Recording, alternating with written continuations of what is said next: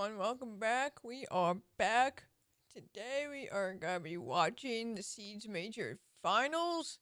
This we'll be starting with the reveal of the new season with all the new stuff that are gonna be coming out soon. Which I think they will actually let us know when it's gonna come out this time. Um, because I know it's gonna hit the test servers first and then to the live. So, and I have audio set up yet. Cause I'm just gonna do a little bit of talking until they start talking about the reveal. So, we'll see. So, reveal. Oh, we got a new map, which is gonna be the casino. We're expecting to get new operators. And we're also going to get ranked 3.0, which is basically ranked the original ranked with the slight changes to it. And I'm actually pretty excited for their new ranking system now. They finally got rid of the hidden MMR. That's literally the only difference between rank 1 and rank 3 is that they got rid of the hidden MMR. Why am I glitching? Hold on. Oh, I think I know what's happening. Hold on. Let me see if I can fix this. No, I need filters, chroma key. Okay, hold on. Is it this? No. What? There we go. That looks a lot better. A lot more smoother. There we go. Fixed. So, we got that. I need to bind up my thing. Hold on. Oh, I look very awful. Hold on. Give me 1 second. There we go. I look a little bit better now. Much better. They're just doing their little talking. Meanwhile, we can.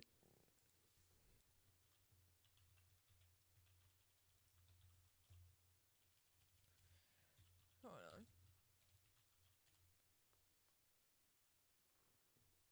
So, there'll be 4 possible outcomes with today. So, one, we're obviously the finals could be DZ versus Rebellion, both two North American teams. Um, if Rebellion wins today, Canadian will be the first to win 2 hammers, 2 invitational wins, and 2 major wins. If Rebellion wins today, MB of Rebellion is going to try to get the major kill record, which is currently set at 203 kills by Solotov. That's across the board, the entire major. Then if DZ wins, Kino will be the first to win back-to-back majors on 2 different teams. And then NJR of DZ is on the pace to win the major with the highest KD ever. He is going into the finals with a 1.67 KD right now. The previous record holder for the highest KD is by Pengu, who won with a 1.64 KD. So that's if DZ wins the major. So, yeah.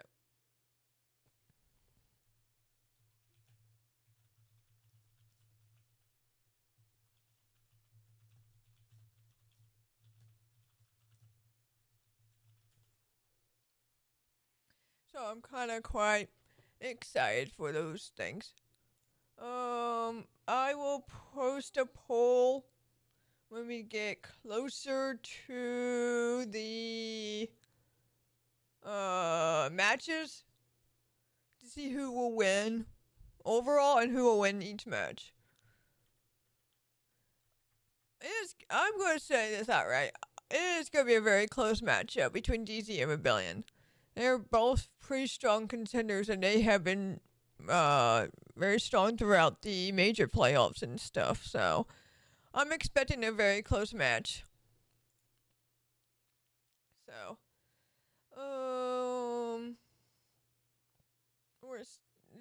panels should be start hurting soon. Why didn't think they would be talking this long? But I think those are 3 major changes that we're gonna get: a new operator, a new map, which is the casino, and the ranked changes. I don't know if there's any other changes. There could possibly be other changes, but as far as I know, that is the current changes. So, yeah. Let's see what they're talking about. Where are you guys going to watch this from? Are you going to get sat in the crowd? Like Fox just said it there himself. You can feel the energy, you can feel the raw. Are you going to get sat down with the fans and take this all in? I'm going to sit down with my parents, sit down with the fans, have some conversations, and get just as hyped as I think everyone is going to be screaming and yelling. I might even lose my voice. I might not even be able to talk about that. Okay, they're just talking about where they're going to sit to watch the final. Well, we got 48 seconds till the reveal, which I am very excited.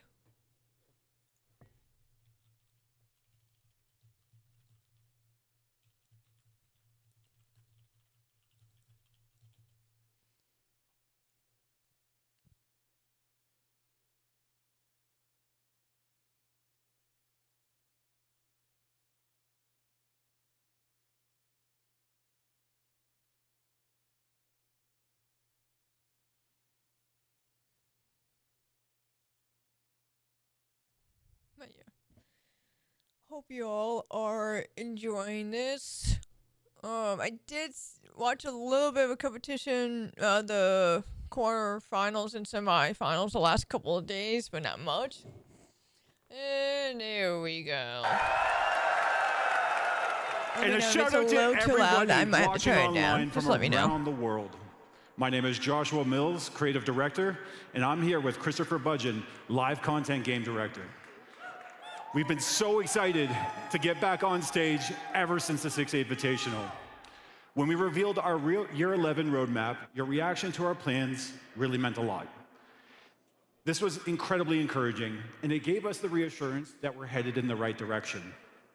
That progress that we started together continues today, as we show you what will unfold in Year 11, was Season about the 2, rank changes, because everybody Operation hates System the Override. ranked.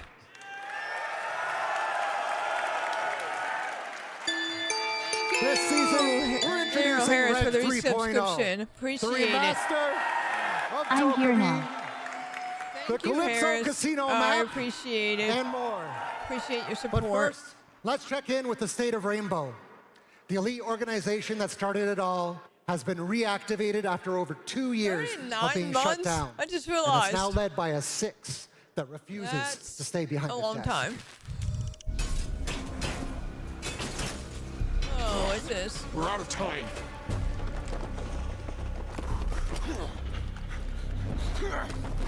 I honestly haven't been keeping up with the lore.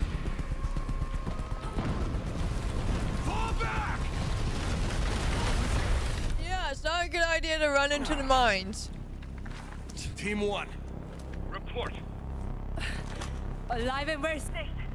We lost comms with the other team. They have their orders. We need to go for Nyx. Dokkaebi, be my eyes. Mute, cover her. On it. Hostile. Sending a payload.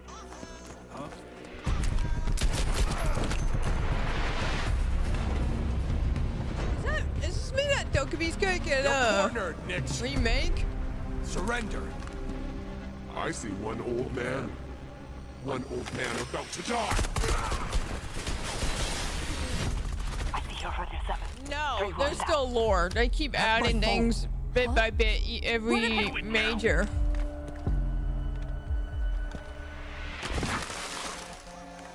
I think this means Dokkaebi's gonna get Remade again. Quick thinking there, Six. We trusted each other, and it paid off. Rendezvous for extraction, Team 1. I think this means Dokumi's gonna get remade. I think that's what this means. I think we can all agree that's Dokkaebi like we've never seen her before. And it's time to bring that energy into the field. With this remaster, our goal is clear. We wanted to develop a new angle for her, an operator harder to master, but still impactful. I just realized the major trophy is Dokkaebi. You're not the first to try, and you won't be the last to fail.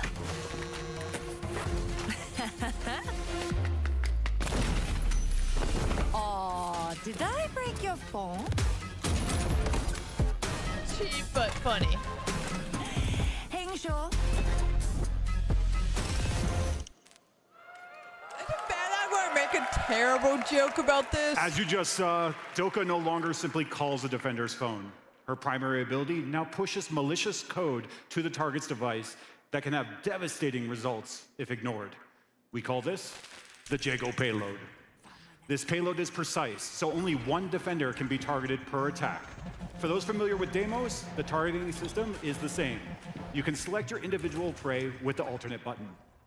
Once the payload has been delivered, the target has a choice: react quickly to disable it, or suffer the consequences, of which there are a few, and none of them are pleasant.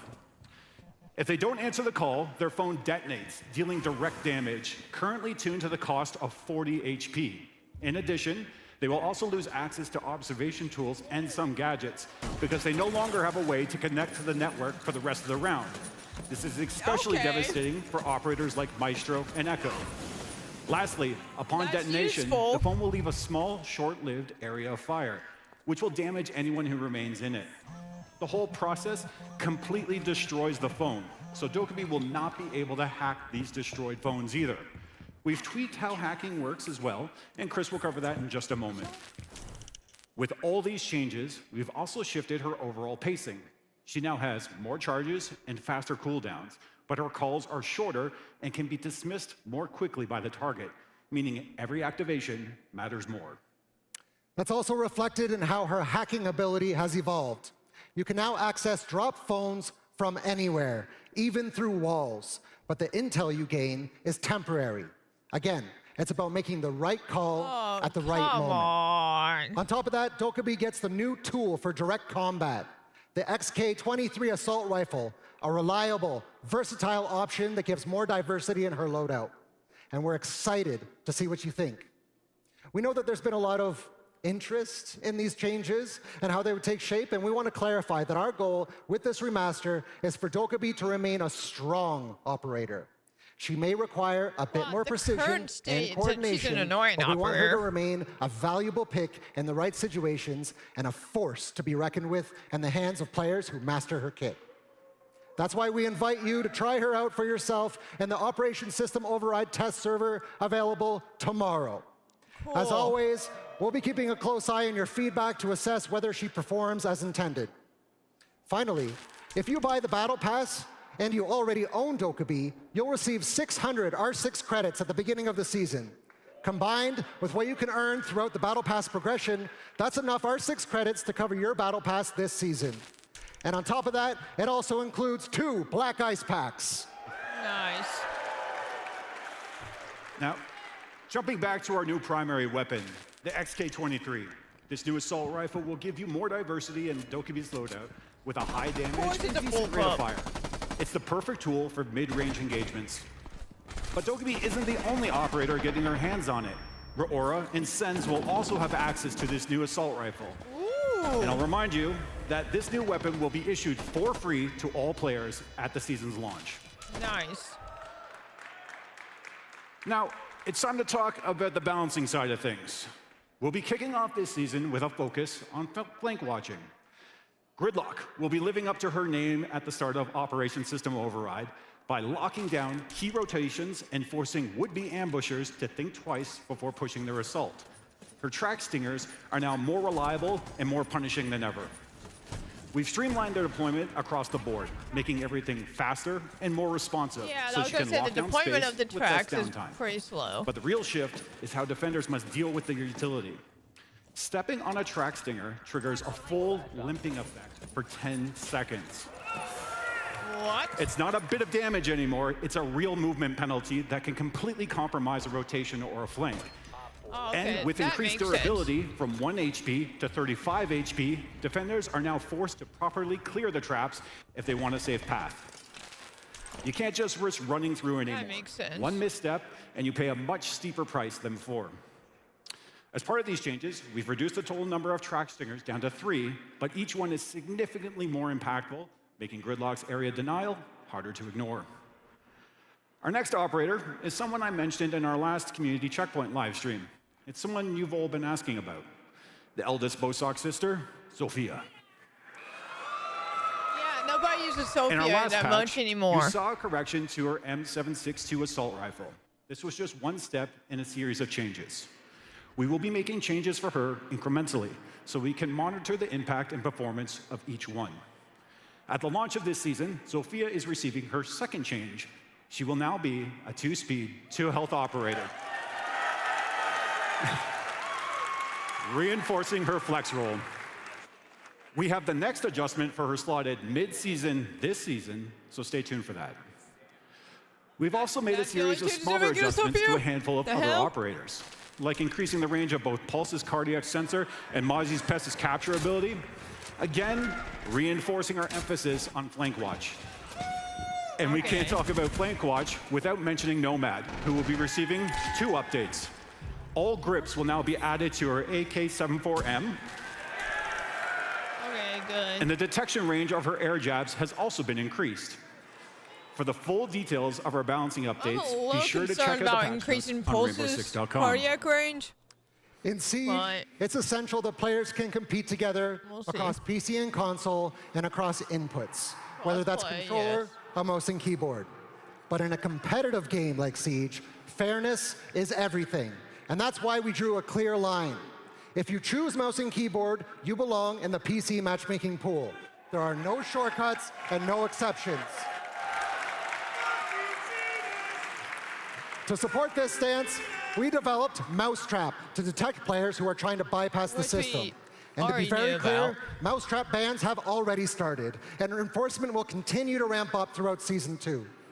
Now, as we announced at the Six Invitational, native mouse and keyboard support is coming to console in Season 2 and will release mid-season.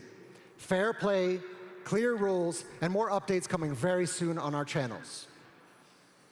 Now, who's ready for Rank 3.0? This is what I care about more. This is what I care about. Rank 3.0 isn't just an update. It's the future of competitive Siege. This is the evolution of our most played playlist, rebuilt around one clear vision. Fair matches, clear progression, and rewards that respect your time. First, placement matches are back, because every season should start with that opportunity to That's prove what I'm yourself. looking forward to. And they'll now carry more weight. You'll gain and lose more rank points than a standard match, so the rank adjusts faster right from the start. Good. And with a dynamic soft reset, we respect where you finished last season, while still giving you room to earn your place again. So when the season begins, you're not just playing, you're setting your starting rank.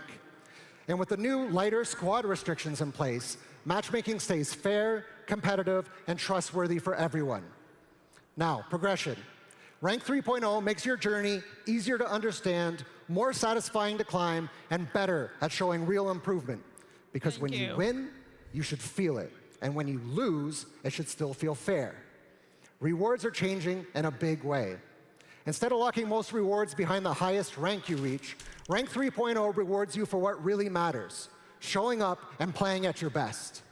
Seasonal headgear, more competitive coins, alpha packs, now earned primarily through matches played, not just by how high you climb.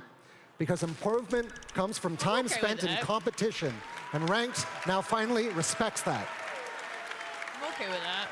And when it comes to your ranked progress, this next one matters. There's no more hidden MMR. Your skill is your rank, and what you see is where you are. And for those pushing even further, we're introducing Legend Division and Season 3 to create that dedicated space for the most committed and competitive players in Siege. Planned for a mid-season kickoff, one of the requirements of Legend Division will be that players have a rank history. This means that all players must have achieved above Platinum in Season 2, so be sure to put in that work now if you want to play with the best later. This is a major first step in how we're refocusing Ranked around the core competitive experience. Ranked 3.0 is about trust. It's about motivation, and it's about making every match matter. And we can't wait for you to jump in. Ranked 3.0 is more precise, more rewarding, and built with your feedback in mind. So of course, we'll be closely monitoring your reactions at launch, and please do not hesitate to share your feedback on R6 Fix. If you want to dive a little deeper into the details of our new system, we highly recommend checking out our Ranked 3.0 explainer video, which will be released when the season launches. With all the new features and updates we're delivering as part of our new content cadence, we're also rolling out new ways to keep you up to date. Earlier, I mentioned our community checkpoint live streams. On the last one, we talked about the ranked map rotations and the mid-season patch. And going forward, these will be a great way to stay in the know, and they'll be broadcasted on our channels. Speaking of new features, one of this season's new features is rotating trial operators. This feature allows you to get access to operators you may not own yet, so you can try them out and see if they fit into your play style.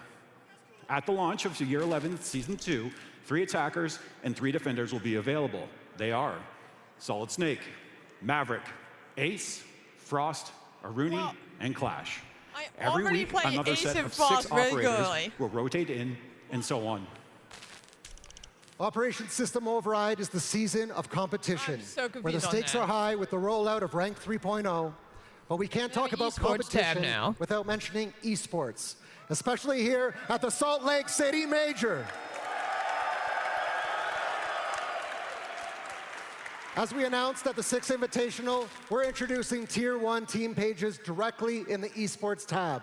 You can now explore dedicated pages for top teams with stats like KD, cost, and more, all available in-game. This is all about bringing you the competitive scene closer and putting everything you need right at your fingertips inside the game itself. Yay. Now, as we do every season, we're continuing to modernize our maps. This time, we're updating Emerald Plains, Canal, and Outback. But today, we're also excited to spotlight something special. This season, we're bringing back a legendary map from the Rainbow Six franchise, Calypso Casino. Yep, that's the new map that they're creating.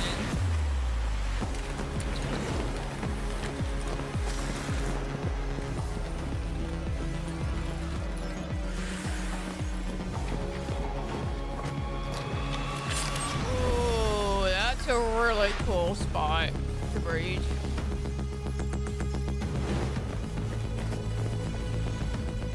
I can tell this is going to be a very complex map. With lots of angles and stuff, so I'm actually pretty excited for this. Of course. Of course. It actually looks really good and clean. At least that's my first impressions from the video.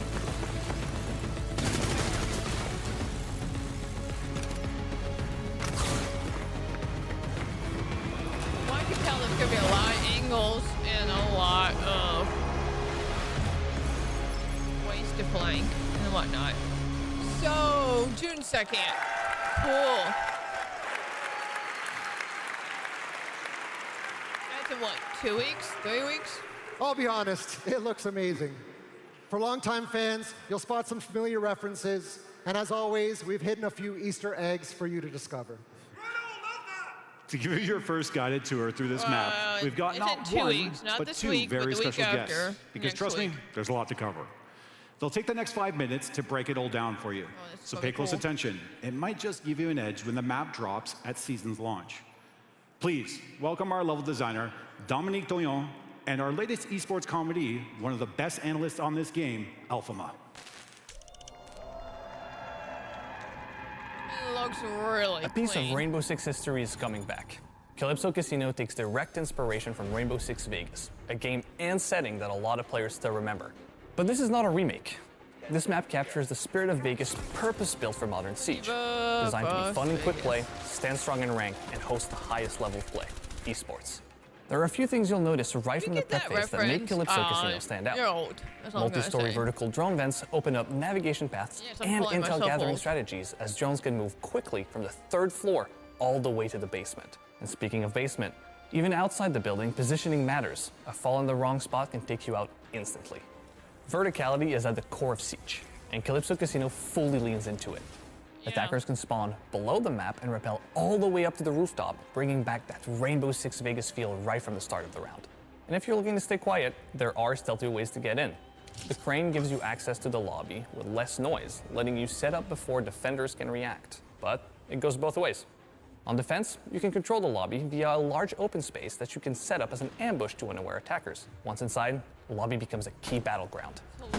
The double staircase connects 2 facing mezzanines, opening new rotation paths and pressure points.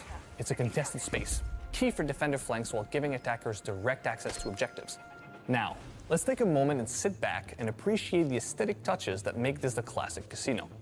The basement is all security. Vault, servers, CCTV, cold lighting, controlled spaces. The first floor is the heart of it. Poker, roulette, blackjack, warmer tones, Art Deco style. This is where you come to make money or lose it. Then, the second floor is for the high rollers.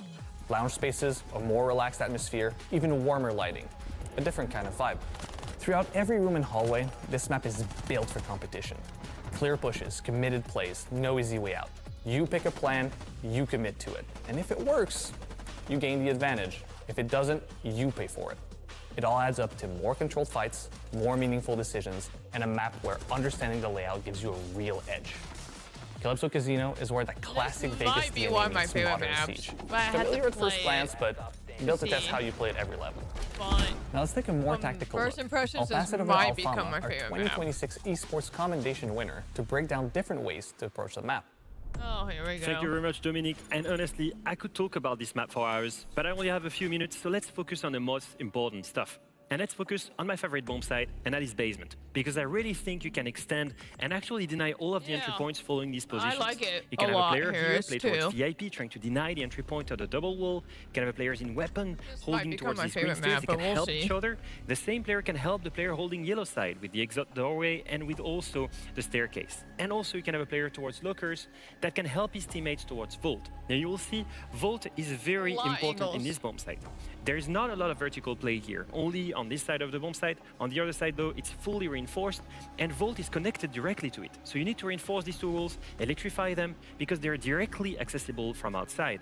And it's the same story for the top floor bomb site, because if you extend into kitchen, you'll see that these two walls, they need to be reinforced and electrified, because also they're accessible from the outer balcony. Wow, there's a bunch of you can this time even extend towards Barista, maybe to protect the trick with a Denari, with a Thorn setup. And all the way on the other side towards Pool, you can extend towards Aqua with a smoke playing with a shotgun, for example, to hold the staircase, but also because that same player can then go towards his corridor here and with pit holes cover directly the entry to the zone side, to Pool doorway.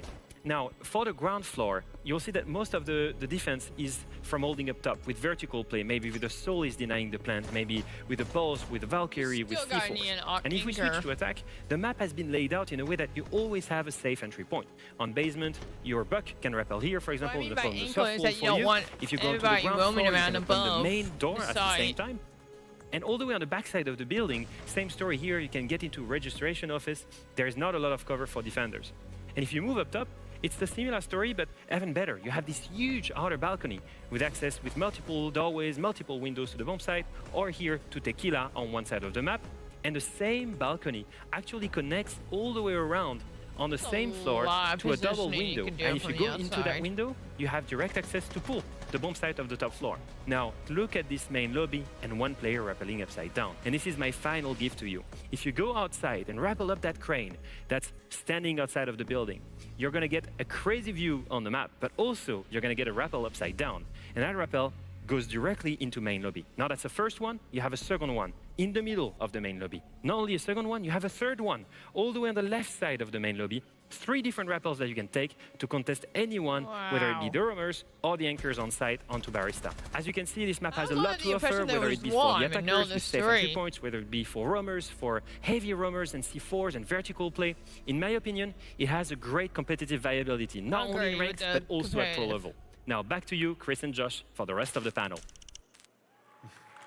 So basically what we need to do is contest the lobby first. I think it's a good Thanks, Dom and Leo, for your very useful insights on this iconic There's a lot of ways to attack. There's a lot of ways to defend. Here it gives a is. very fresh A recap perspective. of Operation System Override. So for Rank me, in my personal 3.0, opinion, I believe Calypso it's good. Casino, the new Dokkaebi remaster, We're not going to get a and new much operator more. this Mark your season, which is calendars okay. and We're join just us getting a whole when the season launches on June remake on 2nd. Dokkaebi.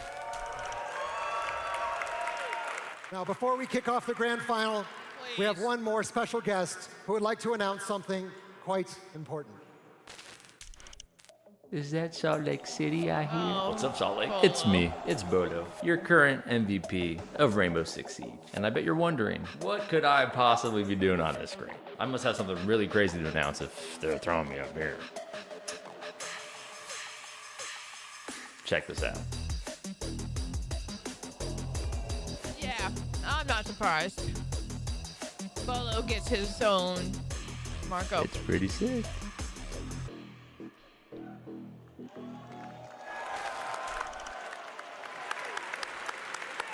I think I might have to play Vigil a bit more when that bundle drops, I'm just saying. But on behalf of the Siege team, we want to thank you for your incredible support.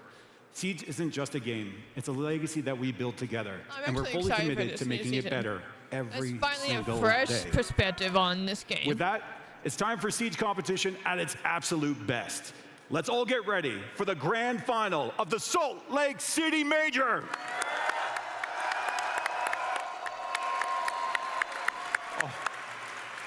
Wait.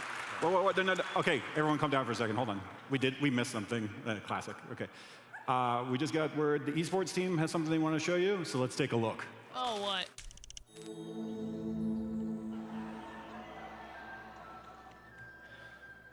Hello there.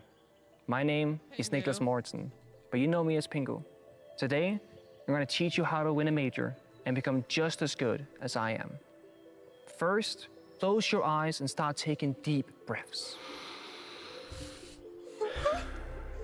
The path to success is a hard one, but you have to keep walking. Some people, they see an obstacle, but I see the destination. Dive into the ocean of calmness. Here, in that silence, nothing can stop you anymore. 293、294。Anderton? 295。What are you doing here? 次のメジャーのために鍛えてんだよ。そろそろ帰ろうか。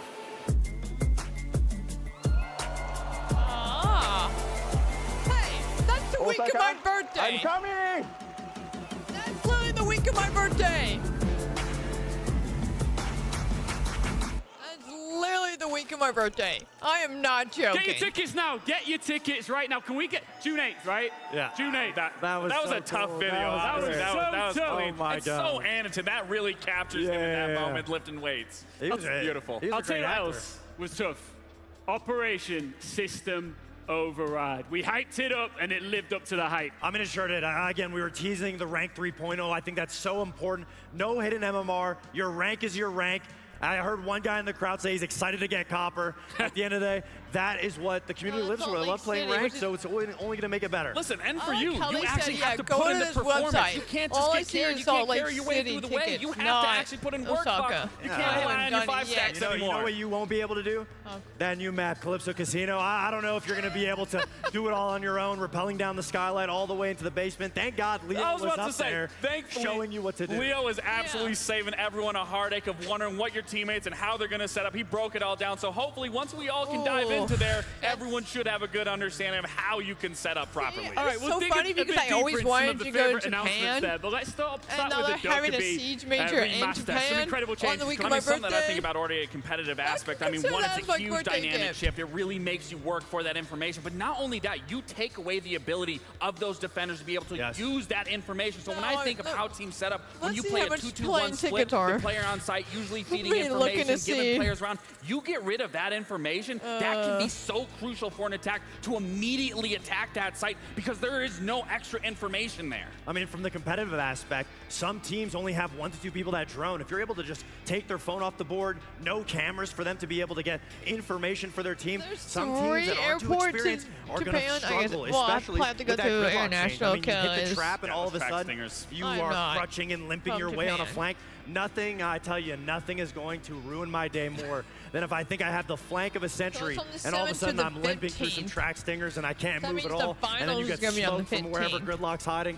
That will be the worst moment possible. Anything else? You touched on it, but Ranked 3.0 is looking sick. It is looking sick, but I mean, something else that also hits home for me is just that esports tab. I mean, now, if you're really looking at the statistics, you can go in and look at your favorite players, your favorite teams. You can check out their stats, what they're playing. I think that really speaks home for me, hits home for me, and I'm always excited to see esports being more introduced to the community so everyone can be on that same level playing field. It's beautiful because I feel like one of the biggest talking points has always been competitive versus the casual fun community, and I love when it's a part of the game because at the end of the day, the Siege events is where that comes into one situation. Everybody is at home together. Gotta have it on the main screen. It makes it one step closer to uniting everybody on one front. Speaking of uniting everybody on one front, on home soil, there's only one thing left to do here today.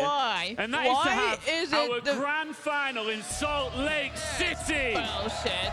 It is all North like $2,000 flight ticket. Dark Zero versus Shopify Rebellion for the trophy, and it is after this break. Yes, you have to fly out of LA to go to Japan. No, I don't even want to go to LA. No, I don't even want to go to California to fly out just to go to Japan.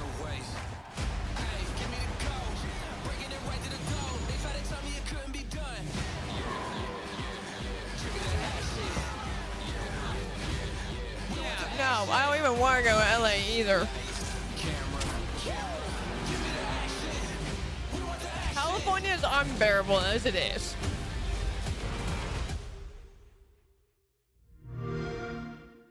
But yes, I do want to go to Japan. But that's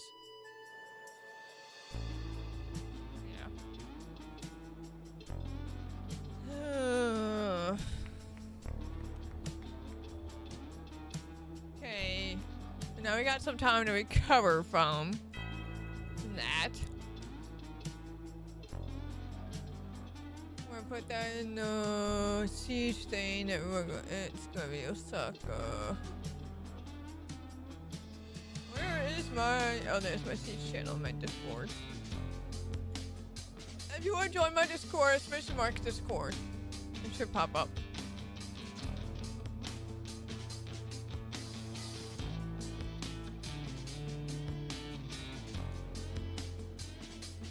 There's some good changes in the new season, and I'm looking for it.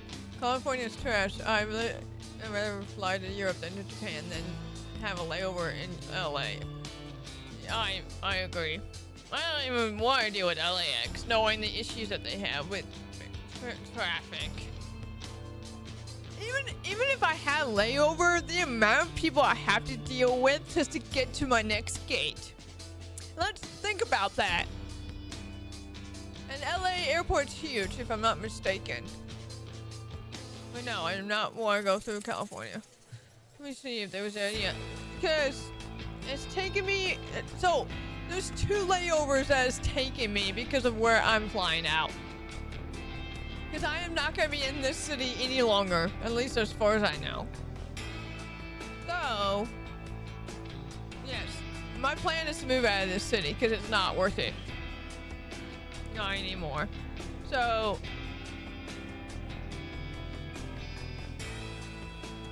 let's see.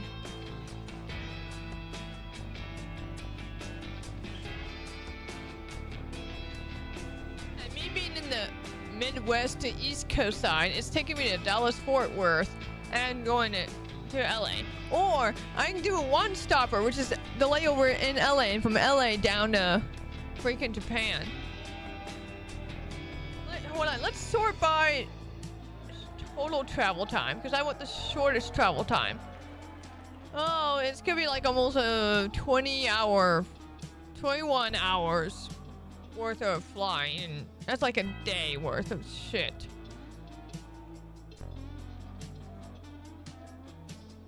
But yeah, it's like $2,000. If it loads to other airports, I can get a departure out of.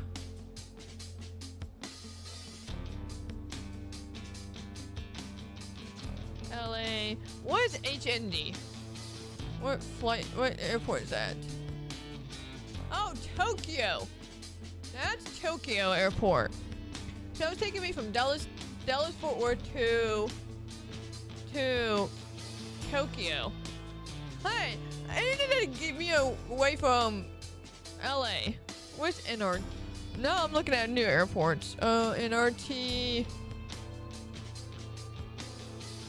That's also in Japan, Narita.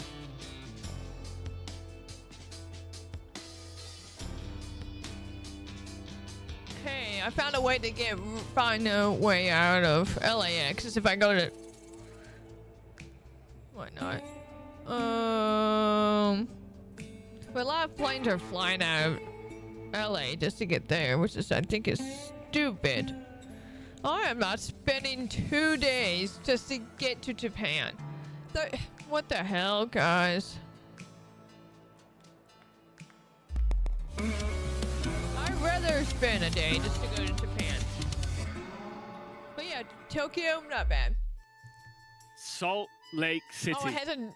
Where once upon a Is there time, any weather there the now, minds Paris, beneath or is it these still mountains sunny for you? turn dreams into millions. Those brave enough to step into the darkness could either return as a legend or with nothing. And this weekend, the tunnels here tell a similar tale. 8 teams arrived. 6 of them had their dreams shattered and their lights turned out. But for our remaining final 2 teams, there's only one light that they're still chasing, and it's right here. Ladies and gentlemen, welcome to Championship Sunday of the Rainbow Six Siege Salt Lake City Major. Here we go, Salt Lake City. It is a rare occasion, live in the flesh, to have an all-American grand final in North America. First things first, are we ready? This crowd is gonna blow up when these teams arrive, and I can reveal they are here in the building. I'm standing by with Lax and Fox, and as we can see in front of us right now, the big dogs are here. There is nothing more poetic here than having an all-NA grand final on home soil, but both of these teams are so deserving to be in this moment. I can say confidently, they don't even look remotely close to where we've seen them at kickoff, and even to start off SLC, they are on a new level and on their final form. I mean, for both of these teams, they faced adversity throughout the inception of their teams. They've wanted to make it to this moment time after time. They've struggled to make it to a main stage, let alone a grand final. And now, every which one of these players has every reason to be on that stage. The crowd, the family behind them, they have everything riding on this, but only one of them can walk away from the stadium. So many big stars, so many legends of the game, and we are looking to see them in action, and here's how they got here. I mean, we're going to talk about the obvious look at Dark Zero beating FaZe, the 2-time Invitational champ. Something that so many people doubted Dark Zero to be able to do. They got up on that stage. They took Dark Zero to their best 2 maps and stomped them, making it to the grand finals. As for SR, At the end of the day, they beat G2, Ambi, Stompin, Spoy. They went toe-to-toe. They took them off the board. Some of the fan favorites as long as we know each other, why don't you tell me about this? And this is what I'm talking about. Every single player, every single coach, support staff, whatever it may be, has shown up tremendously throughout to get us here into these series, which is why I am so excited to be able to get into this matchup, because it is going to be a slugfest. Either way, it doesn't matter how it starts. It's about how you finish, and both of these teams, I know, are more than excited to get it through and get it underway. So many little pieces of history that could be made here tonight, but also there's a lot of history between the players involved here. We're looking back at pictures from the Six Invitational 2020. 2 familiar faces, 10 foes here tonight. I mean, Fultz and Canadian have to be the big names. They're the brains of these rosters, and they were once part of that same cloth where they had to be cut, and that cloth has now been sewn on brand new jerseys, and they are going to be the ones that are going to be leading their team to the glory, to the SLC championship title. But again, we have to look at the counterparts here, and they should respect one another at the end of the day, because again, they have fought tooth and nail to get here. I mean, you couldn't write a better script. Canadian bringing Fultz onto his team, winning a hammer. At the end of the day, Fultz is now the IGL. Where did he learn it from? Canadian, growing up with him side by side, now to face off on the biggest stage that they've been dying to get to this point. And at the end of the day, if you're Canadian, to keep going consistently, overcoming adversity, consistently making it to events, it's something that both of these teams wanted so bad. Canadian needs it for legacy. Fultz is trying to start his legacy.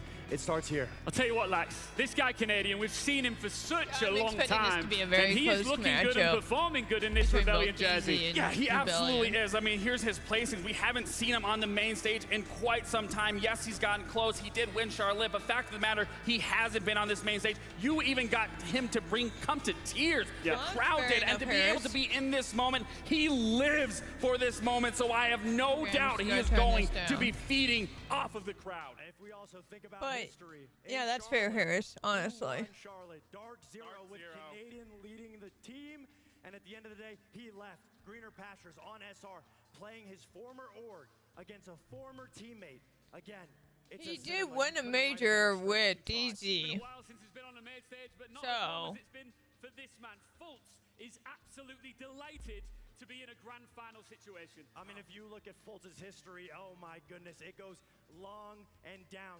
He's been coming into the game back in the day as an Ashe player, the rookie, the young star. Everybody looked you to be SSG's hero. As he progressed, having to take that torch, the responsibility to be an IGL, to get up on that stage and lead his own team to a victory, and finally... He looks so different. That's why I don't recognize him that well. To do it on his own. And that has been the story, and it's been the beautiful thing to watch when it comes to this roster, and specifically in Fultz, is bringing on Kino, bringing on NJR. It has revitalized him. It has put that spark in him, the spark that we need back when he was in 2022 at that SI where he won it. And if there's any better moment to captivate and capture this moment, it is going to be here with this team behind him. And if we look at SSG, Lax, they've been having a little bit of a struggle in their history, always making it to the main stage, always falling short, never getting to that finals. Something with bringing on the 2 new players of Kino and NJR, getting on this roster, Fultz has every piece to the puzzle, an NA super team to rival SR, and now they're on the stage to verse each other, to be able to see which IGL is better, the new or the old. I'm going to be honest, I don't know which way my head is spinning at this point. Again, both of these teams don't even look remotely close to where we've seen them from the start and where they're at now. It is so hard to put agreed with that statement. Home and resilience with both of these teams. They are so strong. They're so fun to watch. And again, from what we've seen from start and JR from DZ has been a constant in that organization, honestly. So feel the energy coming from you, not just here in our arena, but you two are loving every single second of this, and you're right to do so. But before we talk anymore, let's take a look, crucially, at Map Veto's going into Championship Sunday's Grand Final. I mean, at the end of the day, Dark Zero, they're not scared to go to some of the SR's best picks. Right out the gate, we're going to see Labs come out. I mean, interesting. Absolutely dominated. Charlie, I'm not surprised being chosen. Knowing NJR did a 10 kill. This is arguably one of SR's best. They have a 7-3 record on it. They're very confident on it. DZ is not scared by no means. No, and then what I'm really looking at is that bank in specific. I mean, we highlighted moments. I do not like bank. I did a telestration of it, but Ambi. I mean, bank is a not a bad map overall. I just don't. It's just gotten stale for me. But again, when you're doing this domestic matchup, it really is less about the maps, and it's more finding comfort within those confines of your teammates. We heard folks. I would say Consulate and bank has gotten very stale for me in terms of playstyle and whatnot. In every single round, every single map, up until the very end. I mean, you can see well, I'm excited about the new casino map. It gives me more options to not play the same strategy every time, which is really good. They want to be a little bit more methodical. They want to have Canadian on those shields to be able to stall out Dark Zero and make Dark Zero make the mistakes themselves. And when you're just looking at the stylistic matchup that you're talking about, when you're looking at the entry, who's the two players you're looking at that are going to go head-to-head? Ambi and Newers. When you're looking at the shield players, you're going to look at Kino and Canadian. We're looking at the two middle grounds. You're going to look at J90, Rexen. You're going to look at Surf. You're going to look at Fultz. But then when you look at the big fraggers, it is going to be Ambi. It is going to be Newers. It is going to be one hell of a show. Yep. There's so much to watch, to look out for. Ambi is You talk about doing a very strong performance this major with a lot of kills. Because he has been an absolute beast, as you've already mentioned here. There's one thing doing it in the quarterfinals. There's another thing doing it in the semifinals. But the pressure is at its absolute greatest in a grand final. Has he got it in him here tonight? Of course he does. We've never seen Ambi slouch on any occasion. He's always showing up to the occasion. We said he couldn't do it on the first day. We said he had to replicate it on the second day. And now we're here. I don't think it's just a fluke. He's in front of the NA crowd. He's got his family in the crowd. He wants to be able to win. I think he just has it in him. He's one of those players. Yeah, these two are two NA teams, so there's that. Well for him. Now, I did leave one name out there. It's NJR. Knocked out MENA, Europe, and South American teams. Same performance. I know we've called him a mailbox, but with how elusive he was moving yesterday, Rebellion won against the MENA team Twisted Minds. DZ won against South American team FaZe yesterday to get to the finals. So, speaking of predictions, let me start posting predictions. Where's... Go for it. Salt Lake City, you want Dark Zero to win? That's my pick. All right, and for me, the resilience resides within Shopify Rebellion. So for me, it's hands down, gotta be my boys on Shopify Rebellion. See, this whole crowd situation is so unique as well. I talked about. I'll do a 5-minute duration for this first poll. This is going to be who will win map 1. This is going to be so flipped. There you go. Loud in a positive manner, no matter which way this goes. I mean, did you hear the chants? At the end of the day, the same people voting for Dark Zero are voting for SR. These are two fan favorite teams. Familiar faces that they watch on the screen every day. Seeing them go to toe-to-toe is some of the best siege that anybody in this arena could ask for. There are going to be a little bit of biases, but what we know from the NA crowd is we just love a good show. I think what I'm expecting is in the early games, we're going to see both fans cheering for both sides. Yeah. Once it starts getting to the end of it, that's when we're really going to start to see the true colors reign through. All right, this is it. The grand final is here. But before we get into it, Jonah is standing by for one last vibe check with our fans. Oh, come on. Thank you, Ian. This is what it's all about. The grand final with so many different records on the line. Can Troy Canadian find himself 2 major titles and 2 6 invitational titles? Can Ambi find the kill record in a major ever? Or can Kino be the first player to get back-to-back major wins with 2 separate teams? So here's what we're gonna do. You guys have been so incredible rooting for these North American teams against the world. You forgot there was freaking KD record too. North America. Just saying. I need to know who thinks Dark Zero is gonna take this. All right, now let's hear it for Shopify Rebellion. Now here's what we need to do. We are going to turn off the lights once again, and I'm going to need your help to get there. We're going to count down from 5. Hey, Harris, calm down. Don't be rude. This thing is going to begin. Here we go. I'm just saying. 5. Yeah, it's not even a big arena at all either. 3, 2, 1.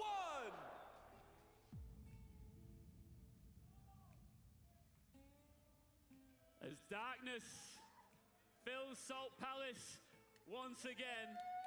You could do better than that. We can't see you, but we can hear you, Salt Lake City. No, but a little rude. That ventured into the dark. Only 2 were brave enough to make it their ally. Are we ready? This is just get on with the match, please. This is what I hate. They just talk too much between bring out our 2 top teams. Between breaks.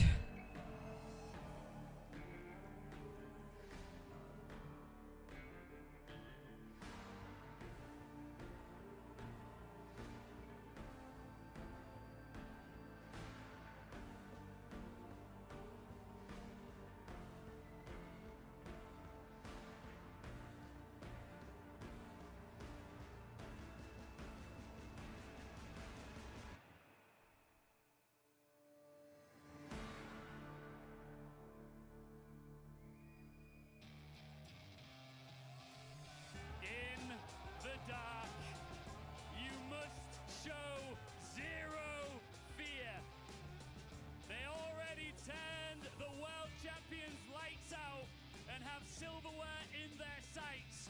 Welcome, Dark Zero!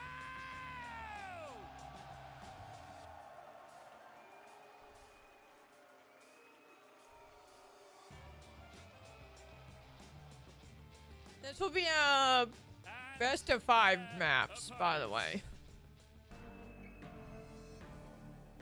So instead of best of 3 maps, now it's going to be up to best of 5 maps. So it's going to be a very long... I'm expecting this to be a little long ride. I'm excited for it, though. I'm very excited for it.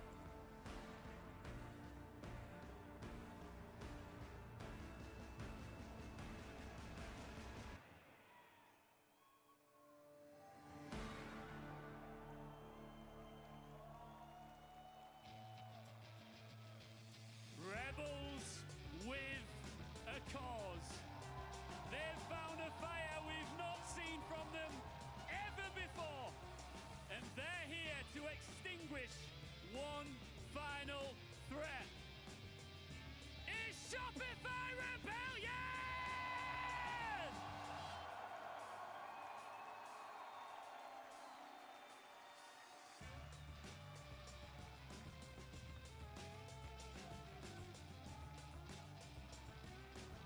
That's very convenient timing.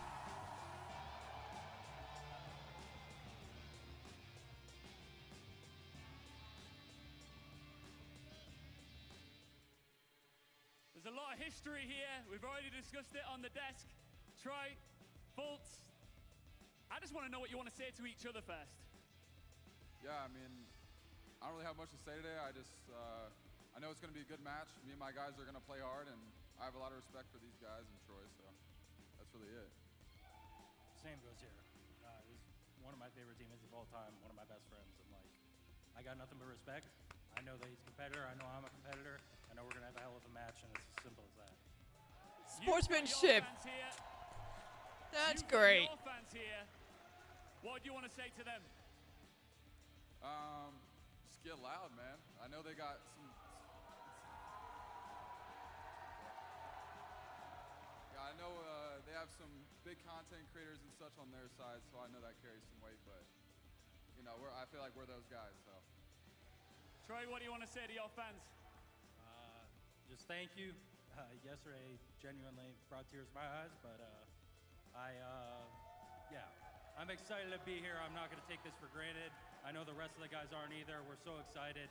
Let's get fucking loud and let's have a great fucking match, yeah? Let's go!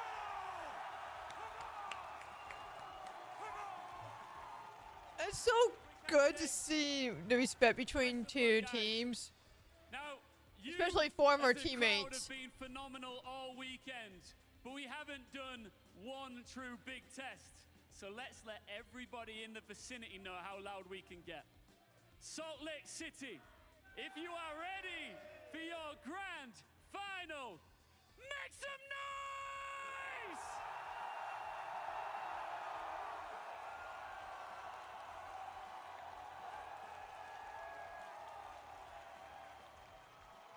All right, now I know you can get loud.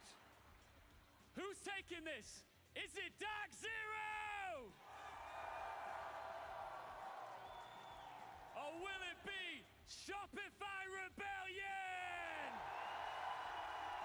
It's a lot more favorites for Rebellion. The players are ready. The crowd So we'll is see what hyped, as happens. you can tell. There was only one duo calling the action for this one. Jesse and Parker, take it away. Well, thank you so very much. It was 4 long years Parker. ago on the other coast of this country that we saw the last North American versus North American Derby. And it was one of these orgs that won it and one of these men who won it. But they're on different sides of the stage now. And in fact, this is just our 3rd All-NA Derby. We got to go all the way back to Continuum versus Era Eternity in 2017. How many of you here watched the first 6 Invitational? It was a long time ago. Holy shit. And guess what? Troy's team has won every single one of these NA versus NA matchups. So the question we asked, Jesse, will Troy go 3 for 3 or will DZ blunt that momentum and win their 2nd All-NA matchup? I don't know about you, Jesse. I am very excited. Do you have any predictions for this NA showdown? Parker, this is one of those games that is just impossible to call on paper, but I'll tell you one thing. Both other times in history when we've had all NA finals, it has gone the distance. A full 3 maps back at the first SI, a full 5 maps in Charlotte. So I can promise you one thing, this is about to be a crazy best of 5. And we'll start on night. Yeah, that's kind of what I felt like. Most people are leaning towards Rebellion. The good people of Salt Lake City seem to think that the edge is for They have really good heavy hitters on Rebellion, but they also have some hitters on DZ too. When we saw the brackets a couple days ago, we said it is entirely possible. Manures and NJ. To cheer for, and no matter what, part of this crowd is gonna go home happy. It's a lot closer than I thought it would be. Yeah, no doubt, Parker. It definitely feels like the fans from both teams have come out to support. It's not just the players, it's the coaches, it's the organization. Of course, Solid Snake being the easy ban. Have been put into these 2 rosters just to make it here. Shopify Rebellion, of course, months and months of not making roster moves, of not being accepted, of those poor performances in Munich, poor performances in Paris, but now they've made it to a grand finals in Dark Zero. It's been a dark couple of years for that organization, but a big rebuild at the start of this season has come through, and this team is looking deadlier than ever. I know that it's been said on broadcast many times, but the tagline for this major, darkness is your ally. Well, it's in the name, Dark Zero, and they have been in that darkness. They are hoping that the light at the end of the tunnel is coming in a hurry. I think it's fair to say that both of these organizations have had a series of struggles over the last year. Dark Zero, obviously, a couple years back, let's just talk about it, made the move to get rid of Canadian. And since then, the team has hit nowhere near the same level of success. And it only took until a crazy roster move where they brought in the core of that Space Station roster. They made some questionable roster moves. I'll say that much. Is that enough for Dark Zero to overcome this hurdle and win just the 2nd major in their org's history? Well, Parker, when you lose Canadian and the team starts to struggle a bit, why not bring in the guy who trained under Canadian? Our guest broke it down beautifully, but of course, Faults lifting that hammer beside Troy, of course, has moved over to be one of the best IGLs in North America since that match. It's been a very long time since those 2 teams, or those players have shared a team, but man, you know how deep the history runs. Nighthaven Labs, as you mentioned, is where we're going to kick things off. The double electricity ban, so common to come through from Shopify Rebellion, but DZ a bit more targeted. Snake is a very common operator for Ambi to play on this map. It's not a surprise. So Dark Zero's on defense, Rebellion on attacking. Powerful hard breaches that we have here in Rainbow Six, my favorite of exploits here on Nighthaven. We shall see what happens. But you being the numbers guy can dive into it. Chalet has been a statement map for Dark Zero, and it will be played. We know that the first 3 maps will see usage. Whether we go to Cafe, whether we end on Lair, that remains to be seen. Yeah. But Chalet, Nighthaven Labs, these are the two maps for these two teams. Yeah, 100%. Both teams got exactly what they wanted to start off this best of 5. Shopify Rebellion 3-0 this season, beating 1 of 30, EDG and Enterprise, the last two over the last couple of weeks here in Utah. So they've got quite a bit of experience. Now that means the VOD advantage goes. Of course, I'll try to go for defeat Siege to the Zone Hole. Have accounted for that. They'll be bringing some new strats in for this first round, of course, on Storage. And this was something that we did reference when we casted them on Nighthaven Labs long ago, which is that you get a bit overexposed, and if you don't change things up, while it is a Ooh, for you, nice. A good read on it. Maybe J9O has a good read on it as he picks off the very first player and gets kill number 1 in what will be a long series. They're a bit disconnected. Or thinking it's gonna be a long series. The answer back comes through from Spoit. Immediate trade from NJR though, and the numbers continue to favor DZ. I forgot they added Spoit to Rebellion. How did I forget about Spoit? He won his very first major, teaming with Canadian on that Dark Zero squad. He's looking to go 2 for 2. He's at a bit of a roller coaster when it comes to success here in the North American League, and his numbers are real nasty. He runs into Ambi, another player who's had some pretty nasty numbers too. And we go back to a 3v3 with just over a minute to go. Yeah, big frag coming out there, of course. Ambi and NJR, the two front runners for MVP of the tournament. This finals is undoubtedly going to determine which of those two lifts that, of course, most important title. Getting the victory so important as well. Now, we got 60 seconds left, Parker. 3 players live on both sides. I like this position for Shopify Rebellion. They've got really good soft reach, of course, with Ambi still existing on the Ram. They'll know where a couple of these players are at, but watch out for some of these tricks. Faults on the Pulse, Kino on the Thorn. There are some tricks up the sleeve of Dark Zero that could really put a thorn in the side of this attack. They've got that boogie drone up top. Canadian was also looking to go onto the Twitch drone to gain some more information, so Rebellion using that intel so effectively. Fultz training under the master of Canadian on that pulse operator. Ooh, got damaged by that thorn. Hit by Canadian, that's good information. Even more damaged. So patient.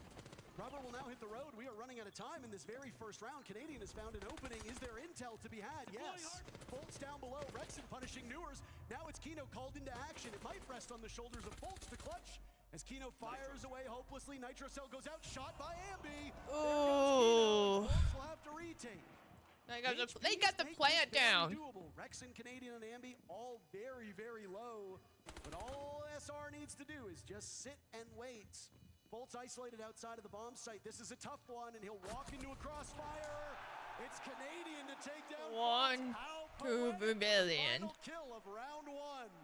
It's the Rebellion who are known as the kings of Nighthaven, and for good reason, Parker. DZ trying something a little sneaky. They go Storage for their first site. They play that pulse down below, but it was perfectly read by SR. That Nitrocell from Fultz could have been a disaster as the plant was going down with very little time left on the board, but that's okay. Ambi was ready for it. Rexon was hitting some beautiful shots. It was a battle of the minds to start things off. And again, you kind of come to expect these styles of attacks from SR, where sometimes it gets a little bit slow. Yes, the opening death didn't go their way. They lost that opening frag, but it didn't matter because the trades in the top floor were good enough. They still left themselves with 60 seconds to go for the execute, and that's plenty of time for Canadian to hold that. And Canadian obviously was a good play. Quite a lot. These two teams are very different in the way that they approach Rainbow Six Siege, right? Canadian, a dedicated hard support for a while. Spoit was also in that same role, but they've let the dog off the leash here in Salt Lake City, and Spoit has been moved to a more aggressive, more forward fragging role, and because of it, his numbers have flourished. Now, this weekend it's been the Ambi show, but let's not forget that you needed Spoit, one of the best rated players during phases 1 and 2, to get you here. If Canadian can get a couple early picks and the rest of the team continues to frag, everything is going well for Shopify Rebellion at that point. Spoit was crowned a major champion in Berlin back in his very first stage of competitive Rainbow Six. He ended that tournament with an EPS of 108. He enters this final with the exact same rating, an EPS of 108, but the KDR couldn't be more different. 131 so far here through Salt Lake City. That has been an exceptional stat line for Spoit, and it's been a big reason why SR have gotten this far. I don't know if you saw the graphic that was shared with Shopify Rebellion before yesterday's matchup, or it might have been 2 days ago. They tend to blur together, but it basically showed the battle of the Spoits, where during kickoff, he actually had 1 fewer kill, but 30 more deaths. So far more efficiency here, and it really does speak to Rebellion changing things up. For Dark Zero, though, the stylistic difference. They've got 3 to potentially 4 dedicated support players, and you've allowed Newers and NJR to run roughshot over your opponents. It's been working. NJR's been terrific. That has a pretty cool camera angle. Dark Zero might not have enough in the tank to catch up.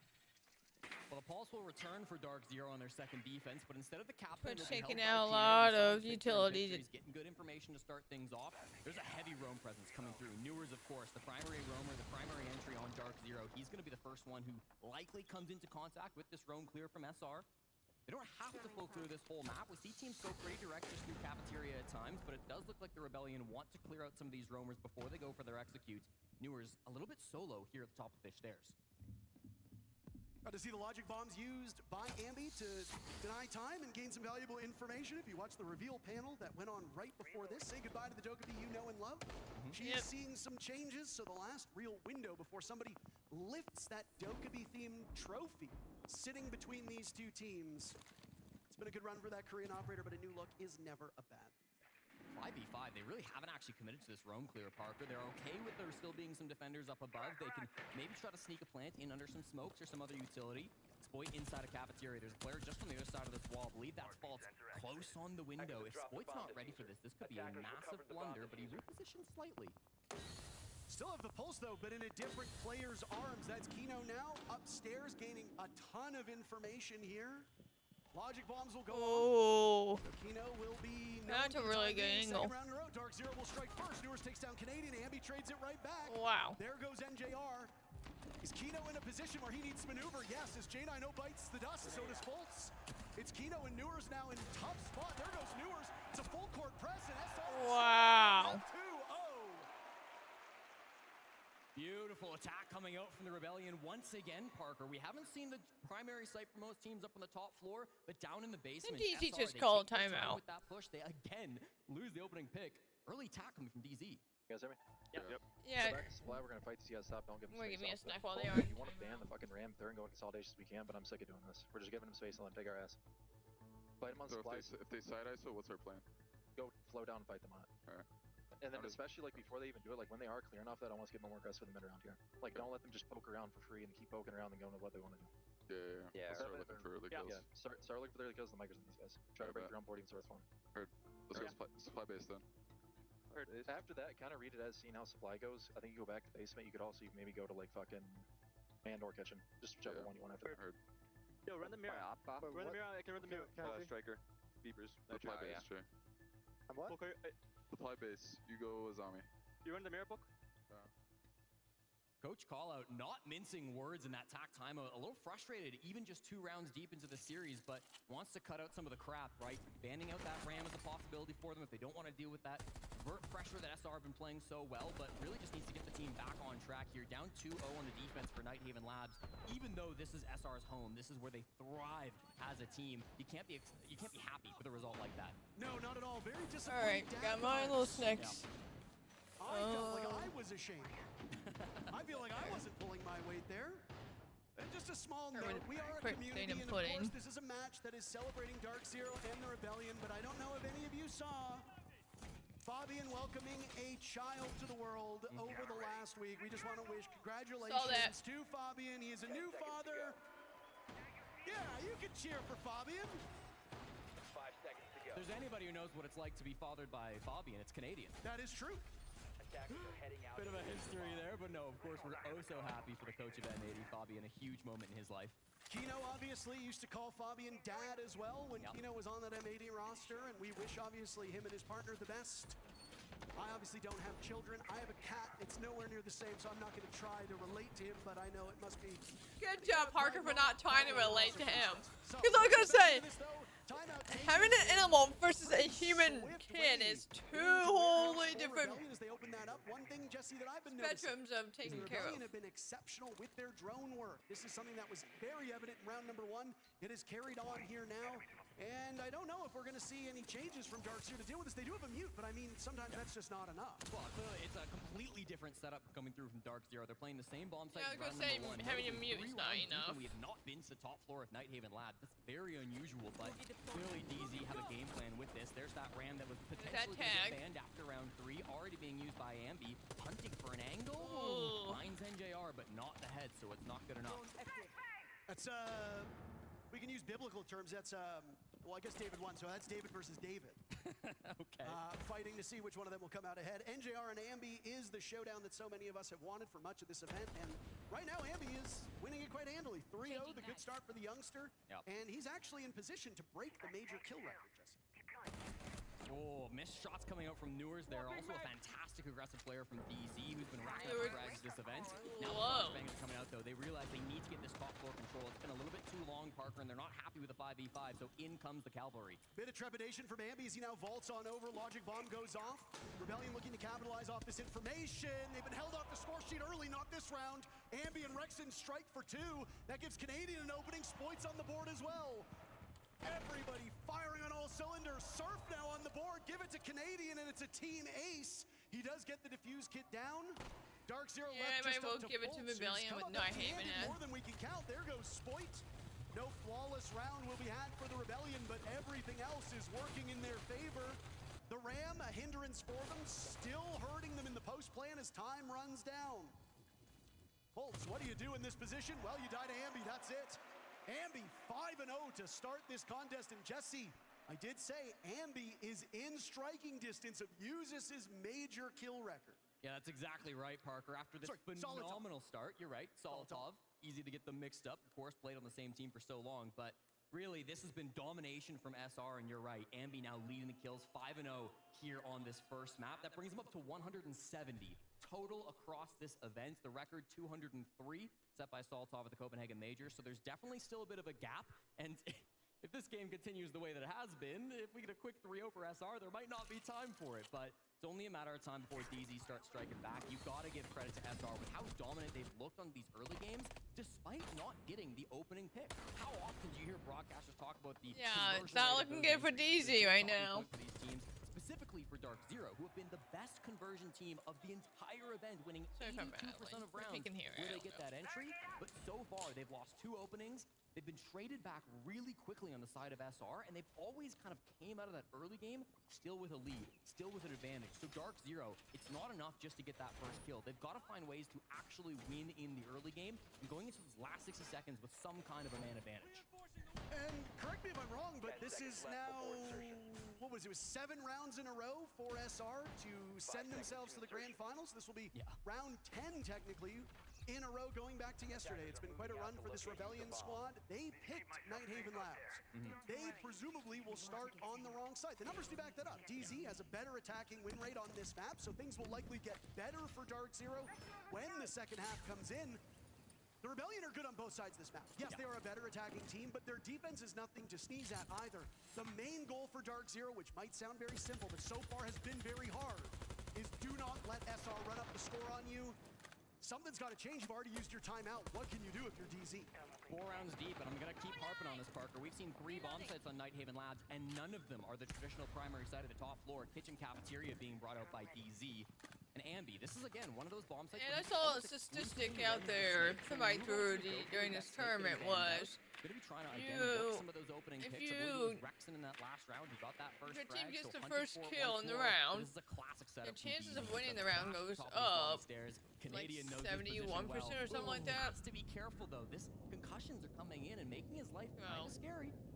Fultz saw those bullets whiz by as he was being hunted down by 2 players on that top floor. It was a bit of a rough go of it, and I mean, Fultz is not the guy that you expect to be racking up kills. No. He's the Canadian of Dark Zero. But if you're in that position, he almost went for it, and if you lose that duel, that's devastating for DZ. Kino remains on the top floor, but he's still far from this meeting area that SR have control under. They're working the vert. Even without the Ram, they're finding good opportunities, but no frags yet. 90 seconds deep. And just patrolling these openings. Kiva barrier's not usually used for horizontal coverage, but will have to be here. Oh, come on, J90. How does J90 kill Fultz? That is such a blunder. And maybe it speaks to a little bit of nerves with this DZ team. Yeah, obviously this is a big stage. They've yet to find their first round. They're feeling the pressure early here in Salt Lake City. They've got a couple of opportunities still to pull this one back. Again, Kino waiting on the flank for the perfect moment, but everybody on SR remains alive. They can keep somebody watching that flank, but at the same time they hit the site. They've put Kino in clutch or kick positions many, many times, and kick unfortunately has happened on all 3 of them. There goes Ambi, Canadian as well. Suddenly, Dark Zero striking, I believe like a Viper is what people have been saying. NJR and Newers in semi-dire positions, but Rebellion are stalling out now with not a lot of time left. Here comes the flashbang, here comes the fight. J9O takes a bit of damage from the DMR of Surf, but retreats back in towards the site. SR need to get a move on sooner rather than later. Rexen yet to die. Ambi was in that same boat, but the boat sunk. So what can you do when you're staring down the wrong side of these numbers? Rexen collecting Newers. Who's next? Spoit dies to NJR. A second kill for the Mayor. The Solus of Kino upstairs being hunted by Surf. Shotgun in the corner. Surf doesn't check it. And suddenly Rexen needs to win a 1v2 with 10 seconds to go. I don't know how I feel about this one. Diffuser going down. NJR and Kino both on utility ops. They will easily find him. And there's NJR to get his third. Finally on the board.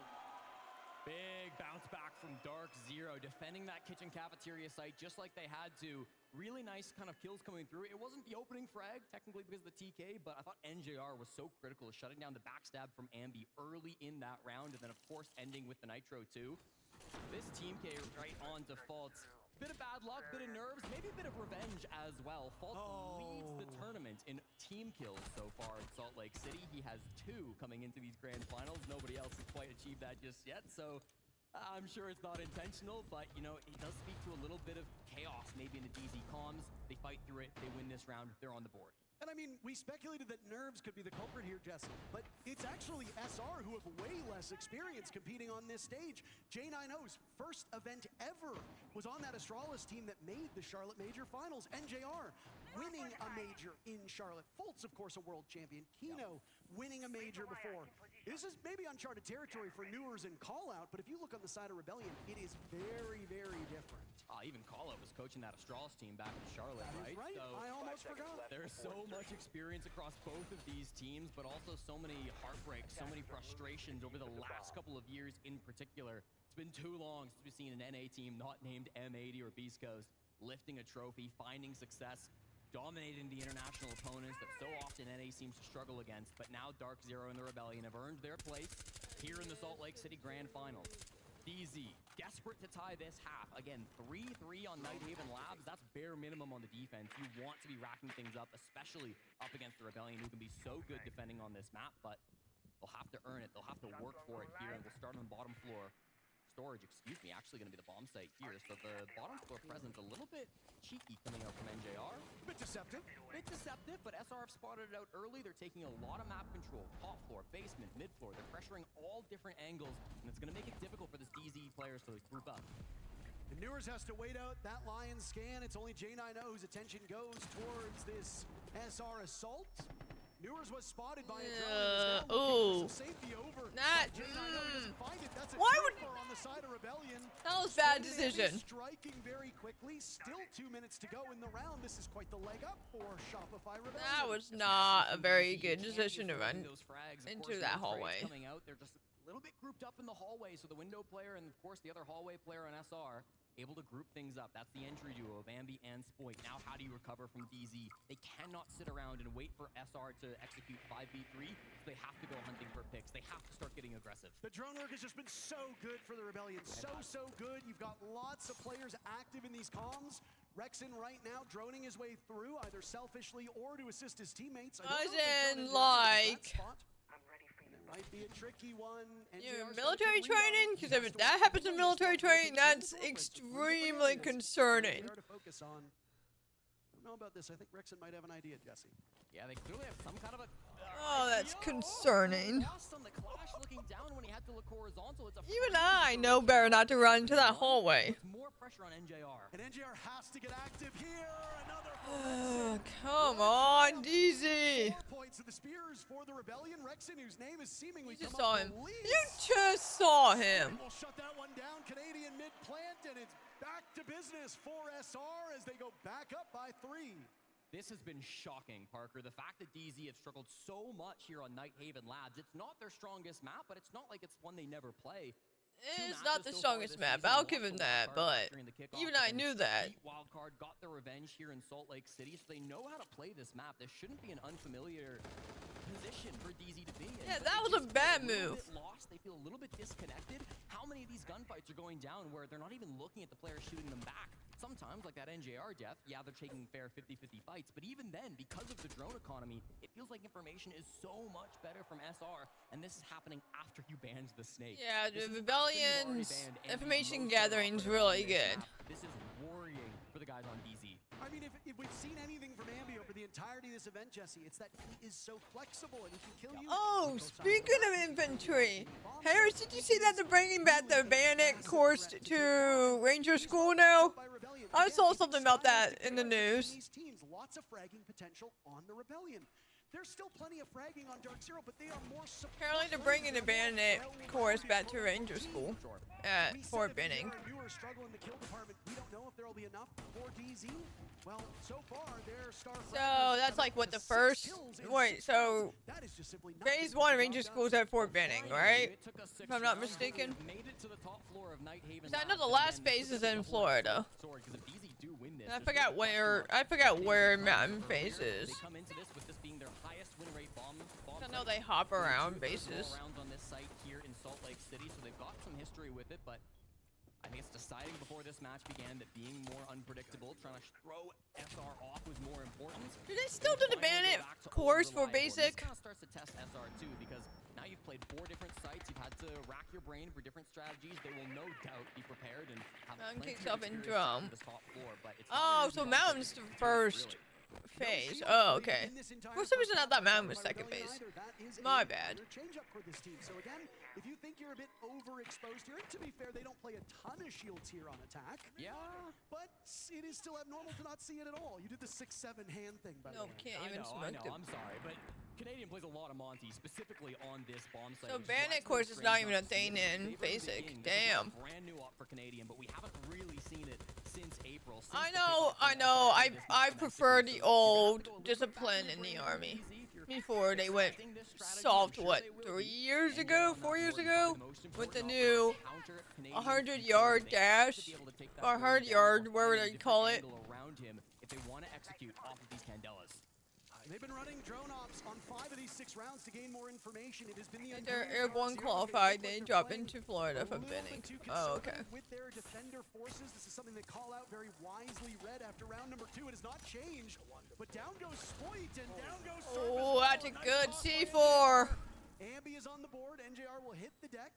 Newer's paying compliments there to Ambi as Rexon knows there's one behind that deployable shield. This is a good read for NJR. They've lost Kino to Canadian. Time for the mayor to pop on up.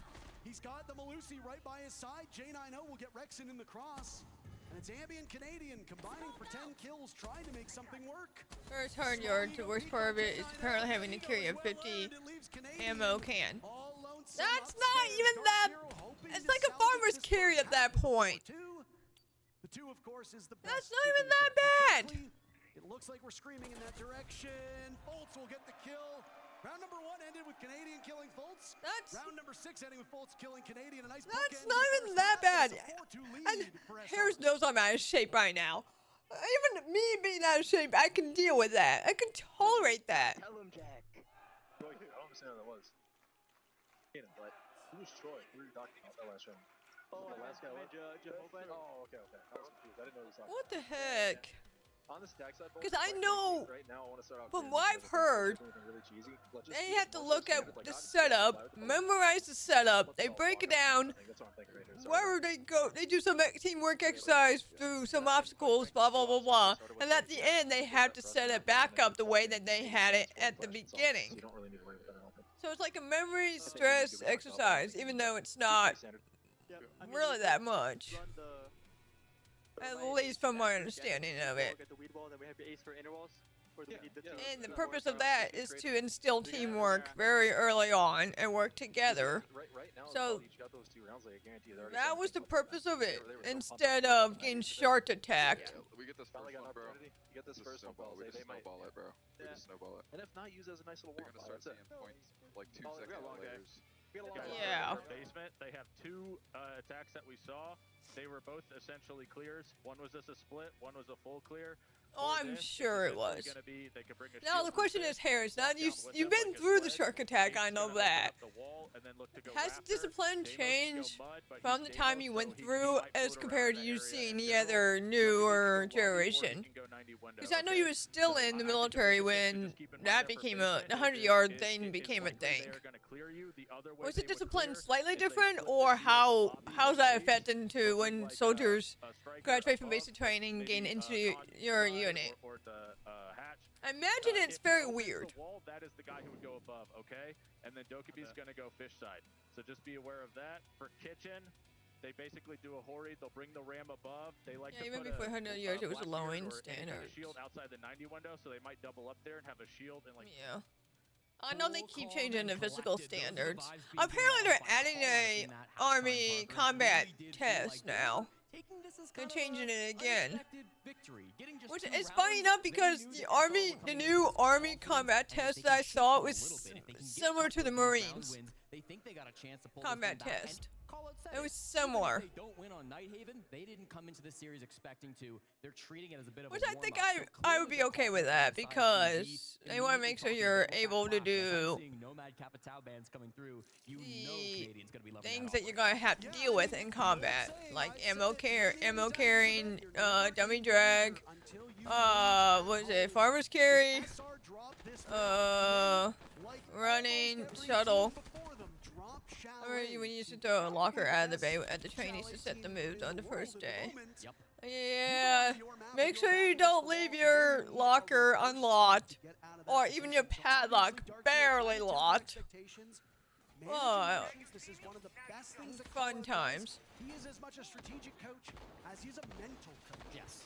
Yeah, two of the best coaches in North America, no doubt here. We got the battle between Seth Hoffman versus fun times. Battle of the Seths there at the Brain Trust from Dark Zero and Shopify Rebellion. They've been around the block. The best two coaches, domestic coaches, I think you could say, in North America over the last couple of years. There's no real debate about that the old APFT, but the push-ups on the ACFT are better. Oh, the hand release push-ups.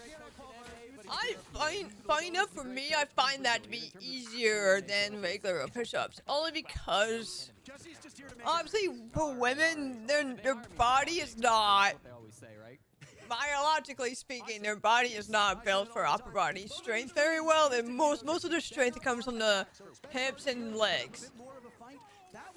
So we have better use of our legs than we do upper body wise. But I know for men, they have better strength and conditioning from the upper body because of how they're built biologically. So for me, personally speaking, I find that hand release push-ups are way better for me, and they're easier to deal with than the normal 90-degree push-ups. Canadian is keeping this IT wall closed. The impact goes out first to stop. That's just me. And the last exothermic charge from NJR being placed on this wall. If this gets denied, this could be huge. That's a very good flash. Crisis averted. Canadian walks back a little bit. Decent timing by Dark Zero now to get that wall open and the jostling that Rebellion were doing. For those who are actually focused on the whole body muscle growth, the hand release push-ups are better because they actually uses more of the body compared to the EPFT. Plus, there's no question of going low enough. True. Yeah, because I definitely don't go very low for the regular push-ups. I know I don't go low enough. I might think I'm going 90 degrees, but in order for my push-up to count, I have to hyperextend my shoulder blades to be able to count as a push-up, which I don't like because when I go all the way down where my chest touches the ground, my shoulder blades actually hit each other, which isn't very good. So I'm actually hyperextending my shoulder blades, just cutting my nerve supply in the back. That has actually happened to me before, where I hyperextended my shoulder blade to the point where I couldn't feel my arm for a whole day. They don't know he's here. Because my shoulder and my shoulder blade pinch a nerve. So I don't like regular push-ups. So I prefer hand release push-ups. That's just me.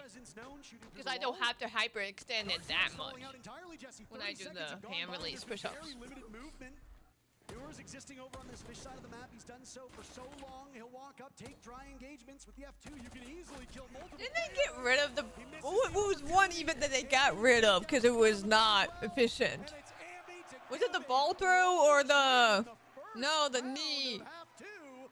The bar knees are fine.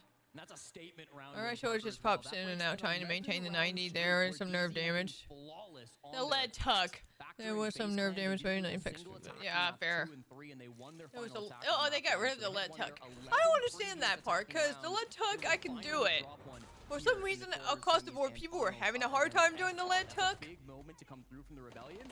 Again, you kind of talk about that clash. It was focused on by Call-Out and attack timeout. They said they had a plan for it. I assume that has something to do with the Thatcher playing on the roof, but whatever the game plan was for for some reason, I noticed that some people were having a hard time doing the lead tuck, but when I did it, it wasn't that bad. Have broken double digits already. Both Rexen and Ambi sitting on identical score lines, 10 kills, 2 deaths, 1 assist. They are eating very well here in Salt Lake City. Now, I know that much of the conversation has been around. At least personally, it wasn't that bad for me when I tried it.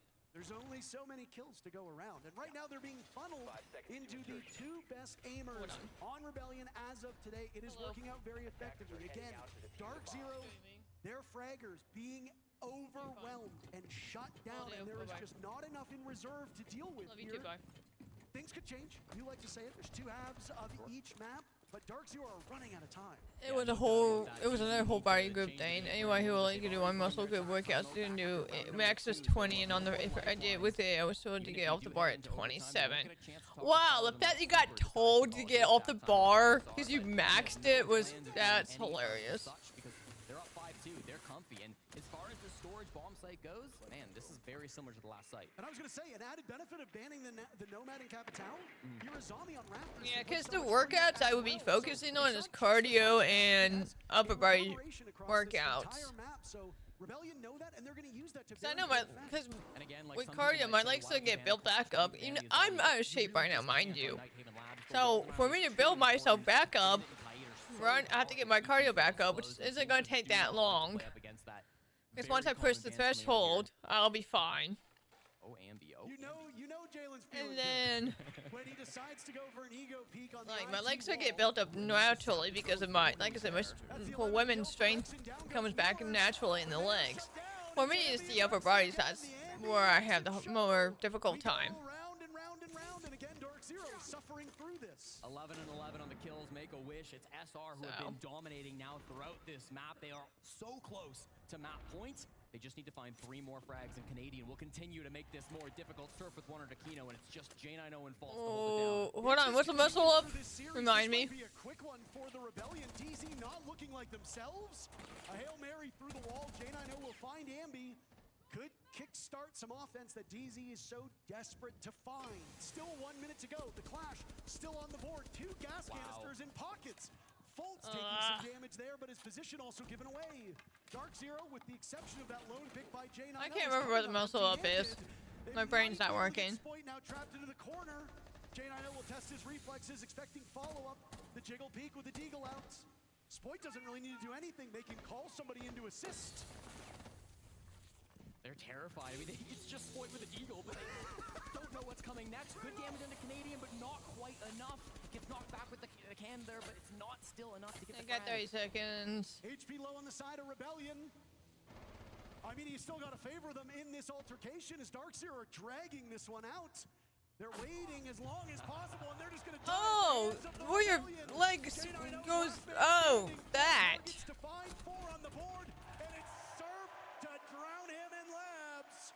Map 1, we're on map point. SR is powering through this. This has been a Rebellion dominating on their own pick, and again, I really like the team play that we're seeing out of Shopify Rebellion, Parker. It feels like they're working so in sync in a lot of these rounds. You saw it on their attack. They were slow in those rounds. They weren't getting into early gunfights, but they were still able to work together. Yeah, no, I would not be able to do a muscle up at all. On the clash here in this round, really protecting his teammates as they tried to get back to site. This is brutal. They literally had him on the bees, Parker. They had I would not be able to do that whatsoever. Gets away with a frag. Again, Canadian is able to kind of block them as they rotate back down through the lounge hatch. Faltz had a really good angle on the window, but it didn't matter with the clash blocking. Yeah, no, I would not be. Yeah, Harris, I would not be able to do that whatsoever. I do not have the upper body strength to do that. By the way, if you don't know the history behind Rexen, he is completely deaf in one ear, so he plays with sound in only a single ear if they're coming yeah, from that direction. it is. Hear them, so Yeah. I could argue that muscle up is 10 times harder than a lead tuck. Because I can do a lead tuck, no problem.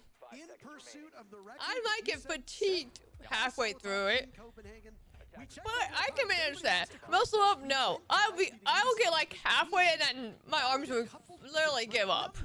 They were all over the place. So we did some actual math ourselves, landed at 203, confirmed by Ubisoft. If this scoreline repeats itself on Chalet and maybe another map, I just don't think there's enough runway for Ambi to land that. People who can do a muscle up are less likely to do a lead tuck, which does not make it. Because lead tuck, you're focused on your your core strength. And your sort of, well, it's more core and arms. For endurance. Whereas muscle up is mostly your upper body strength. So it's different muscle bodies. You're activating different muscles. Just to get to the Swiss phase, they had to fight through that as well just to get to the playoffs, and now so if you're doing muscle up very well, which is upper body, and if you're unable to do the lead tuck, that means your core is very weak. Basement here, 2 minutes remaining, Parker. All of the roamers have more. So what I'm saying is I have a very good core, but terrible upper body. Full upper body muscle. And the reason why I only get by physically is because I rely more on the mind, lower body, and core.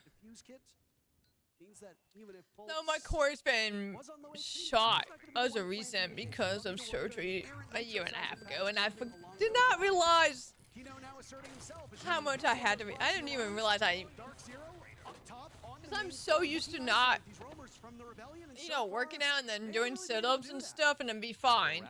Well, because I haven't done any rehabbing since the surgery on my stomach,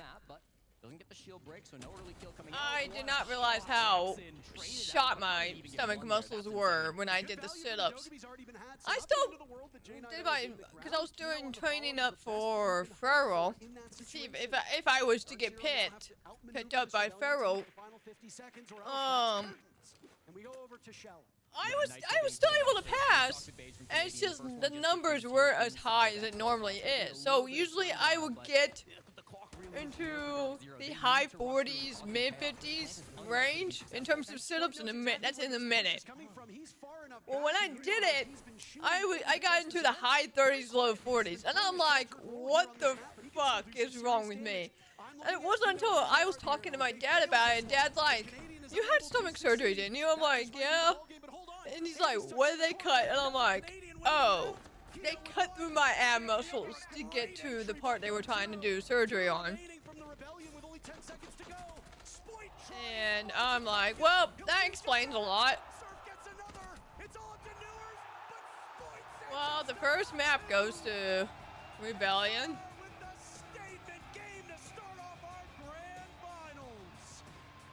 So that's 1 point for Rebellion. They need 2 more points to win. Or maps, rather.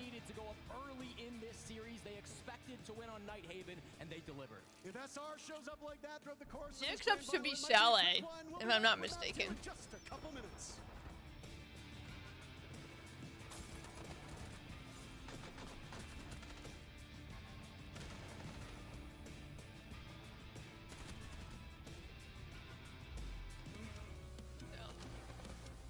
But yes, I do need to rehab my core muscles. Or rather, I need to get back to working out again. Well. If things go well, I might do. So I got 2 possible opportunities. And one of the opportunities that's on my list, if that goes well, I might be able to get back to intramural sports and get back into shape again. Because that would be fun.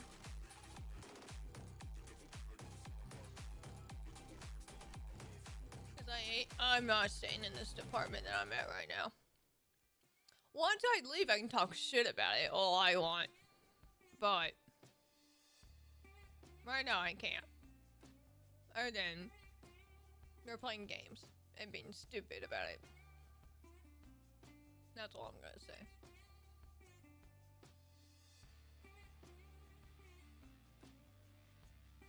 Why does this look like it looks like Red Dead Redemption kind of vibe down there. That's what it feels like. I should get back and save. Okay, well, Harris,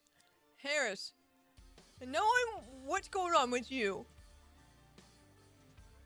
would that actually hurt you in terms of your nerves and other issues? Just a thought.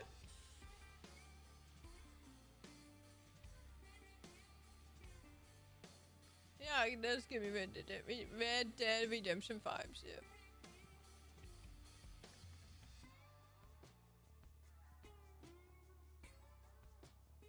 It's gonna be a fight between your body and your what? See, yeah, it's gonna be a fight between your body and your mind.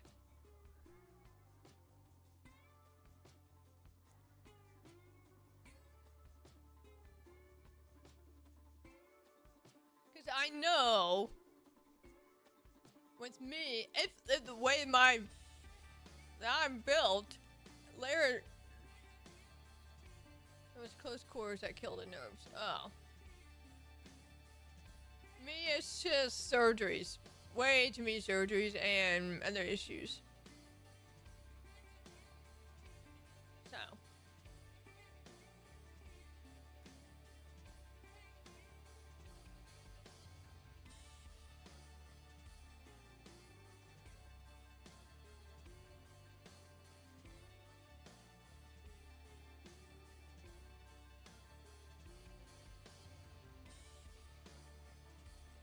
It's in your which arm? Is it your right arm or is it both arms?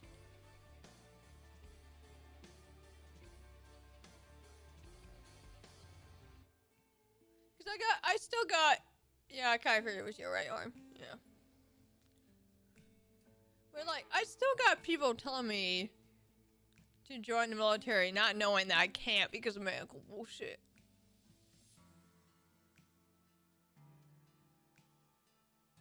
Like, they keep changing the waiver requirements, which is dumb.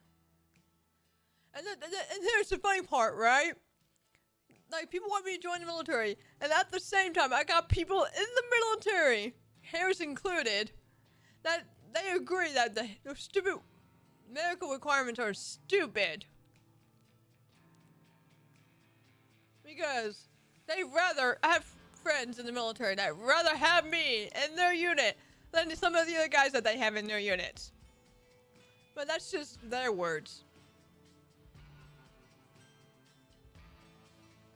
Because my way of thinking is, I got really good discipline. It's very, like, I stick to a schedule pretty well.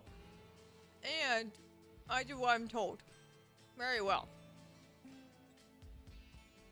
Like, in fact, the State Guard unit that I'm in right now are trying to fast track me to a higher rank because they're like, because of my rank, they're like, yeah, no, you do not need to be at this rank. You need to be moved up. So, well, can you not change? I know there's a way to change MOSs.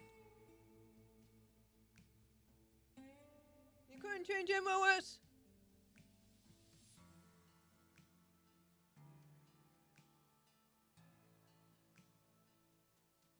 You could be in it. Well, technically, you're in the support role.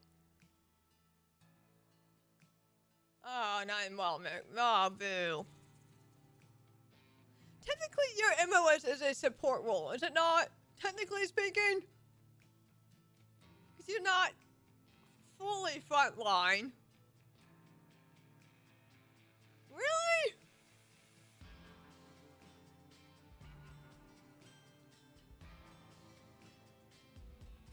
Knowing your MOS, I'm surprised it's not considered support role, even though I see it as a support role.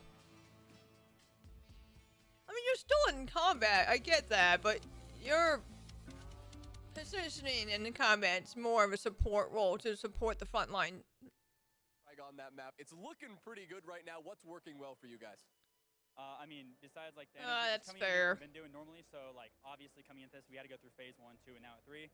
Just believing in each other and like trusting the system. You that still we going have. kicking You know, doors? playing to Okay. win is You know the what? motto, not playing to Fair lose. So, enough. you know, whether it's 6-2 or it's like 6-7, unintentional, just pretty much playing to win every single round. Bolts, it sounded like during that halftime break, you guys were saying it's a long series, it's going to be fine. Any concerns now that you've lost the first map? No, I mean, I think they played super well that first map, but at the end of the day, that is their map pick, and I think they're very comfortable on that. But yeah, like I said, it's their map pick, and it's going to be a long day. So I'm just going to try to tell my team, you know, don't get too caught up on that map. You know, just let's get fired up for next map, and that's it. Good luck. As Richard Shelley, if I'm not it's mistaken. a long day ahead, but we are now one step closer to finding out who our champions will be here in Salt Lake City. Shopify Rebellion Lax, rocking and rolling on Labs. Yeah, I mean, you heard Rex, and he said it's the belief system. That's what I was talking about going into this series, and we got a couple rounds to display that belief system. I mean, I've already talked about SR. We need to see these explosive attacks, and their attacking half was next to none. It was absolutely beautiful. They were controlling the tempo. They were controlling the movement from the side of Dark Zero, but that's the problem with playing a domestic matchup, is if you're on the side of Dark Zero, you can't really play unorthodox, because a team like the Rebellion is going to instantly identify when you're trying to do something cheesy. You can't get away with it like you did against FaZe, and again, they were looking so timid on their defense. I mean, that's a very good way to put it. When you play an interregional matchup, they know your quirks. They know you're going to be bringing Glaz, you're going to be bringing shields, you're going to be bringing these X-Factor operators, and that's why SR was so good. They're prepared for it, and the reason why their attacks are so aggressive is the fact that they're able to set up so much information. We're talking about Ambi being able to do it day after day. Every single time, there's info all around him to know what's going on in his blind spots. So he just needs to have that confidence to focus up. But for me, the standout player has to be Rexen. He has been so consistent. He's always that player that's in the shadows, doing his best, always on the back line. And when it came to this server, he was just situationally always in the right spot to pick up those picks for his teammates. And once he gets in that position, it's really hard to get him out. Yeah, I mean, it absolutely has been, but that's the thing, you know, even in the bans, it looks like they were trying to get rid of Ambi's comfort, whether it was on the Snake, whether it was on, I mean, just a couple of the operators that they banned as a whole, but I mean, that's why we're highlighting Rexen, because any single player, especially given how well that they're playing in sync with one another, any one of these players can control the entire dynamic of a round. They're going to obviously want to Chalet get this for second map. I was right. Chalet next. It's DZ's pick. What do they need to do differently? I mean, the thing is, Chalet is the map that we saw them beat FaZe on. It's one of those maps where it's a lot more aggressive. Let me do another poll, people. Operators are going to be a situational factor. I think the biggest thing, shutting down info. Really, when you look at SR, the main thing is their entry. They're getting those picks off of that info. If they shut that down, that's a good first step in the right direction for Dark Zero. For me, I'm going to focus on the mental aspect side of things. I mean, no one had a good performance in that series. Someone has to step up. When you're in these moments, it feels like your backs are against the wall. It has to come down to one individual on that team to have such a dramatic round for everyone to be able to get behind, rally behind, starting the poll, and gain that momentum, especially for map number 2. All right, guys. How great has this crowd been, by the way? Amazing. Amazing. We cannot say it enough. And normally I'm out there talking to you guys a lot more, so I'm hoping that I can come and have a word with some of the fans here. Samuel, our incredible Steadicam operator, thank you very much. Let's have a chat with some fans down here. I think we've got some family. Tell me your name and who you're here to support. My name's Margaret, and I'm Ambi's mom. Give it up for Ambi's mom! And? I'm Sheila, and I am Ambi's nana. Ambi's nana and Sheila as well. Nice. It's on the first map. My name's Danny, and I'm Richard's brother. Oh, love it. It's a family affair here. Are you feeling confident? 100%. What? Are you feeling confident, Sheila? Yes! Sorry for just throwing a microphone in your face there, Sheila. Who else can we talk to? Are you guys a couple here? Oh, cute. Guys, do you mind if I just come in? Is that all right? Sorry to interrupt this lovely little setting here. Hi, mate. What's your name? Justin. Yeah. Hi, Justin, what's your name? Chelsea. Chelsea and Justin. Where are you here from? Mississippi. Mississippi. And who are you supporting? Shopify Rebellion. Can we make some noise here? I always love a siege couple. You guys come into a major together. How much do you love this game? Oh, I love it. Yeah? I'm mostly moral support, but that's fair. For the whole environment and all the energy, so. We all need a partner like you. Look, we're live. Anything else you want to say while you're here? Yes, sir. Yeah? Actually. Oh.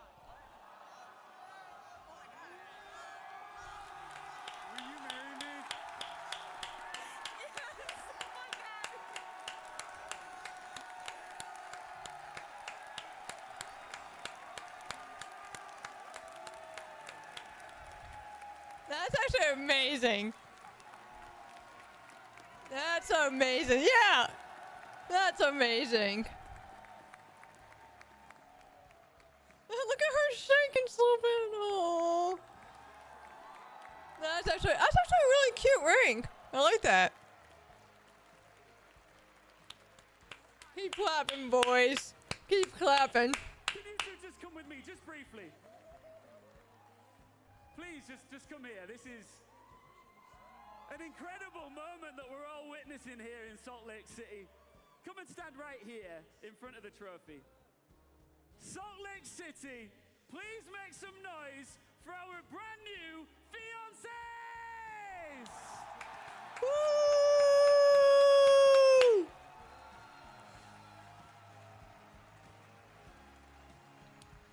How are you feeling? I can't believe it. Oh my God. I'm happy. I'm excited. Congratulations. Okay, Harris. Calm down. And enjoy the rest of the show. Let's go, SR. Oh, that's actually pretty cute. DZ are going to look to fight back here, but Rainbow Six Siege has been full of incredible once-in-a-lifetime moments. Parker, Jesse, there's another one for you. Yeah, it absolutely is. I mean, one of the few things that I think the crowd can agree upon today, as they have been going back and forth with their cheers for the two teams here. Congratulations, of course, a huge moment. And now with that, we turn our sights to Chalet, a dominant map for Dark Zero. Jesse, safe to say if they lose this, they are in serious trouble, and Shopify Rebellion enters up 1-0. Yeah, there's no other way to cut it, Parker. Nighthaven Labs Sorry, is a statement for the Rebellion. Chalet must be a statement for Dark Zero in return. They are 2-0 on I'm this just map, watching random and just thing that Siege just posted. One of the most dominant matches that we've seen here at the Six Major so far. And for SR, they've got some 7-1 experience as well. Unfortunately, it wasn't quite beating FaZe Clan. It was more like losing to JJ Blast. So different sort of scenarios. Hold on a second, you're talking about Ballsack Nation. Graham. Of course I am, Barker. This has not been a good Okay, Solid Snake here is not a surprise. known it was coming. They Castle and Grim. I mean, Grim is useful and also not useful here and there. Consulate, that's going to be your insta-ban. So SR know that Chalet is going to come through. The right call made by this Dark Zero team. Let's play Chalet early. If we flip a coin on Nighthaven Labs and we win, we are almost guaranteed to go up 2-0. This is a great place for this match. All right, come on. As you guys can tell, I'm probably rooting for DZ, but you know what? I really don't care which team wins because it's an NA team that wins. So, oh, Chad's thinking Rebellion's gonna win this map. Alright, fair enough. I'm tired of it for DZ, because DZ has been my favorite for a while. They haven't faltered ever really on this map, but they can't just rely on their old strategy. In my They're gonna come through and they're gonna start by banning the other usual teams, I usually root them and make it to finals, obviously, so. But, I'm just glad NA is majors. Oh, wow. Yeah, Finka's very useful. I'm starting to use Finka more now. Stats-wise, for the Rebellion, they are below 50% on both attack and defender win rates. So you are not expecting very much here from the Rebellion. And also, if we talk a little bit about the mental aspect of map number 1, this DZ team, they're cool under pressure, Jesse. I do not expect them to falter after the shellacking that they took. Usually in a best of 5, the first 2 maps really should be your strongest maps. It's what comes after that you need to be concerned with. So expect a mental reset from Dark Zero. Yeah, they talked a big game, DZ did. We heard yeah, that's usually how it goes. First 2 maps, your strongest map, and you try to fight for their map 3 and 4. Showcase exactly why they're so confident. In comes the library push. And they're looking for something early. Great crossfire from Dark Zero to shut down Ambi and Rexen. They amassed almost 25 kills back on map number 1, and they are wow, that's a nice jump out. Zero here, a good jump out from Fultz. As oh! the flawless round will greet us on Chalet. Map 1 That was a good play by Fultz. That's the answer DZ needed. Through all of Nighthaven Labs, Fultz got just 2 frags, Parker. Just 2 kills on map number 1 in round 1 of map 2. He breaks that stat. A nice Shelly's one of my favorite maps to play. That's exactly the confidence-inspiring round you want to see out of Dark Zero. That's exactly the statement we were waiting to hear out of this team. I'm also thinking about the casino map. Like, trying to think of how many angles and you have to worry about.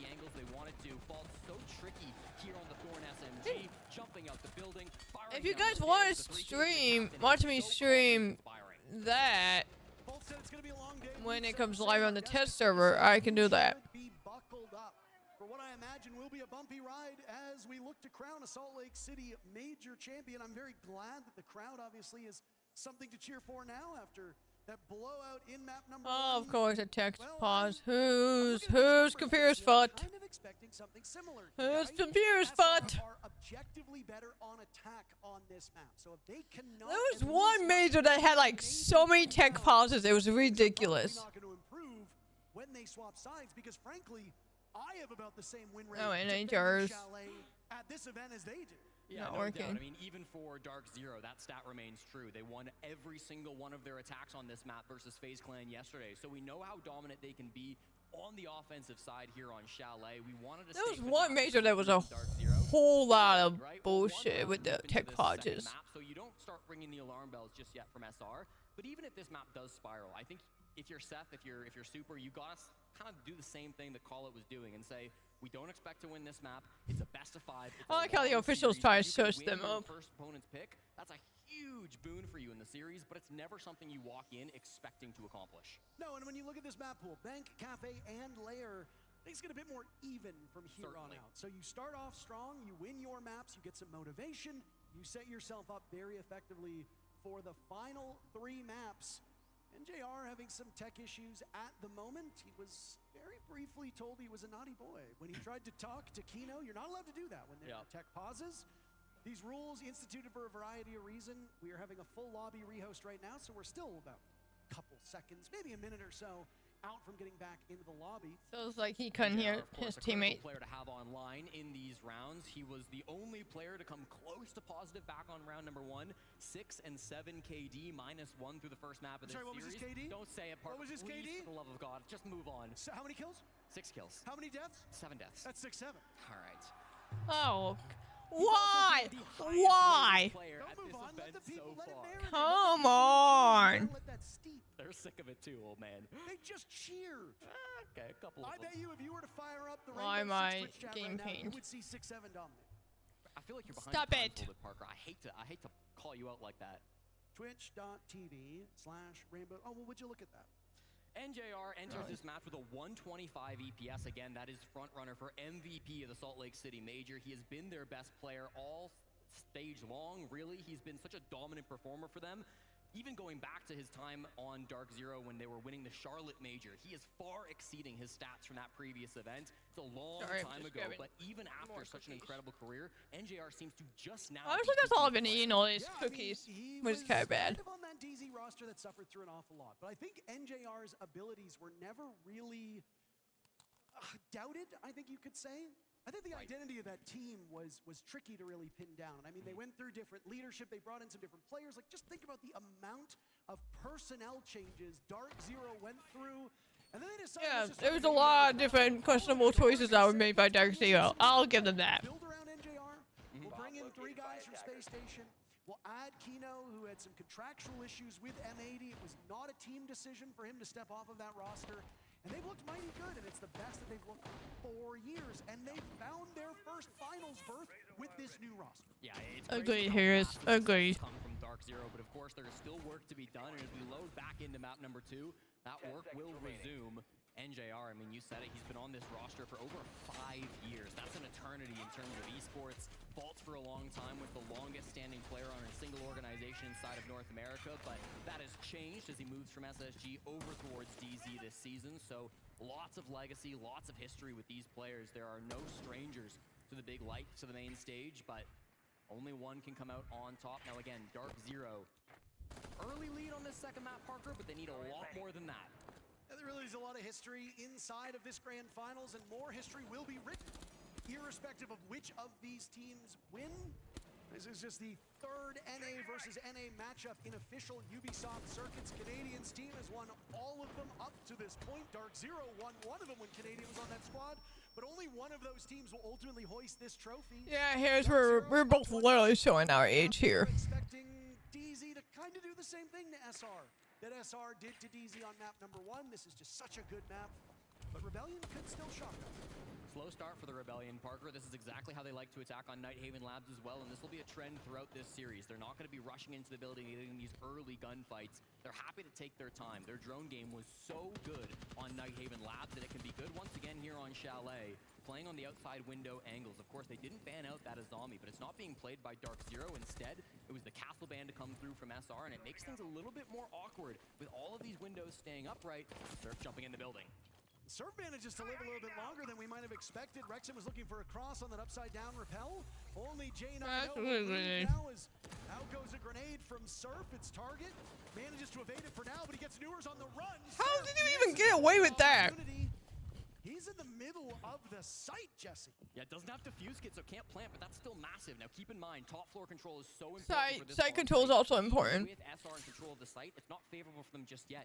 DZ have so many players up above the bomb site who can deny the plants if they start for it. But again, Canadian's still outside the building, so it will be a little bit still before Fair enough, Harris. Hit the ground. Drone work was a really key component of the Rebellion's attacks on Nighthaven Labs. They have not let off the gas here whatsoever.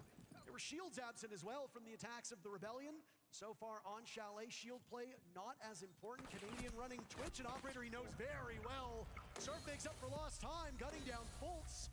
You referenced Fultz's contribution. 40 seconds. The first round. They got side control. Now as there's 40 seconds left. Surf has not been pushed out of the bomb site at all, Jesse. He's still in there lingering. But neither team sees much value in holding site control if you don't have positions up above. That's why Canadian pushes up the solar stairs, forced back by the smoke, and will have to go for a plant. It might seem simple. Walk in, plant the diffuser, but that upstairs pressure from Dark Zero, too strong. Kino taking down Rexon, and now a jump out. Nice. J9O gets one, Spoit trades him back immediately. Now we're about tied up numbers advantage. Canadian, now with a bad move, Kino. It's a 2v2 with plenty of time left. Okay. Now we're down to 1. Spoit's on top. There we go. But it was all over before that kill comes in. DZ off to a 2-0 start. Discipline on the DZ side of things, Parker. Really solid defense, not panicking when they lose that site about halfway through the round, feeling confident that as long as they hold above, as long as they hold below, they're comfortable. You guys hear me? Oh, Rebellion call it timeout. Listen, One, let's reset. We don't need any, going back and forth is fine, all right? What I want to say to you guys is we have so many gaps here, but we have to be reactive to the gaps we have. We can't just sit there for 2 minutes trying to figure out what to do. If Dame is applying pressure site there, we need to do something to apply pressure elsewhere, okay? We can't just sit around waiting for something to happen. I want us to continue to clear traps. If we see them, clear util and spread the map on them. They're reactive and you're getting gaps, okay? We need to, if we see a gap, guys, we have to be reactive to actually get to the gap or to help it. We can't sit there while one guy's fighting the whole team and everybody else is doing nothing. Together on the same page. If you have the gap, everybody go together. Left side of your screen there, you can see what the audience is up to during the attack timeout. They're getting active. They're showing their support. Wasn't expecting that change. Oh, yeah. Important words being said by Super in that timeout, Parker. Just deciding that there are not really reactions coming out from the Rebellion. They're creating pressure. They're creating gaps. There are ways for SR to work their way into the site, but they're not doing things in a lot of these moments. How long were we watching, whether it was Rexon hold an angle on the solar window, whether it was Ambi holding the angle down those snow stairs? It always felt like there was somebody in SR just sitting and waiting for a response. DZ have been too disciplined for that style of play. SR have to get reactive to find those gaps and capitalize on them. And I think it's fair to say Chalet is a bit of a reactive map as well. Big difference between Nighthaven Labs and Chalet. Chalet is smaller. It feels smaller, at times very claustrophobic. Look at how much map control Surf was able to take, but he never... Yeah, Chalet's a smaller map, but I actually do enjoy that. I like Chalet. There's just so many things to account for because at any moment... Because there's room for vertical play, there's room for horizontal play, there's room for flank still, here and there. So it's not too terrible. And if you can see good discipline from Dark Some Zero, people say it's very limited in terms of actual angles and whatnot that I can agree with, and I can see why they would say that. But for nostalgic reasons, I like Shelly. Is the choice, and Shopify Rebellion will bring the sends execute strategy. They ran this back during 100 Thieves. Oh, that's not a good move. Wanted to maybe capitalize on it a little bit. They are happy to get aggressive. False has found a couple of big moments outside the building on this map, but doesn't find anything early on this round. Again, SR, we know exactly what their pushes like to come through. Sometimes they'll go direct in through the window. When you've got Canadian on the sends, that is an option for you. Ambi already inside a piano too. This is, or library, I should say. This is really early control from the Rebellion. It's not being held. Yeah, I was gonna say that's not piano. Pick up the pace a little bit and knock this Dark Zero. Piano's in the other room. Off guard. Oh, you saw it. Oh. Incredibly valuable operator on this lineup. Okay, yep. That was a good play. Good respawns. Great opportunity from Dark Zero and still so Rebellion's really doing good on keeping the intelligence game up. Spoit just inside a mudroom, has to jump on back.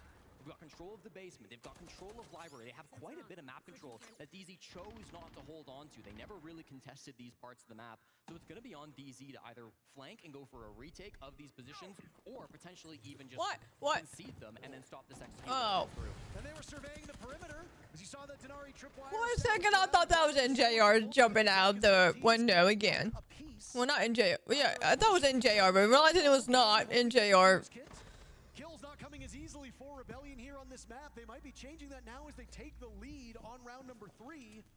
Bolts will be harassed by that death mark, leaving. Of course. He finds one, but he loses the duel. Surf takes care of him, and Fultz is on the run now over by Backbar. Still being hunted down, his whereabouts known by Ambi. 3 Oh, that was a good play. Rebellion are on the board. How good has Surf been throughout this contest so far, Parker? Feels like he's always in the right position to find a bit of a gap to get things started on the side of the Rebellion, and it finally pays off in a round win for them now. He's played 3 different operators so far through Chalet, played Dokkaebi, Deimos, and the Ace, and that's expected to come through from Surf. He's played more. That was a good play by Deimos. Just staying in one position and giving intel your teammates. Have your teammates flank it. That's a really good position by. Right, that was a good play. Operators that he played just recently, so clearly feeling a bit of pressure with how good he's been. But even still, he will have such a wide arsenal to go through these next 3 rounds on the attack. Shopify Rebellion, again, did a really good job of finding some of those gaps and taking the space that was given to them. Again, Rexon's able to walk into lobby for free. Ambi's able to walk into library completely for free. Like, they're getting a lot of this space, and because DZ aren't contesting it, it makes it almost easy for SR to start colliding with these kills, to rack them up one after another. I mean, Chalet giveth and Chalet taketh away. That's really how it works, right? True. If you can drone them out and put them into unfavorable positions, through the floors, through the walls, if you bring operators like Lion, like Dokkaebi, like Snake, like Deimos, a Ying, even shields are terrific on this map for roam clearing. You are in such a good position. Obviously, Rebellion have been eschewing the shields, Jesse. It is a bit abnormal. I know that we've been talking a lot about Canadian playing these shield operators, whether it be Blackbeard as part of their arsenal or Blitz and Monty being far more common. Dark Zero has not needed to bring out a shield ban against SR on either of these maps. Yeah, it's really surprising. Coming into this, 46% of attacking rounds saw Canadian bring a shield, but now through 2 maps, he's only done it once on the attacking side. That was Monty to kick off Chalet, and now as they return to that same bomb site, he won't even look to repeat. He's going to be jumping right onto the Ying, so it's clear that SR are not so reliant on Canadian playing those shields. He's still, again, maybe not the biggest contributor in the frag department, but that's okay. He's able to call, he's able to use this utility and find space for his teammates to get some picks. Well, back to the bomb site that started off this affair, and it was a flawless win. No, nice shot. As they patrolled all of the main arteries of this map, especially that top floor. They're droning a lot, gain intelligence. That's a good thing that Rebellion's doing. Carry the momentum that they earned in map number 1 onwards. It obviously did not end up happening. And it was won flawlessly by DZ. Very little that we saw from DZ that looked bad. And hey, okay. Repeating itself. J9O and Fultz with the 2 opening picks. 2 minutes still to go. Rebellion already knocked astride as The 2 tips of the spear in the previous map, right now combined for a single kill. Rexin and Ambi in the ground. Yeah, so good. Again, this used to be a support duo back on SSG, Faults and J9O, but they've played a much more active role since combining their forces with NJR and Kino, and it's really been paying off. These guys have incredible gun skill, and especially when they're playing together, that chemistry that's been established over years of playing on SSG has been so big for them. That was a good play. Getting active now. NJR with another pick for Dark Zero. DZ just have 2 more to find, and they will go right back to the lead that they had prior to the start of round number 3. Spoit and Canadian often coupled together. Canadian gunned down by Fultz. Fultz having a sensational game so far. 6 picks for the captain, as it could very well be another flip. Ooh, nice C4. Flawless round. SR will not get a single kill on this top floor bomb site. That is a bomb site to forget if you're a Rebellion fan, no doubt about it. The good news for SR fans in the crowd is that they will not have to attack it until overtime if we get there. But Faults, the captain of DZ, 7 kills across the 2 times they've played that map. Absolutely ridiculous. And again, it's coordination alongside J9O. Faults is moving a lot on these defenses. He started upstairs kind of with Jack up in like library, like small office there, but then walks down those blue stairs for the first frag, goes back down in towards Mudroom. He's always in a different position, and he's so difficult to clear out. Even in that final frag with the C4, he only gets it because J9O is causing some problems. He's causing that player inside of library to stall out, and it's that team play that is so big for Dark Zero. Well, they've still been droning well on Rebellion, but they haven't been finding the information that they need, and it is hurting them at the moment. Again, the scoreline on map number 1, 7-2 for the Rebellion. It is widely considered to be their best map. Now we go to Chalet. Dark Zero have a golden opportunity to actually beat that scoreline if this keeps going. A 7-1 is very much possible because the Rebellion, again, their defender win rate on this map is great. Jesse. So I'm really enjoying the matchup. To put 2-3 rounds on the board here in the first half. The fear is that's curtains, and we turn our sights towards Bank as map number 3 with both of these teams winning their best picks. SR chose to ban the Kaid after round number 3, Parker, and it wasn't enough that DZ brought really for the first quarter, but it's still so powerful, especially on this kitchen bomb site, because you can keep that top wall closed inside of office, you can keep the wall closed inside of fireplace as well. Like, there's a lot of good places for those claws. Expecting a bit of a different defense, Dark Zero will not oblige. They bring much a similar lineup as they did previously, with Newers lurking around that mid-floor, going for a bit of a cheeky play, but it's the blitz that's in early. Canadian back on that shield. Down goes Fultz, but they trade it so well. Surf dies elsewhere. Twitch drone off the board. Could be somewhat integral for this defender lineup. A Dark Zero. Rexin gets NJR as the mayor goes for a peek. He'll be back in office next week. Advantage for Rebellion now as this action is broken out very early on. We still have yet to hit the 1-minute mark. Strangely, oh, you don't see him making risks like that too often, but he does get I'm gonna take getting hit by stray bullets and dying would be a miss. Really nice to counter that pressure from SR. This is a bomb site they struggled with through the first quarter, but they've had a I know well, you already know the Army Esports has a siege. I'm sure there has been. Oh, K can it? Nade lands in his lap. He dances around it, throws the gas to buy himself some time. Kino's also been able to get That's a lot of grenades. There goes the other nade, and Kino is still surviving. This is incredible. Newers there for the assist. Let's go. Is everywhere all at once. A third nade, and Ambi will get the follow-up. Finally, they dig Kino out of this position. And even after all that time waste, yeah, that's unstable, Harris. Over 60 seconds still in this round. I'll scour YouTube later if you remind me. See if there's any matchups that's been posted on YouTube. You can get some really good intel on these last couple players. For the military esports. J9O is up here, but you've got to be so careful if you're going for a plant. When he's got the read on it, Jack seeing through those holes down below. This top floor was the main impediment for Rebellion last time. Surf sat down inside of this bomb site. The previous attempt. They don't have him now. They've got Ambi and Rexin to try to bail themselves out of this position. They were terrific on map number 1. They have not shown up the way that SR has needed them.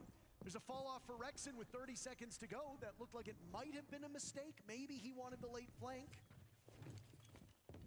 A double drop on in now as J9O will hit onto that death mark. He'll find himself the mute jammer. Rexin picked off by Newers. It was a 4K from Fultz in the previous round. Nice. J9O will say, you settle for 3, pal. That was a good play on DZ's part. My goodness, they are demolishing the Rebellion. What a bounce back. Actually, I'll look it up From DZ, top to bottom, now because I probably will forget later on knowing me. So let me see. Dark Zero, they are never really predictable. Right when they start to send a player up towards the top floor on the side of the Rebellion, DZ drop that hatch, they retake the site control. Brilliant shots being hit by both Newers and J9O in that 2v2. Some big moments coming out to clutch that one up. And of course, Kino, you have to highlight his play in that round. Phenomenal on the smoke. Often thought of as one of the best SAS players in the entire world. He believes in that shotgun. Harris. Harris. And his time I found it.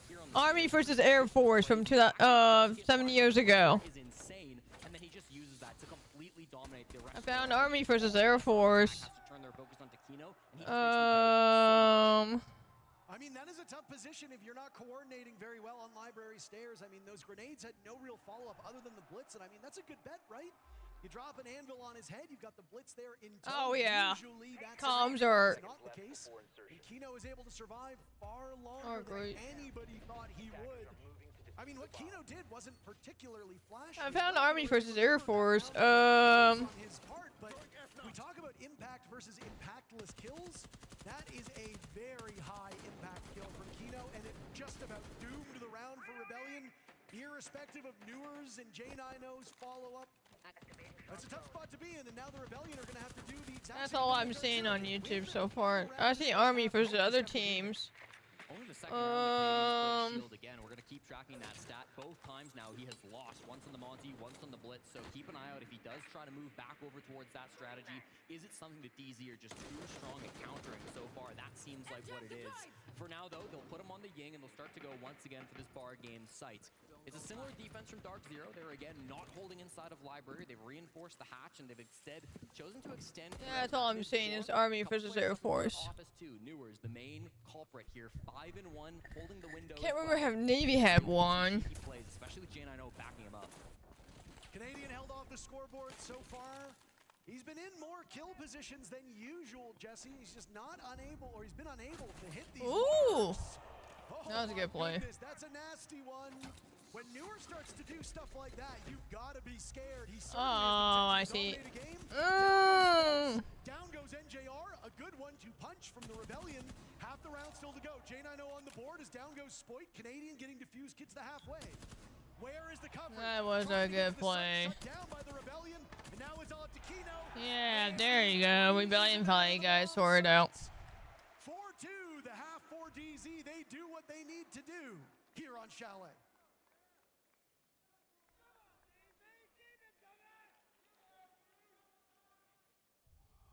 You're like, what?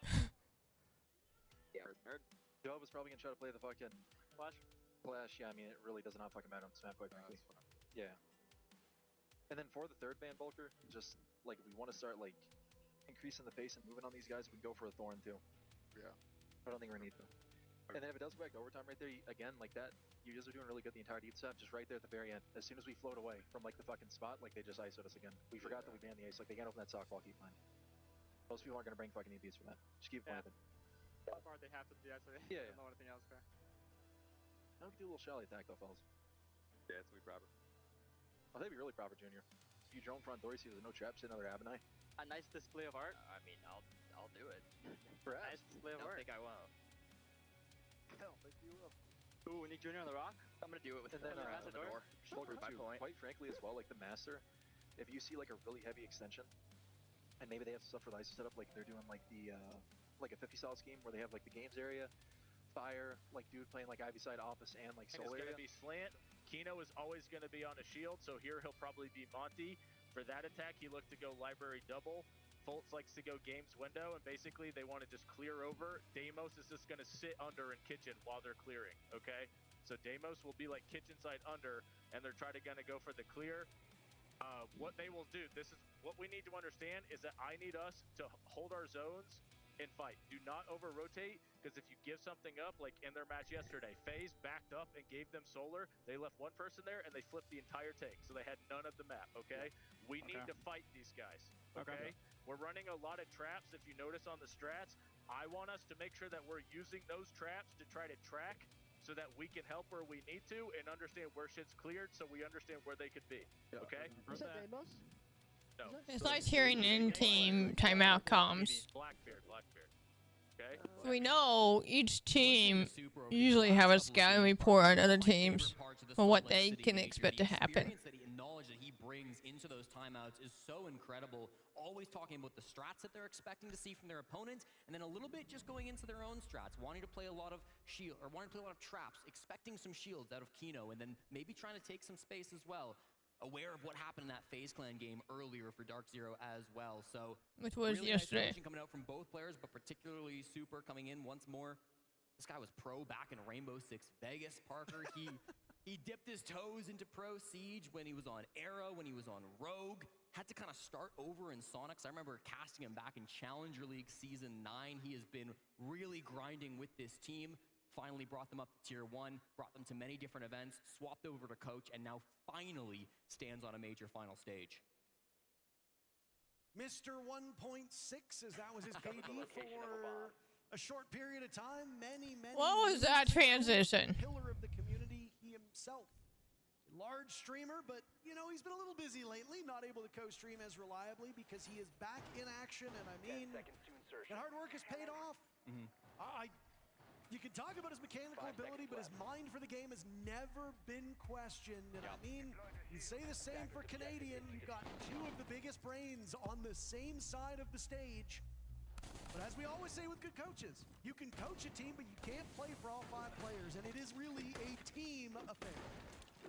Well, we didn't quite get to catch the first couple of bans that Dark Zero were hoping for, but clearly it's been Castle Mira, very similar to what we saw being banned out by SR. They did say after those first 3 rounds, they might want to ban out a Thorn, depending on what SR are playing. Super himself said that our strats have a ton of traps, so that Thorn very likely going to be that ban after round number 9. But for now, it stays open. Spoit will jump on the operator, and the clear will start from Dark Zero. Bomb site over towards Master. It's going to be on that top floor site. You can see clearly Dark Zero wanting to take this library side before anything gets too crazy. And they're very quick to the punch here. 45 seconds chasing down the Denari. Kino gets Ambi, bites off more than he can chew. Spoit as his teammates back. Down goes Rexen. Ambi and Rexen having a tough one. There goes Spoit as well. If you read into the numbers and you think the Rebellion really are as underwater on these defensive numbers, then you can just go in quickly and overwhelm them. If that was the plan for Dark Zero, it's working out very effectively.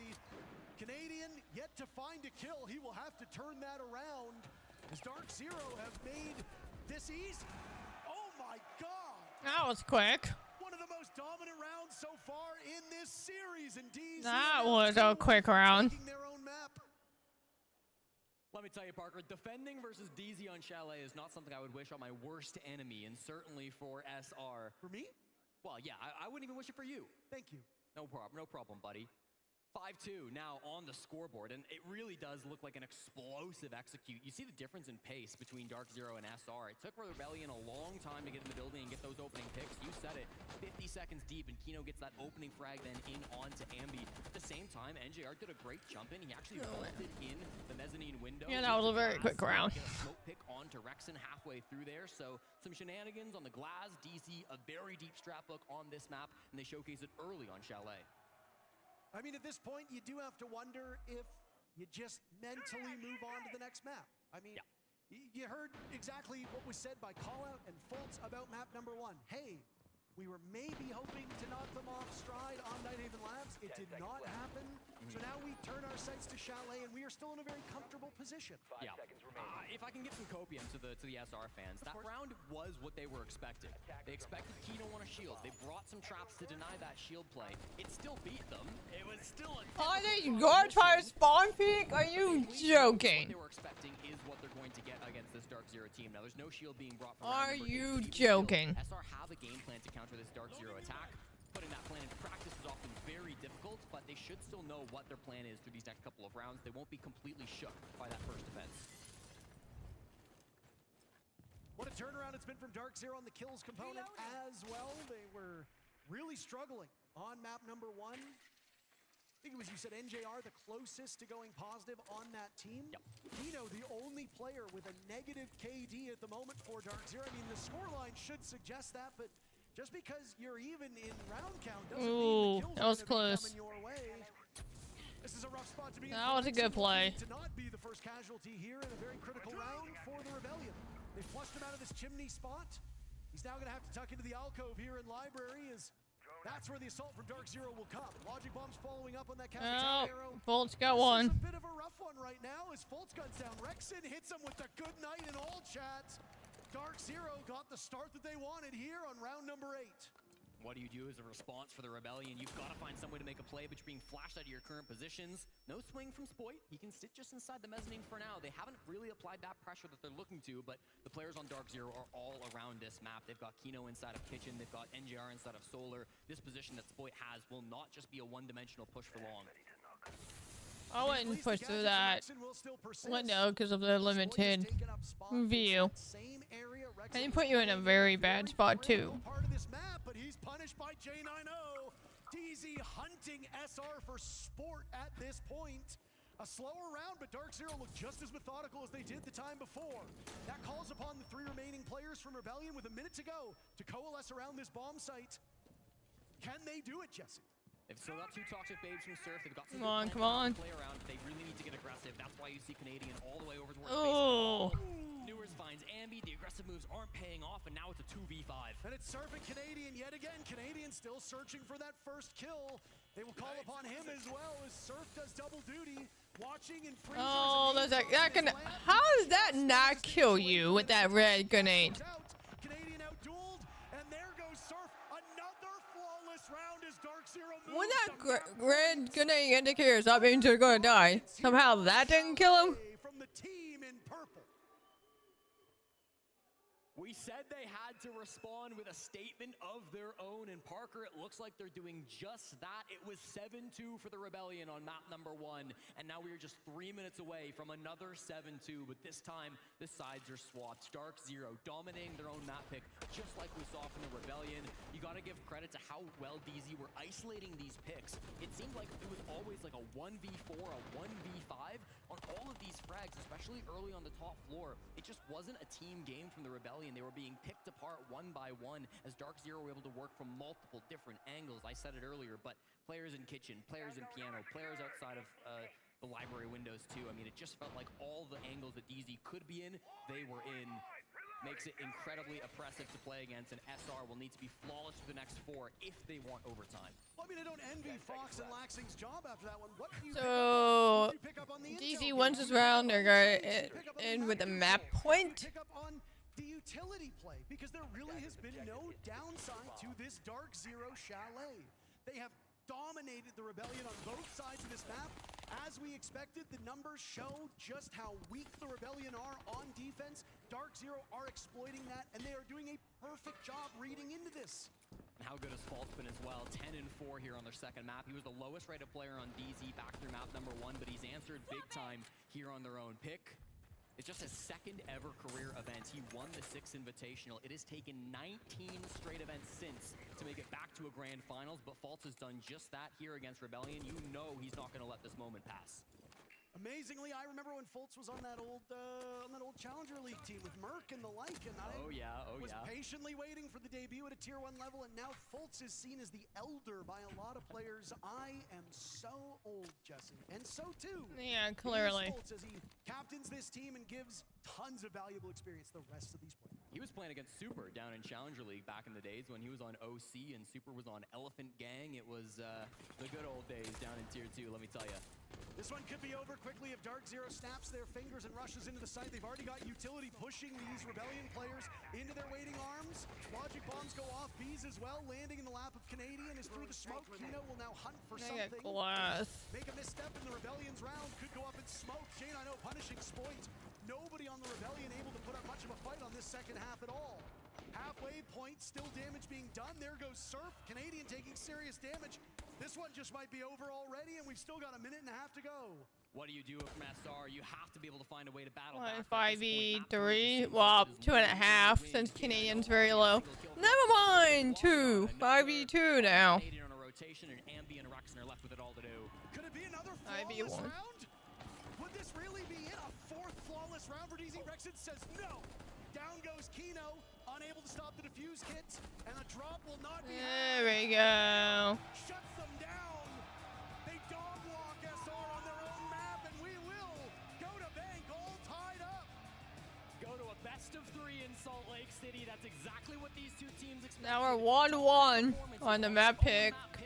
Now things will start to get really tight. Now map 3, I don't remember what that is. I can't remember what map 3 is. I didn't see that. I just know Layers the Decider map.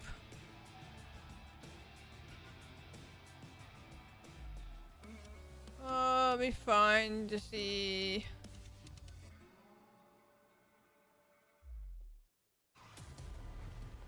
See if I can find the map picks.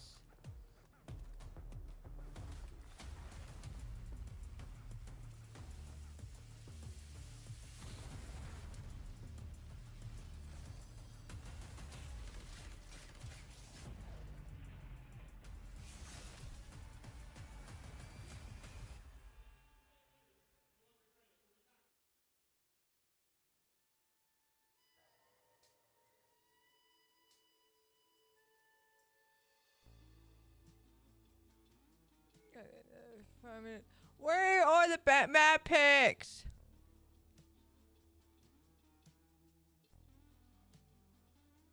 So now I go back in the stream.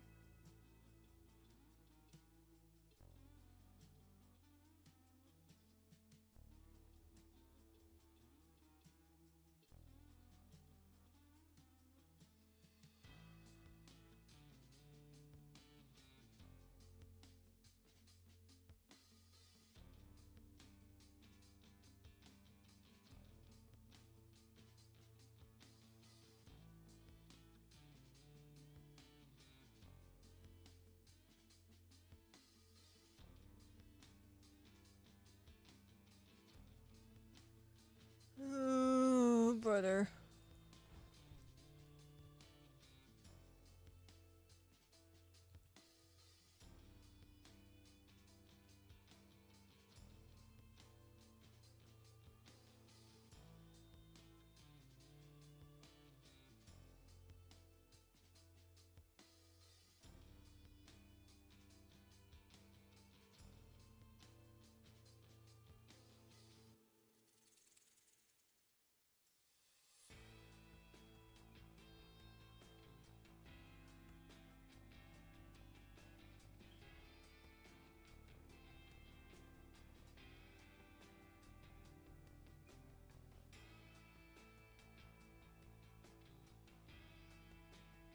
Okay, the next, I just found it. Next map is gonna be Bank. That's right. Really don't like Bank, but, you know. It is what it is. And I believe Cafe is at one after Bank, if I'm not mistaken. If I'm not mistaken, but we'll see. But yeah. Pretty good run so far.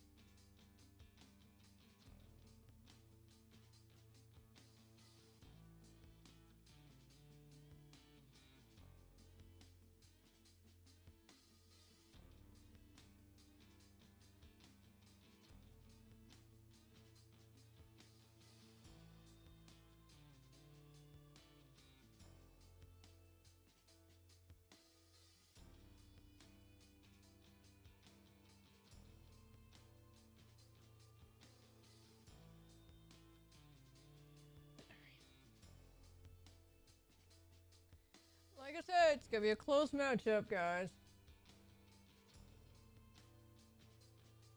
What do you mean it was surprising? Harris, what do you mean it was surprising? Shelly's their best map. Of course they're gonna choose their best maps. Rebellion chose Nighthaven. Won Nighthaven. DZ chose Chalet. They won Chalet. Now they're moving on to Bank. So.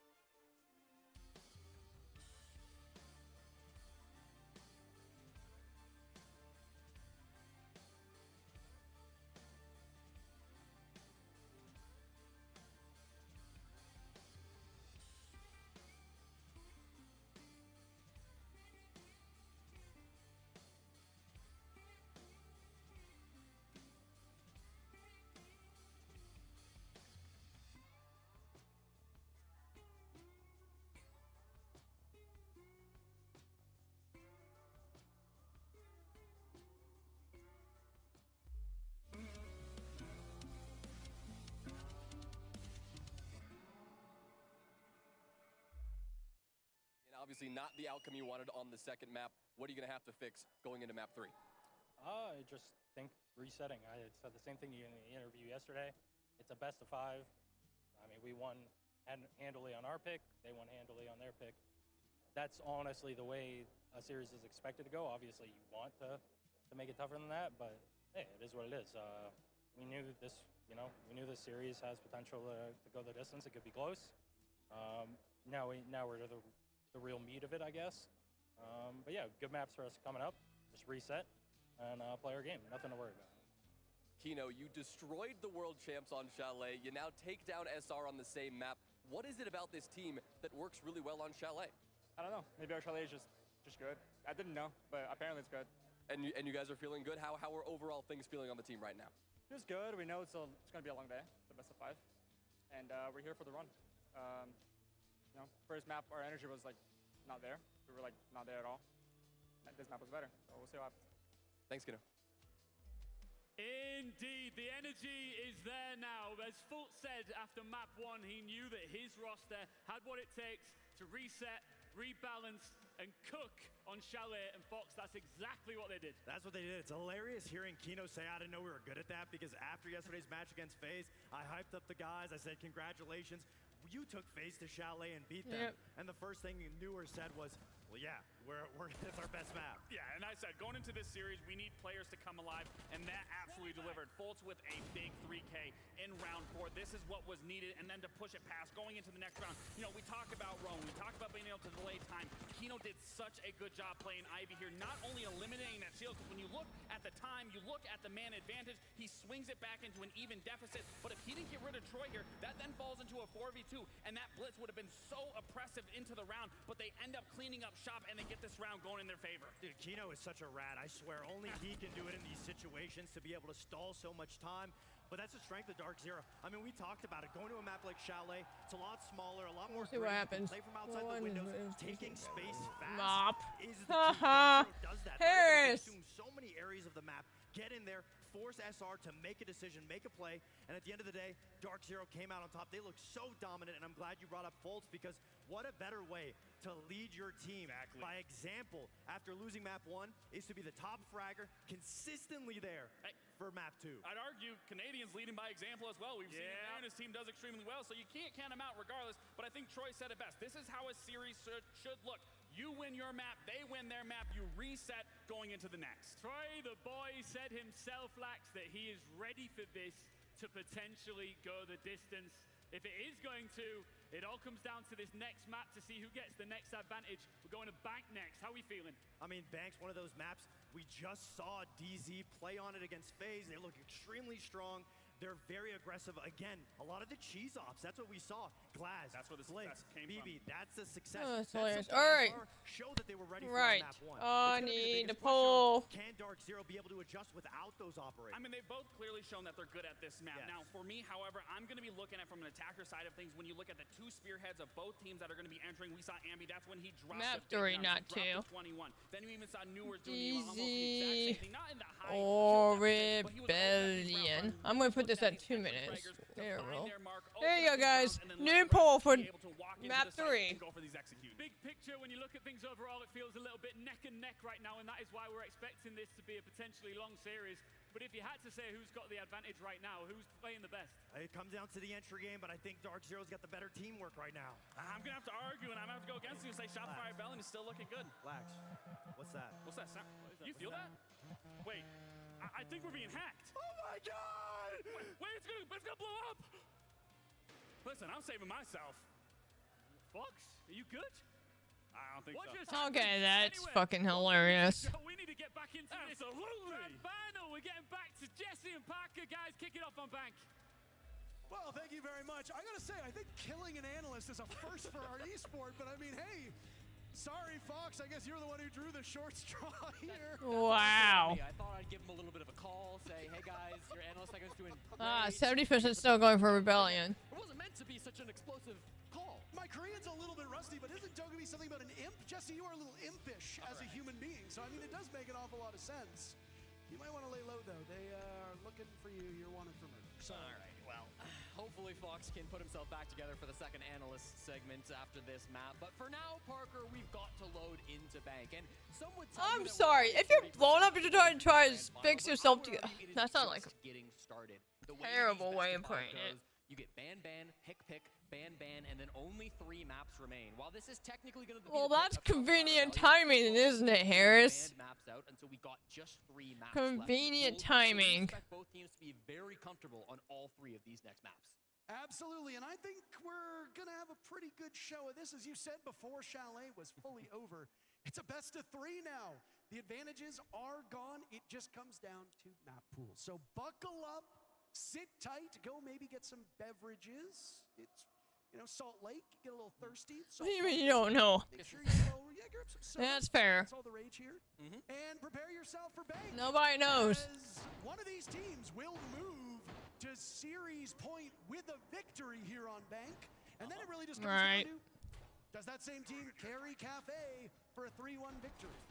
And Parker, it's not every day you see a Tachanka ban in Rainbow Six I'm Siege, sorry, but what? That is respect being shown to one man and I one didn't even man realize they only. banned Tachanka. NJR is without a doubt the best Tachanka player in the world. It's his most played defensive operator here at the Salt Lake City Major. He has a 64% win rate across all maps when playing that operator. He is so good. when it That's comes an to interesting shooting those ban. fires. So, SR The said, Lord "We're just Tachanka. gonna deal with him on the smoke. He'll be playing a very similar position, starting in elevators and then backing off to play the site with those toxic babes to waste some time. But keep an eye on NJR. If he does struggle a little bit, losing that LMG and losing that primary gadget could be part of the reason why. This is a massive map. There will be lots of isolated engagements occurring on all portions of these bomb sites, whether it be the top floor, whether it be the basement, which is where we are looking right now for round number 1. Expect there to be quite a bit of pugilism as these teams. Yeah, will come they to banned work. Tachanka. One of the things that really Rebellion banned Tachanka. was their drone work. That will be even more important here on this map. If SR are incapable of using intel, Ace I can correctly, understand. Monty I can understand. Did I say it, Jesse? The team that uses intel best probably will be the team that ends And up then winning. Tabano and freaking Tachanka they banned. Intel operators that we typically see. Ambi over at the IQ, Oh! so things up a little bit. Usually we'd see him on the Snake for this bomb site, but not unusual. That to was see pretty IQ close. Instead, of course, will come through to counter that Echo, so lots of utilities still being countered out.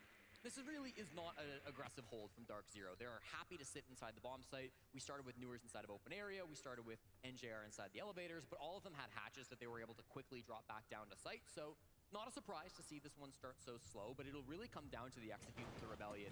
They've got the Hibana. All the hatches should be open with no problem, but you're looking at this site and you're seeing Yokai cams. You're seeing C4s. You're seeing Toxic Babes. Like, there's so much utility in the site, so you've got to start with an advantage, and that is not what they wanted. Well, you say Kino's a good SAS operator. They've passed one of those 2 over to Jack, and the first pick here on Bank will come in his hands. Kino now on the run as Canadian was breathing down his neck. It's been about 40 minutes since Canadian was able to get a kill again. Where is... Get some frags, especially on this map, where he's going to be playing a lot more shields than we saw on maps 1 and 2. They've got a Yokai cam on him. Canadian is in a very vulnerable position, and this might be a great kill opportunity for Dark Zero. Yeah, they were able to EMP the Yokai, but Kino doesn't care. Hits the head of Canadian instead and finds that body shot frag. Now it's a 2-man lead. Newers has to survey the hatch above his head, but was also looking over towards blue stairs, and maybe a bit of a step back for this DZ defense as they will reposition Echo's drone. Nade goes in, Kino flushed out of that position. Oh. Coordination. Rebellion still trailing numbers. 30 seconds to go. There goes the Yokai drone in that same position. So integral to give information to Dark Zero. They will be flying a bit blind, but J9O will go for a full. Rexen's planting. Rebellion have their hands. Not anymore. Down Newers, they're boxed out of the bomb site. Rexen holding the defuse kit. A surprise looms for this Rebellion team as they will incur some damage. J9O still on the hatch. Nice. Dark Zero not letting up after Chalet. They open bank with a successful defense. I theorized that maybe the Tachanka ban would set NJR back a bit, but he is better than that. Plays so well on the smoke there, Parker. You saw him delaying. Yeah, the smoke is really good. Start it until there was maybe good for denial. Hit some beauty SMG 11 shots to close that one out too. Of course, you start with this 2-man lead coming out from these extended players, J9O and Kino, but even beyond that, it felt like a perfect round from Dark Zero, where the early game went their way. They didn't lose anybody on that very small roam, and then when it came down to the final seconds, I mean, 5 seconds is not going to be enough for SR to make an execute go through. Certainly not with a flank on the top floor. Certainly not in a 2-man disadvantage. Well, I mean, you just got to mentally reset again. When it comes to experience, we worried the Dark Zero maybe had a bit of jitters on that first map. Obviously, they shook it off for Chalet. Business as usual. Both of these teams slugging on their favored turf, winning 7-2. Now we go back to SR's map pick, and things get a bit more usual here on Bank, Jesse. Typically, you're going to start on the weak side. That means DZ wants to defend on this map. That gives us a good idea of what the goal is for the Rebellion. The Rebellion, they probably want to win 2-3 rounds, but that is the high water mark for this map on their side. Yeah, I would say honestly with these two teams, like, Bank maybe slightly leans defender-sided, but these two teams are both very good at attacking, so you really think 3-3 or 4-2 in either direction is fine, and I would expect that. If we get to a 5-1, okay, the panic alarms start to ring, but DZ win their primary bomb site. That shouldn't be alarm bells just yet for Rebellion fans. Well, I just opened the side. But of course, for the second round, we will move upstairs. This is where DZ likes to try to defend with a little bit more presence. They've got Fault back on giving the... They're opening the long angle sight line for that side into closet. The Rara from Rexen, the Glaz from Spoit, Canadian on the Ying. This could be a really messy execute when they do get down to it. Not that I think it'll come so soon. And that New Zealand operator is saw a bit more play after some changes during the mid-season, but the pick rate has fallen off. On maps like Cafe and Bank, way more opportunity to isolate these defenders, and that's exactly what Rexen will do outside. Two of those gates have gone, trying to box in these players. Yeah, I was gonna say they're rushing now. The Rebellion is. Oh, okay. A very quick entry for the Rebellion. We're not even at the halfway point, and it's been rebuffed by Dark Zero. Surf's entry was excellent, but his whole team fell around him. That's going to be the big problem. Now they're in a man disadvantage. Nice find. Surf just flicks around. That was a good heads-up play. 2-2, and Rexen and Surf are in a really good position. The fuse kit is inside the site, so it should be easy to recover. Oh, 6 kills between NJR and J9O, the 3-letter duo on this team, holding down the bomb sites. They'll have to retrieve the diffuser on the side of the Rebellion. They have plenty of time to do that. And early action has now made way for this ceasefire between the teams as there's Rexen now planting the diffuse kit. Worried about over towards paper. That's NJR waiting in the wings. Rexen will have to rely entirely on Surf, but J9O is an unknown variable. And there he is, Rexen trusting Surf, that trust seemingly misplaced. Blackbeard will have to put the shield and the team on his back. As both NJR and J9O immortal up to this point. I'll get out a good stop on that Thorn. Now behind the desk with the case down, shield on his back. NJR swings around, buying time. Off the diffuse kit, Surf will go. Finds the Thorn, good information. Giving time for J9O to reposition, but he doesn't want to. He's holding this cross. The moment that he attempts to defuse, they fall in, then they fall out. quite a rhythm here now as Surf will attempt it for the 4th time. Up against You gotta stick with it. He's playing. Yeah, he's sticking with it. Ah, nice. Easy. J9O gets the kill, an easy counter disable, and Dark Zero continuing their reign of terror. NJR and J9O. I was gonna say that is gonna be a hard one to win, attack time out of SR. Especially at the time. Constraints. Can you guys hear me? Yeah. Okay, with this Echo, guys, we need to be running Dokkaebi. Okay? They're using that for the info to get aggressive on us. If you notice, they're playing very bunkered and just waiting for us, and they're acting up the Echo. I think we can third ban that. If we do third ban that, I would expect maybe a Mira, Clash, or both, okay? I think we just do the mute because we have all the ops for it, and okay, that's fine. But I mean, if they we could want ban Doke, but that's fine, Troy. But if we want to do that, I think we need to be running Doke for the rest of this game, guys. Thing here is, again, they're playing bunker, they're looking to retreat, or they're just standing their ground waiting for us to push in across it. So we need to make sure that we are establishing what we need, like that last round.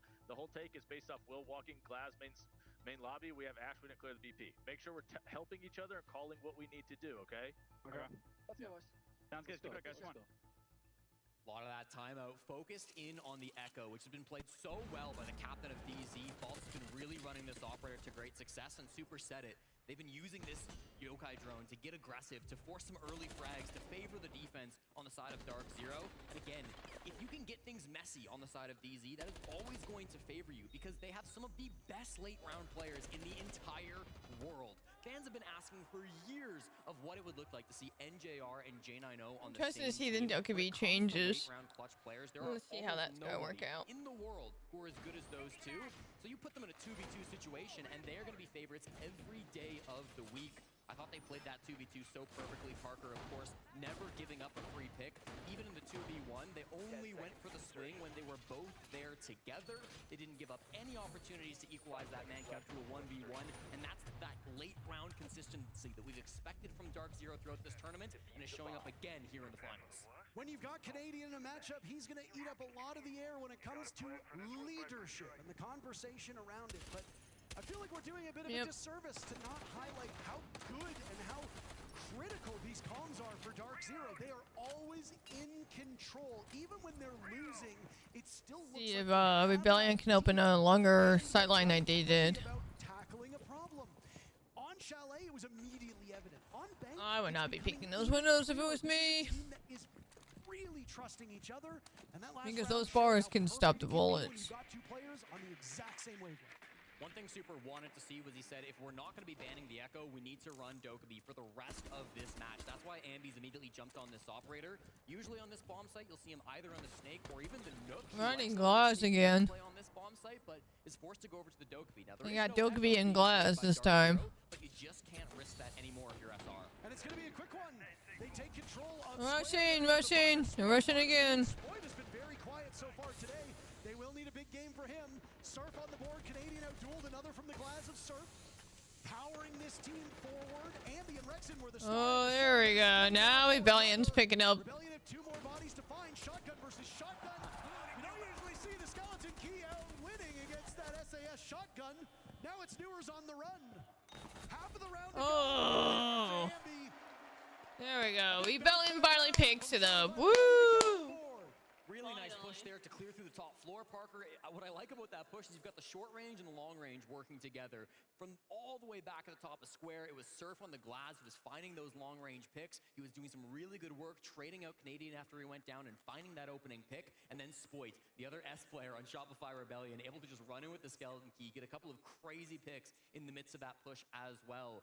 You mentioned it briefly in that moment, Parker. The pace being set by SR is really nice to see. Again, they didn't have great pace coming through that first couple of rounds. That's largely due to the bomb site. It's really hard to have a fast-paced push when they're defending on the basements and they're not going for a roam game. But if you let SR take control of the game in the early moments, I mean, that can be where they thrive. Dark Zero, one of the best late-round teams in the entire world. But if SR can get more of these early fights, that could start to favor them. Of course, let's also not overstate what we saw from the Rebellion there. That is the tertiary site for a lot of teams. Of course. You've got the basement and you've got the top floor as your two reliable places. So as we saw back in map 1, as we saw in map 2, a 4-2 scoreline at this point is looking most likely. And again, knowing what we know of the map, knowing what we know of the teams on the starting sides, Dark Zero and Shopify Rebellion are setting us up perfectly for that when the second half arrives. Yeah, I would say this game is still neck and neck. Even if DZ win this bottom floor bomb site, I still feel like it's pretty neck and neck because SR will have those opportunities to bounce back on the secondary and tertiary bomb sites through rounds 5 and 6. But even still, the dominance of that third round has to be applauded on the side of SR. Still a close game. Once again, they will not choose to ban out the Echo. This is something that Troy said during that timeout. He said, I'd rather ban the Mute because we've got the tools to deal with the Echo. The Mute is something that we don't have as many tools to play with, so they will continue to run this Dokkaebi. It will probably not be swapped off for the rest of this half, but now with the Mute not on board, they can start to play a little bit more aggressive. The Hibana can start to be a little bit more effective with these long-range hard breaches coming through too, so good tools from the Rebellion. And again, Parker, we have a relatively passive hold playing by Dark Zero. Newers and Faults maybe a little aggressive on that mid floor. Newers just inside a cafeteria to start things off, so there could be a moment where they want to get aggro, but always got to be so worried when you try to roam on this map. It can be really difficult to survive with your life. Spoit is in a position where if they are not aware of this, he could cause some real chaos amongst the ranks of Dark Zero. Still waiting for Ambi and Rexen to devour these games. We mentioned that if things go all to plan for SR, Ambi could break the kill record at the Major. That is still possible, but he has very much fallen off since game number 1. I mean, all of the Rebellion have. Frankly, it's not unique to just Ambi. Oh my goodness. No way. It's a floor below. I know. Okay. It can be tricky with Snake sometimes. I have eyes. I'm aware. Yeah, they got solid Snake. They did not ban it. And that's just going to be the reset coming out from Dark Zero. They don't want to fight again early on that roam game. It was a little bit more aggressive than I think back in round number 1, just with Faults and Newers' positions, but fall back towards the site. And now Kino kind of becomes that first line of defense. He's been playing those server stairs, and when he's on the shotgun, I said it earlier, Parker, one of the best SAS players in the entire world. He can be so difficult to root out from that position. And it was J9O on the Mute who contested that part earlier. Obviously with the Mute ban, they've had to change things up on the way that Dark Zero guards this important avenue to the bomb site. Baiting him to use the smokes. When the bottom floor is under watch. They struggle to get Kino out on Chalet in an area that is the exact same name. And oh boy, they might just be struggling again. Kino's got the stack up. For 2 kills on top of Blue. He will dig one grave. Ambi and Rexen are down. There's Spoit finally getting Fultz. Canadians only got 2 kills in this entire series. He's hoping to go higher than that. The fire will not really move Kino out of this position. It will buy some time as now they loop around. Final 30 seconds here, and there's a lot of work to be done for the Rebellion. They got to give it up. This is a pivot. It's been too difficult to clear Kino's lead. Oh, wow. But they're not finding the kills. The old dog can still learn new tricks. Canadian in a 1v2 with 15 seconds to go. He'll have to get Surf back up. This is a decision made by Rebellion. Running out of time. Kino and J9O 7, 6, 5, 4, 3. There we go. Basement, very familiar territory for Dark Zero. They're up 3-1. Nice try by the Rebellion to try to pull that one back. Unfortunately, as he said, Parker, that bottom floor site just way too strong. Kino, no doubt the MVP, clutching up on those stairs. He is so important in that position. So difficult to try to clear out from that spot. Was playing it on the Warden back in round number 1. He loves those blue stairs and will continue to be one of the best in the world in that position. I like the, again, attempt coming back from Canadian. The call there to try to pivot away from those stairs after you throw the Capitao Bolt. It almost fakes like you are still trying to clear it. These 2 kills so beautiful from Kino. But then you completely pivot. You try to hit the back. They actually were racking up the kills with Canadian finding a big one there and Surf 2 with the SMG. But ultimately, J9O so clean. How many times do I gotta say it? Him and NJR have been insane in the late round. Absolutely, NJR, one of the best nail box operators and players. It's a term that is used quite frequently by our good friend Mint, who joined us for a TriCast on Friday. Mailbox meaning cut, cross. A lot of people used to refer to it as K9. He's actually finally picking up and playing very well right now. That's it. Don't do much else. It's a very important spot. It can be towards the bomb site. It can be looking at the bomb site. It could be on flank. We'll see if Rebellion can pick it up. The bomb site and the numbers as Them rushing the site seems to throw DZ off. But because DZ's using smoke. Well, they're not using smoke this round, but they've been using smoke and it's been very helpful. But we'll see what they're going to pull up right here. Be a little bit cautious. If you're SR and this doesn't go to plan, you no longer have that final tool to try to pull things back and get the momentum back in your favor. With the mute ban, they can likely open up that Kanto wall with relative ease. Jane, I know, is playing that position, of course, with the bandit batteries, but they've got players all around these windows. They've got still lots of utility to try to flush these players out. And be downside of main lobby. There is nobody roaming below. I'm just seeing a lot of fizz. Oh, let me fix that. Break blast in case of emergency. Ash being brought out, an operator that a lot of old heads will be remembering fondly from the early fragging days. Ambi may be hoping to kickstart some offense. Now, Ash is more of a utility-based operator these days than she used to be. But I mean, if you need there we go. Fix the fizz. Because it's gotten darker outside, so the fizziness is messed up. So therefore, I had to adjust my. His fifth most played operator here at the Salt Lake City Major. 90 seconds deep, there we no go. real action coming through. SR have taken some good map control. They've got Surf over towards Square, and of course they've got that lobby control and control down below the bomb site, but if they don't start finding picks, Parker, I'm worried about the late round again. I mean, SR has been very slow on attack time and time again. Spoit gets dealt with by J90, the savior of the previous round, starting off strong. 10-1 for J90, by the way. Quietly amassing. It'll be a lot easier, because oh wow, in the smoke. In and amongst the smoke. Canadian will double his kill total at this point in Ow! time. As Surf misses okay, Surf. Fixes his mistake. Rexon there for the follow-up. Canadian looking for defuse kit. Surf finds two and a team kill. Team kill. Okay, cool. J90 to the rescue, and suddenly things going really poorly for the Rebellion. Canadian in a 1v3. Under fire as he now turns to head back up to the bomb site. He's got a good idea. Does he have the aim? He's picking away, a tough shot to be made with this Reaper. I mean, one shot's all it really takes. Inside a conference room now, looking to hold a meeting for this team. Oh, it's J90 again. That was a good play. 4-1 for Dark Zero. Chalet looking a lot like Bang Bang, looking a lot like Chalet. Jesse, I can't tell the difference between these two. Oh, it's a massive round coming out from J90 from Oconomowoc, Wisconsin. He has been so big for this team and once again puts in the work in round number 5. Just able to solidly shut down that push. And for Dark Zero, right, coming up against SR, it was a multi-dimensional push. You saw SR players coming from Square, from below, up lobby stairs, and it kind of left Canadian very isolated. After you kill those window players and after Ambi dies right here, Canadian is all by himself. Thank you, Harris, for calling me the Void with the black dots. But he's got no teammates to play with. He's got the defuse kit by himself. Even with site control, his teammates aren't able to play the objective. Oh, man. On the ground. J90 12-1 here through 5 rounds on Bank. That is unbelievable. J90 was the highest rated player on DZ towards the start of kickoff. I can't remember exactly what day it was, but Kino was at 1.2. Again, it just goes to show you the depth of this Dark Zero team. Anybody can step up when needed. Yeah. And I mean, the main criticism that we had was if NJR and Newers are not matching Rebellion blow for blow, is there enough from Dark Zero in the remaining 3 players? Well, Fultz had a terrific game on Chalet. Now it's J90 saving the day here on Bank. I don't even want to say saving the day. There's no danger for Dark. There's nothing to be saved at this current point in time. He's helping them punish this Rebellion. So it's those auxiliary players, those support players that are often criticized for not helping out that deserve all the praise on this Dark Zero team. We need to see some bigger moments from SR. We are really approaching the must-win territory. If you go down 5-1 yeah, Dark Zero only needs to win 3 more rounds to get the second map point. This BO5 looks like Rexon on 1 frag, of course. Because it's best of 5 maps per best of 7 rounds.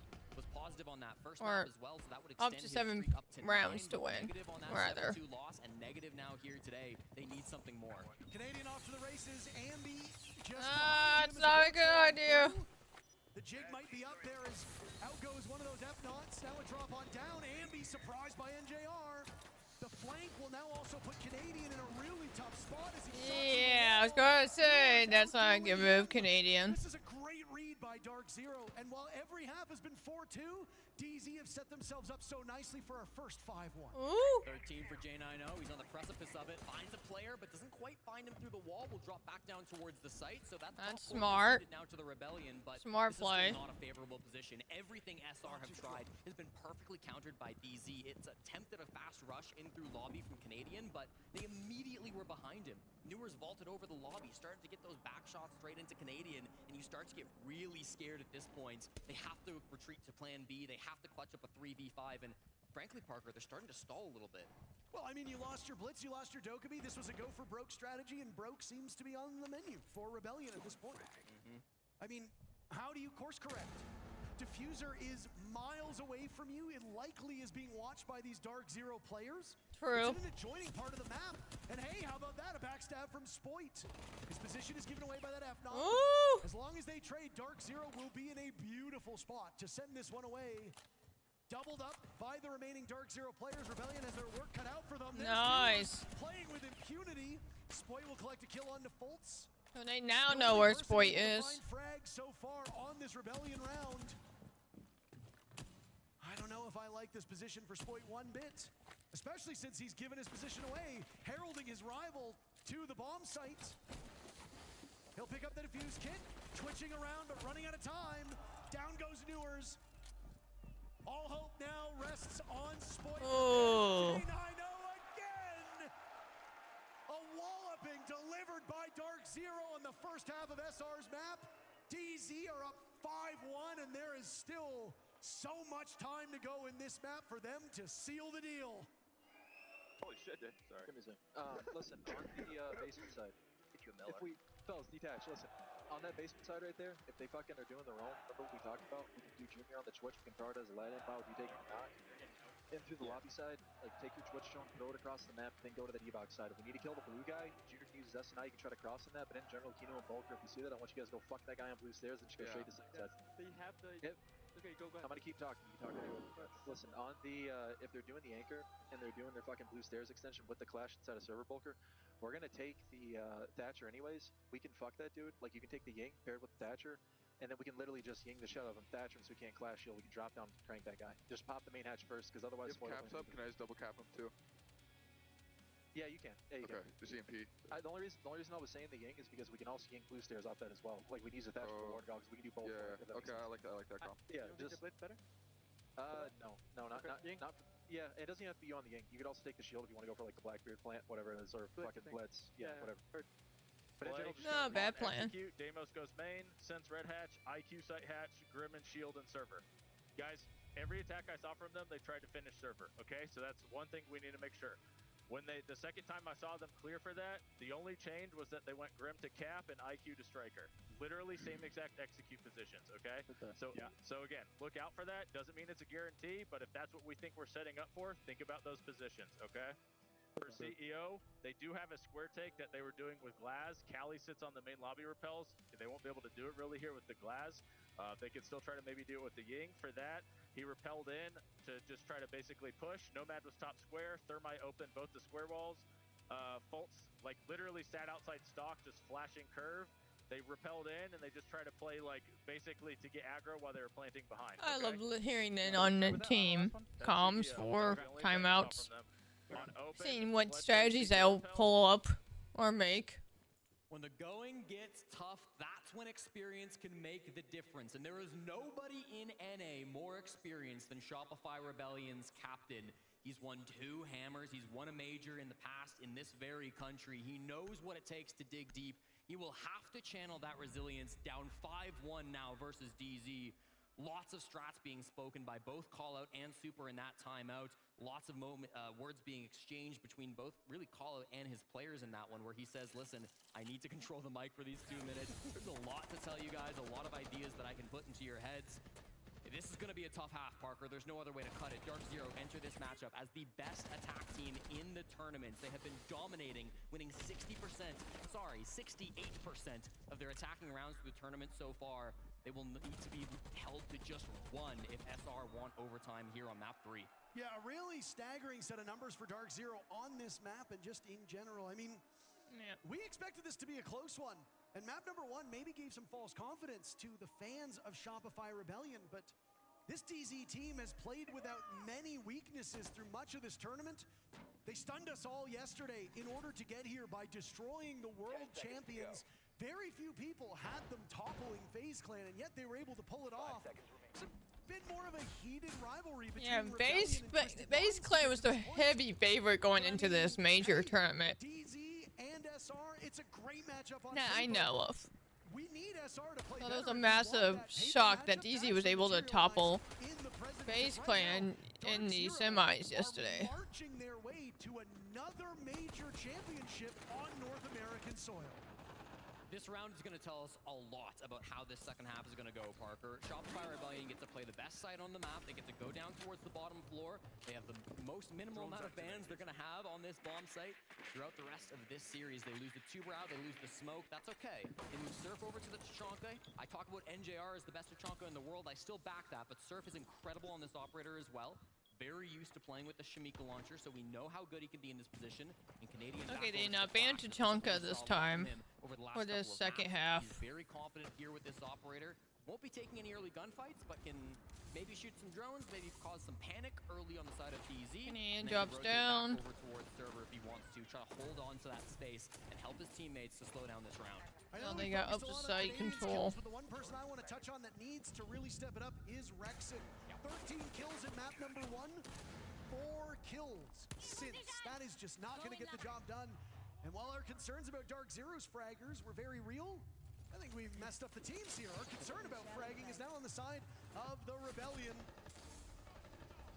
Kino now on blue stairs, a familiar spot for him when he's defending. He'll get knocked away by the taser of the Clash. Rexon menacing. How can you lose that? Oh, that shotgun, it is not the greatest gun in the game, Parker. No. Probably brought it for the rotates, but unfortunately it doesn't go exactly as he wanted playing against Kino. Now Canadian, he's left without a teammate. He's got to fall back and try to play closer to sight. And Newers has a really good opportunity to jump on Spoit, as Canadian now needs to wander back. Dark Zero. Oh, no, now they're pushing and putting pressure. There you go. They're now putting a lot of pressure on. Wow. Ball is around. Holy crap. Can you believe it? That was a good execution. Rebellion looks stunned in this final, Parker. Back-to-back maps now. They have gotten 3 rounds over the last nearly 2 hours playing versus DZ. This has been a disaster of a turn of events. The last couple rounds both felt like they had to be must-wins. They didn't win on their primary sites. Even with that opening pit going the way of Dark Zero, it felt like they had the control. It felt like they were still able to win through the 4v5, but what counters were coming out from Dark Zero? You saw them bash away that Clash, doing a great job to apply pressure to Canadian. This play from Kino, one of the best shield players in the entire world, and you gotta look at the Clash of Canadian, maybe a little bit far back, maybe a little bit passive when he could have been up helping Rexon at the top of those stairs. Then just through the smokes. I mean, it's a massacre coming through towards the end here. That was a good execution on DZ's side. J9O 13-1. It just doesn't get better than this. An unbelievable showing from this Dark Zero team. People who did not keep. I'm still rooting for DZ. But like I said, any team is able to win a major, I'm happy. Undefeated. And then some of their weaknesses got exposed. Wildcard gave them a serious run for their money. Five Fears did as well, and DZ emerged as a team that maybe didn't look as strong. Okay, so if DZ wins this round, they win map. They were just saving some of the gas in the tank for At this. least they didn't go 7-0 on this map. This Rebellion 1-1, but still, it's bad. And I mean, you'd be forgiven if you said this was DZ's map. This is SR's map. There is a high likelihood we go to Cafe with DZ sitting on series 1. How big do you think Fresh's smile is right now on his coach? Oh, shut up. Wow. In our group chat, Jack was like, DZ winning the major. And then obviously when they struggled against Wildcard, I was like, yeah, no, they're not. And when they beat FaZe yesterday, Jack just went back and like necro posted. Oh, okay. Canadian winning the set one. 6-1 is still something you can come back from. A Canadian will start us off strong. Shotgun frag right onto Newers. Shut him down now 4 and 6. Open area is the bomb site, but the top floor is always going to be a heavily contested area. Kino jumps in now. He's the one with the defuse kit. Still a couple Rebellion players up on this top floor. It's going to be Ambi and Rexon trying to hold this down. When do they drop? The standoff now as Rexon's the intended target. Oh! Pivoting over, and there goes a nice That was a good C4. Now they're picking up. Rebellion need anything to keep themselves in this series. 3 more kills. No. This team, No. they were in free fall. They managed I'm gonna to say turn it faults around. now. This defense is Ambi will find a kill of his own. J90 and NJR have made magic happen on this map, but not against the odds that they currently face. If anybody would win a 2v5, it's these guys, Parker. Oh, there we go. They take Rexon down through that conference wall. J90 is secure. NJR following up on the flash. 1 minute left in the round. J90 trading out Ambi. There's another now over by the bomb chassis, but there's Spoit for the assist. Holding over towards Archives. Leaving Nice try. That was a good try. Still life for the Rebellion, but they're losing forces. Quite the hill for them to climb. 4 rounds back of Dark Zero. Crisis averted. The 2 best clutch players in North America shut down in that 2v5. Thank God. The Rebellion. Now it's 6-2. Very much still a hill to DZ's still a match point though. But that was a good C4. Gets a little off balance early. Newers loses an isolated 1v1 close with the shotgun, and then really it's just a lack of information on the top floor. They did bring a Deimos for intel, but with him being the opening death, they had no Snake, they had no Dokkaebi, they had no real drone operators to go through and find those players, so it was always going to be a tough sell, clearing that top floor, top side of the map. Can they do it 5 times in a row? That's the question. For most teams, the answer is no. Don't forget that one timely clutch from the Rebellion yesterday propelled them to a 7 consecutive round victory on Fortress. Now, obviously, different teams. Twisted Minds are a formidable foe, but Dark Zero maybe if are I terrific turn against this way a little bit, North American that'll be teams. less. How lucky that your matchup in the grand finals is against another NA squad. Dark Zero have really shown very limited weaknesses on these last 2 maps. They expected to lose Nighthaven Labs. They lost it, all according to plan. Now, the Rebellion, they probably never expected to lose this bank matchup. They thought they would lose Chalet, sure, but now here, they are in trouble. Dark Zero made some small mistakes in that previous round, but I don't know, Jesse. I don't know if Dark Zero has it in them to fumble round after round after round after round to send us to OT. It would be uncharacteristic of this DZ squad. No team's been more consistent inside of North America this season, Parker. They've been so good when the moments have been the biggest. Now they'll have to defend up towards the top floor. Dark Zero on the attack, trying to make some things happen around top square, around the windows as well. Dealing with the Azami is going to be a bit of a nightmare here. Spoit inside of stock, continue to close these angles, continue to shut down some of these window positions. I do not like these windows. Right now, so it's not currently That's the only downside of bank is those windows. I don't like attacking from those windows. Spoit using all those Kiva barriers very selfishly over towards the stock trading portion, and he gets a really easy kill on Kino. He'll also get the so good for DZ. Spoit Willie. But it's okay. Down the fort.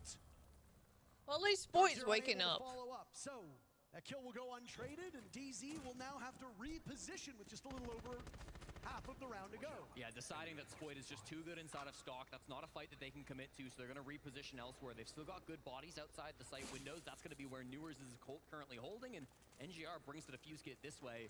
Those Kiva barriers inside of stock will not save you if these Candelas start making a mess of the bomb site. And NJR's about to get his masters in messology, Jesse, as out go the smokes. Candelas will follow up as well. The telltale sign. Bolt's looking for an opening. Ooh, that was bad timing. Spoit with a premonition, turning on over. NJR getting defuse kit down, blunted by the Rebellion's momentum.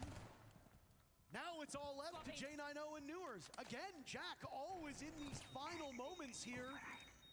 Odds are a little bit better than the previous round, but still, you can't favor Dark Zero. Vending machine.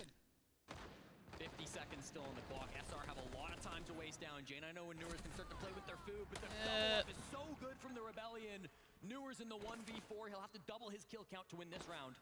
I feel a timeout coming by this Dark Zero team as they will almost certainly lose their 2nd round in a row. Yep. There we go. Spoit with the dagger. A big motivator for Shopify Rebellion. The crowd favoring SR, starting to get a bit more lively.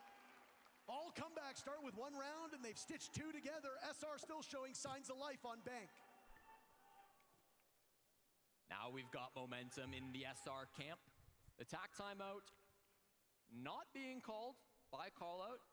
We're not in dire straits just yet. Gonna let them go through this map or this op ban phase at the very least. You're worried a little bit about just this pressure that is starting to apply to DZ. Of course, this is a team who have really, with this core, never really accomplished. It's still a match point, so there's still a chance they can win this round and move on. But that was a long time ago. Here's the tack. Can you guys hear me? Yeah.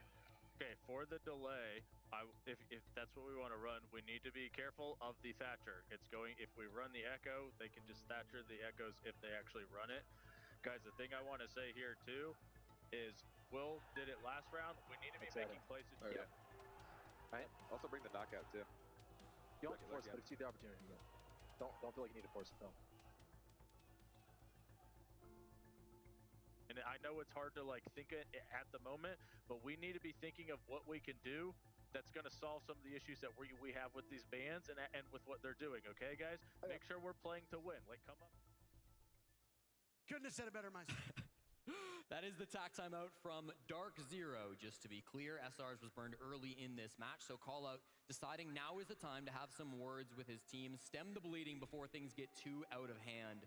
When you need a miracle, when you need 5 straight rounds to stay alive in the 3rd map of a BO5, you look to heroes. And there's maybe no player in this lobby who has filled the shoes of a hero more than Spoit. The MVP back during the Berlin Major, the first event of his career, and what a round he has in round number 9. To be able to of course, it's Spoit finally waking up in this. Again, shuts down that stock push entirely. Only gets 1 frag from that position, but it forces an entire rotate from the players on DZ. Catches another one early in that round, and then the final frag there too. A beautiful shot straight onto Newers and a heavy man advantage. If Spoit starts to show up like we've seen him in the past, like the old days when he was a young rookie on Rogue, this series could get a lot more interesting. Trade mine on. Great game sense and good mechanical aim on Spoit's side of things, so if he can continue to keep this ball rolling, Rebellion will have sustained chances of tying this up. It is a long road again. You said this, 5 rounds in a row and then you still have overtime. It's daunting. Yep. But I mean, you're a major winner. You've seen adversity firsthand. That Rogue phase game was one for the ages, and you enter with no real experience, and you put up that statement game that he did, and of course you've got good leadership backing you up. Anything is possible on this Rebellion team. They just need to show us that they can accomplish it. Yeah, both Spoit and Canadian had really difficult roads to win their respective majors. 5 maps required in both. Here comes the roam clear, and just beside the hatch, they will manage to fall back towards the site. No early picks going the way of Dark Zero. I'm pushing in, I'm pushing in. Happy to fall off. They do not want to take gunfights when they're playing a combination with Kaid, with Goyo, with the Chonka, with the Echo. They've got so much for this bomb sites. 5v5 is exactly getting rid of all, yep.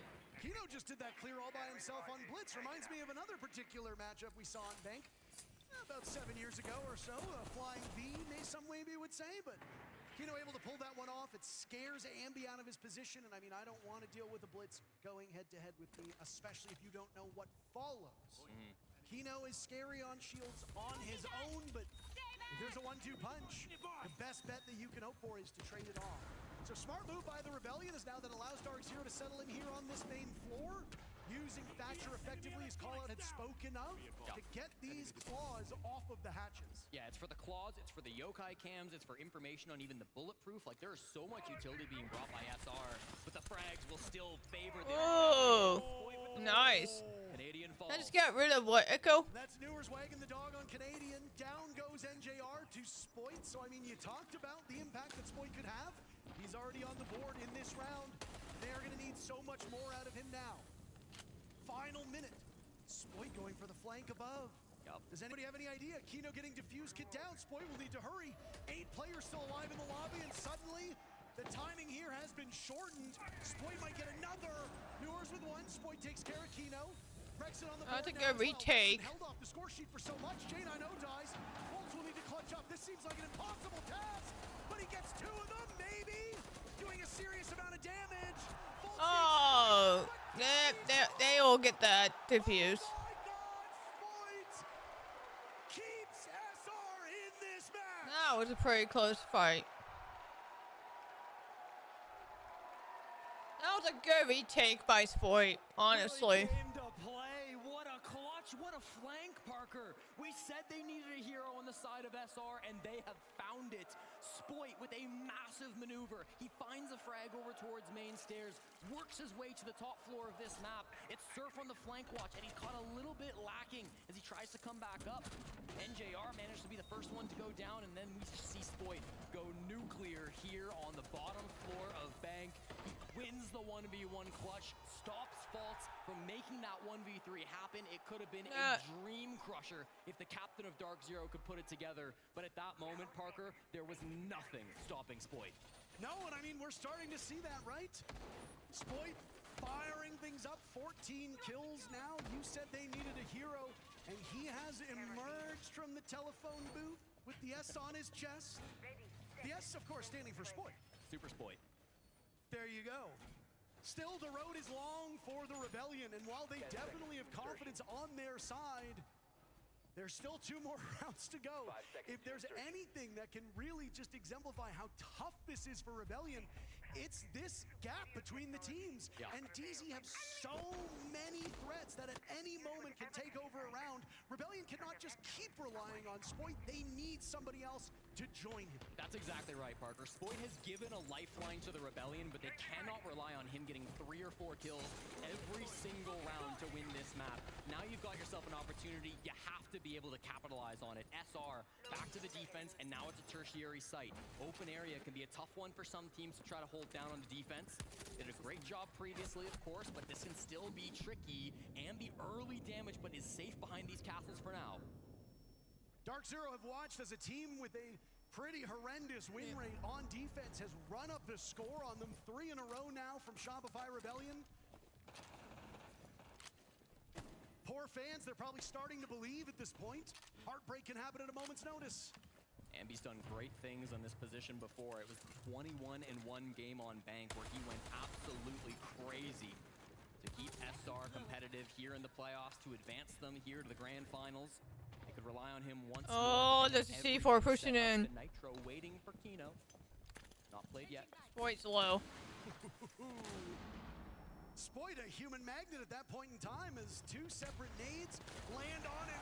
Yeah, I knew that was gonna happen. That C4's gonna happen. I knew that. But Spoit is off the board. That is troubling for the Rebellion. They have struggled for kills beyond Spoit. Now it's the reserve players. Ambi drops Gambling what little is left of his HP.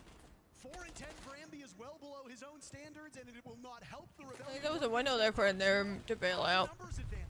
Canadian was desperate for a refrag, but he just couldn't find J90, so now it's a man lead for Dark Zero. This is their best shot that they've had to close out this game on the tertiary site where SR are going to struggle the most. They've gotten themselves the top floor control. They've gotten themselves a 1-man lead, but without their shield, what's the entry point here, Parker? They can work the vert with the Ram. Newers will start on that now, and they can likely pop that hatch inside of stock if they need to as well. But as the time ticks down, a 3v4 clutch from the Rebellion is not impossible.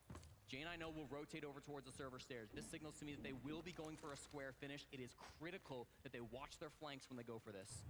Ooh, and J90 now searching for Canadian down in the escape tunnel. Managed to get his way out, but Canadian is trapped at the top of blue stairs. Shoot. Why? Turns out you can't teach a dog new tricks. You can't That could have blown the round up. have your guard down. By that one, he got a little cocky. And now Canadian's in the perfect position. They can't execute from square. This is a disaster. And they're going to hunt for Canadian. As he still holds this position, they wander in. Dark Zero had so much going for them. Down goes Surf. Down goes Rexon. Canadian will now need to be the savior. Can NJR pull off the They're planting. Oh, DZ. Second map point goes to DZ. They go to their home turf. 1 map away from the championship.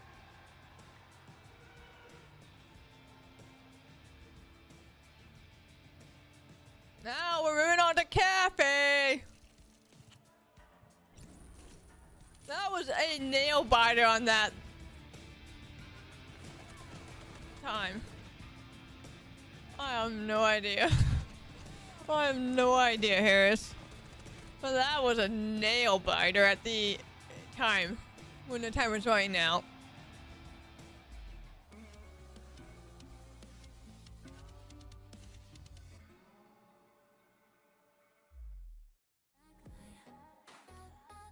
That was a nail biter at the end of that. Woo!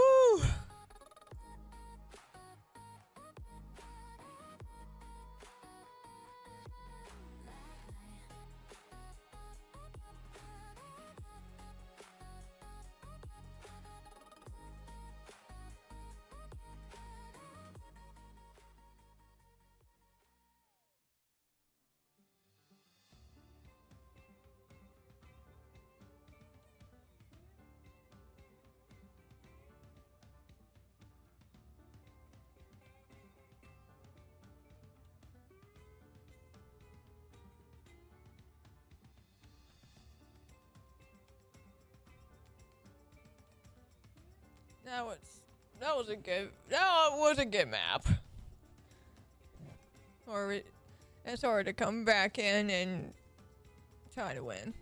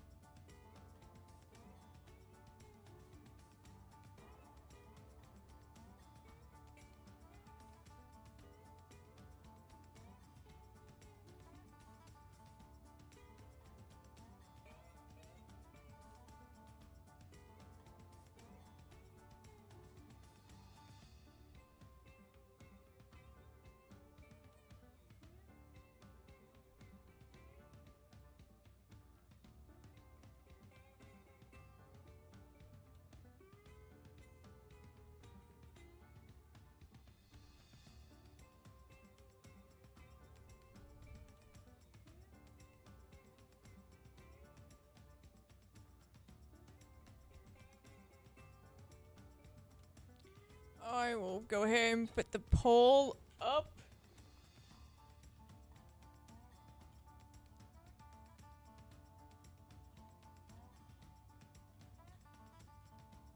This is gonna be map 4, which is Cafe.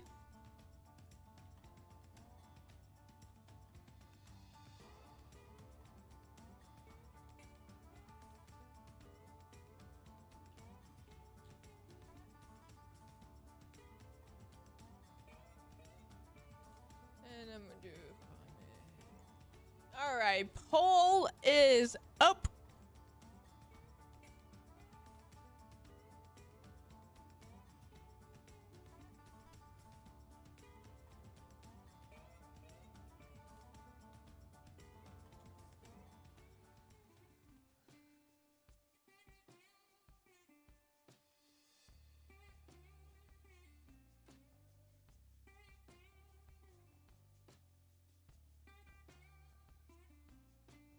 Yeah.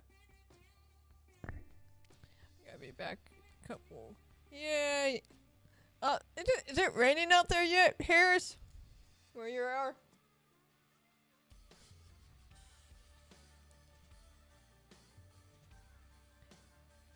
Well, the Cafe being DZ's pick, there's a good chance that DZ could take it. Because DZ right now is looking hot right now.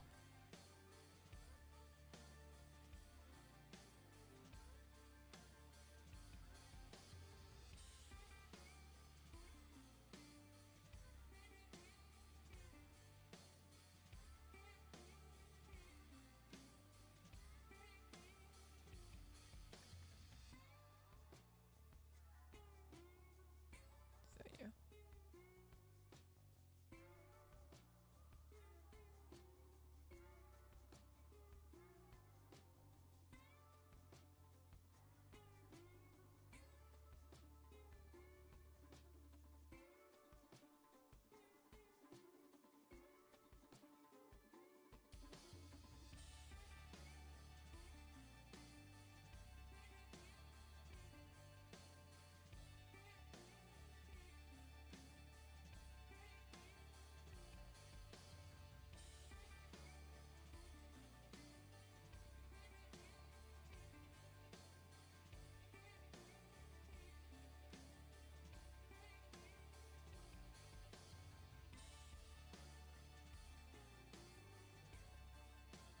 Yeah, it's been a good series so far.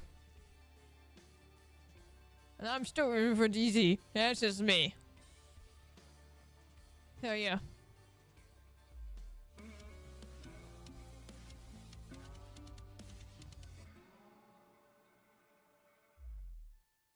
Super, not the result you wanted on this map. You now go down series point against. What's the message for the guys going into this next map?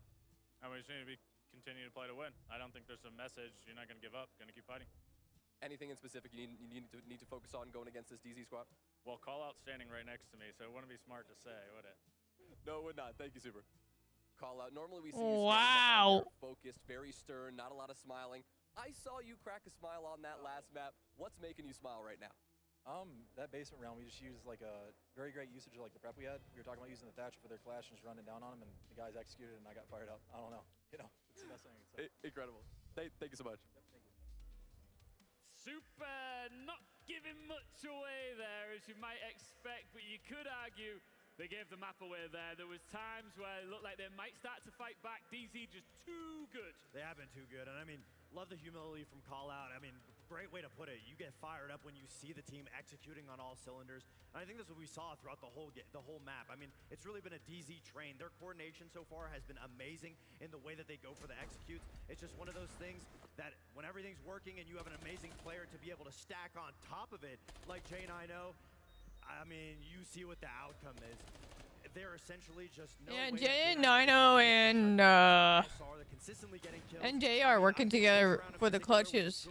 J9O round, but a team-oriented round towards the end. They get their picks. 3v3. They push. Watch everybody from Dark Zero in unison from every different lane. You can see them. Newers on one side, UC NJR on the other side. Them pushing all together to be able to execute. That's just showing the difference on how coordinated DZ are compared to what SR is showing. It's very different, and for DZ, especially going into this matchup again, where I talk about that domestic matchup back and forth, they were always so responsive on that defensive half, where you would think SR, they had it all set in stone. We heard even SR in some of those timeouts, what they wanted to do, how they were going to counterplay, but they just absolutely not could get over that hurdle. DZ constantly always meeting them at the front door and then forcing SR's hand every single time throughout that defensive half. Lax, when it comes to professional Siege, especially a grand final, the devil's in the detail. What was one of the key points from this map? I mean, it's no-brainer. The Blacklight detail certainly has to fall on Kino. Once again, playing that smoke shotgun inside of Blue. I mean, he really forced SR's hand here, not only stalling out time once again, but he's playing for his life here. He's not going to leave this spot. He has to be a thorn in the Rebellion side. Not only does he get 2 picks, he forces SR to rotate, to leave Blue, and then because of that, they have to panic. They have to go for this execute. They were working together very well on Bank. Now, are they going to continue with the teamwork on Cafe? We'll see. I think they would, because Cafe gives them a lot of opportunities to attack from multiple different angles, and even vertically, horizontally. So they have a good chance to try to do flank, and also SR can do a bunch of retakes if they leave site open and try to do retakes, even whether on attacking or defending. So there's opportunities there for both teams to execute what they did. In a grand final situation, of course, DZ, one map away from Azanog winning their first major piece of silverware in Siege since 2022. Welcome back, Harris. On the flip side, you got Shopify We're about to start Cafe here soon. About to have their hearts broken on home soil. Lax, what are they going to be talking about right now? I mean, you gotta reset. That's the beauty of this, is you can just wipe it away. You know where things went wrong, and thankfully and will Spoit continue his streak of helping the team out? He actually finally fucking woke up in Bank. Distance here to bring it to an overtime. But fact of the matter is, I mean, everyone has to be on the same page again. They have to find that same sort of synergy that we saw in their Twisted Minds game, that we saw in that even got them here, to say the least. So everything has to start coming together. I mean, with going to Cafe, DZ are currently 3-0 record on it. SR 5-2. It's a very even match. I think the edge when it comes to DZ, though, is the utility. The way that they're using these unique operators to get that first pick. If you're SR, you need to be able to run more traps, find a way to alleviate that, be able to deal with the Glass, be able to deal with the Ying, the Blitz. They have to write the narrative. Exactly. I think that's the best way to look at it. You talked about Spoit, some killer performances towards the back end of the map there in particular. It's been a long time since he's been in a situation like this. You're looking all the way back to the Berlin Major. He's not going to let this opportunity go, Fox, without kicking and screaming. Yeah, not at all. We were talking about Ambi all weekend, and when push comes to shove, we haven't seen him too much. Spoyd has shown up. He really did his absolute best on Bank to be able to keep his team alive. And if we can keep seeing that, I mean, when you get a player fired up, we always talk about it. The best way to get momentum back, if you have a player that's getting clip after clip, big rounds, that's a surefire way to get that momentum back into your spirits. Agreed. Troy the boy, Canadian. Some highs and lows for sure in map 3 there. I mean, Ambi was popping off of the first map, but it kind of slide off, and then Spoyd finally popped up on the third map. It wasn't just on one single individual on this SR roster that got them to this grand final. It was every single one of these players coming in with their ideas, coming in with their plays, coming in with their moments, their clutches, whatever it might be. That's where they were finding the rhythm. That's where they were finding the synchronization. That's where they were looking like a brand new roster than what we saw back during kickoff. They have to be able to find Dark Zero's pretty much even across the board.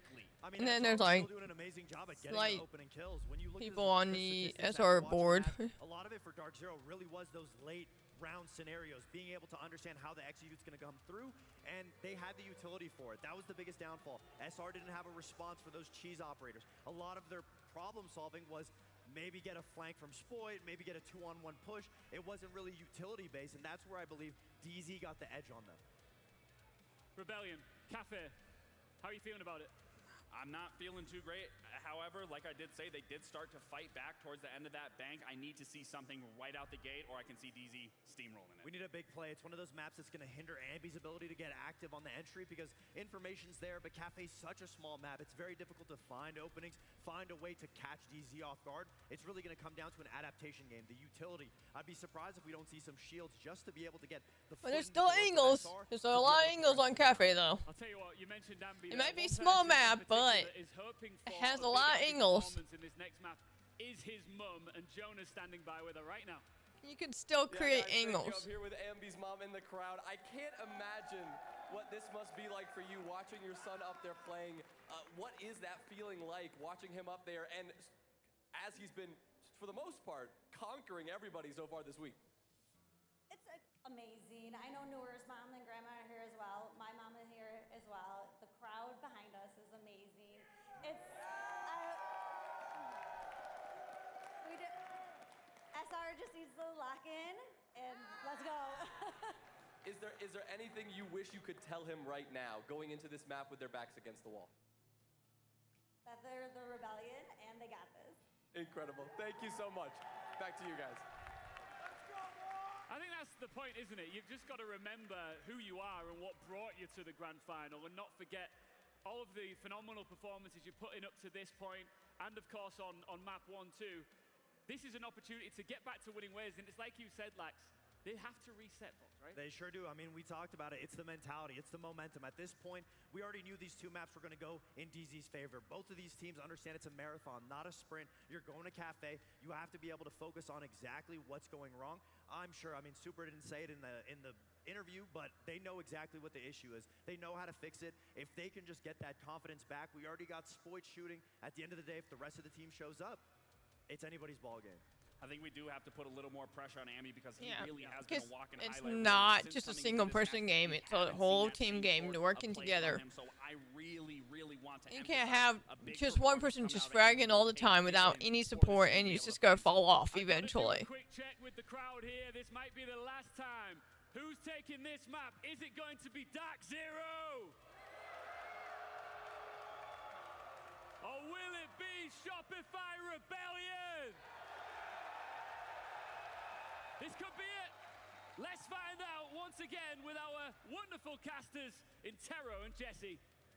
Thank you so very much. It's been a long road here for a lot of teams, and this might be the finale. Will we be treated to a fifth map, or Jesse, do you feel Cafe is the end of the road? Cafe is going to be a real big obstacle, if nothing else, for the Rebellion, Parker. This is a map that DZ have been undefeated on throughout the season so far. Foxay mentioned it on the desk. 3-0 over the last couple of months. They beat Space Station back during the NAL kickoff. They beat Los here in Salt Lake City, and maybe more important than anything. Hey Harris, if you're still listening in, check your DMs. The NAL kickoff. These teams have a history on Cathay, and that history says it will go DZ. Yeah, I mean, for the SR fans, your best shot was likely that bank map, but it has been really tough for the fraggers on Shopify Rebellion. I mean, outside of Spoit, there really hasn't been a lot of life on this team for the last 2 maps. You said you needed a hero. Spoit, put on that cape. Who does it here on Cathay for SR? I mean, you look to a guy like Ambi, I think. We had a great interview with his mom in the crowd, and she said it, right? Remember who you are. Remember that you're the Rebellion. This team have beaten so many incredible opponents just to get here to the grand finals. They battled their way through the lower bracket in NAL kickoff. They battled their way through phase 1 against so many of these international teams. They made it through Swiss, they made it through G2, they made it through Twisted Minds, and now here against Dark Zero, they have to remember what they're made of. It can't be a one-hero performance. They tried that on Bank, and it wasn't good enough. More than one person has to step up and be the hero for the Rebellion. It has to be a team effort. And I mean, those 2 players whose names are on the tip of our tongue for the entire... Wow, I am blind on the... Never mind, Harris. Never mind. I was not paying attention to the... Wow. I'm blind. I was not paying attention to the date and time on that post. Oopsies. But still. 8 kills through the next 2 maps. You can't deny that's a really good storm. Drop more than 8 kills a map, Jesse. So things are not going very well here on the fragging side of the Rebellion, which again, we thought might be an issue for Dark Zero, but frankly, has not really materialized. J9O and Co have dominated the Rebellion in terms of kills. If they keep that up, this is their map. We could be done this major championship in no time at all. 4 years ago in Berlin, Spoit faced a very similar situation where he was down 2-1 in a best of 5. Yeah, Harris, I get it. FaZe Clan, and I don't need to remind you how that one went. Rogue were able to win map 4, they won map 5, maximum overtime, 8-7 on the final map. It took everything that they had to be able to win that major so many years ago, and they'll have to battle back once more to do it here. First fight on the white stairs. Oh, nice. Ambi of all people gets taken down. I didn't hear a single phone call ring out. That is devastating for the Rebellion to lose that early on. Fultz sustaining a little bit of damage. I'm not exactly sure from where. Activating glance. But will still survive for the time being as now Kino goes for the rotate. There's Spoit on the board. Spoit, yep. It's a good spot for Spoit to be in, and immediately follows up with his second EE1D. Still 1 remains in pocket as we hit the halfway point here of round number 1. J9O still top floor. He doesn't have a good Freezer. Oh, wow, J90 gets it. No, J90. Spoit will hit the deck, and now these numbers continue to get worse for SR. Wow. Of course, it's J90 and JR. NJR and J9O have been dynamite together. You have said that on almost every single map so far, and on Cathay, we've got another good duo moment from them. As DZ blanks Rebellion on that one and takes the first round. I mean, we watched They're great at working together for sure. J9O and Spoit, each of them having hero rounds to bring that map as close as it was, but in the end, it was J9O that was the better of the 2. Spoit not consistent enough, and it's not a coincidence that this frag right here onto Spoit, after he downs Canadian, it's the real difference maker in this round. He gets a final frag just on the escape down the hatch. J9O has been lights out this event. He has been absolutely crushing it, especially in these grand finals. JR. Best siege of his career. J9O. Need an answer. They have to find I mean, Bolt and Newers had their own moments throughout the major too. Yep. I don't know if it'll be enough to give him MVP of the So has Kino. So each member of DZ had their own moments throughout the major. Not up to me.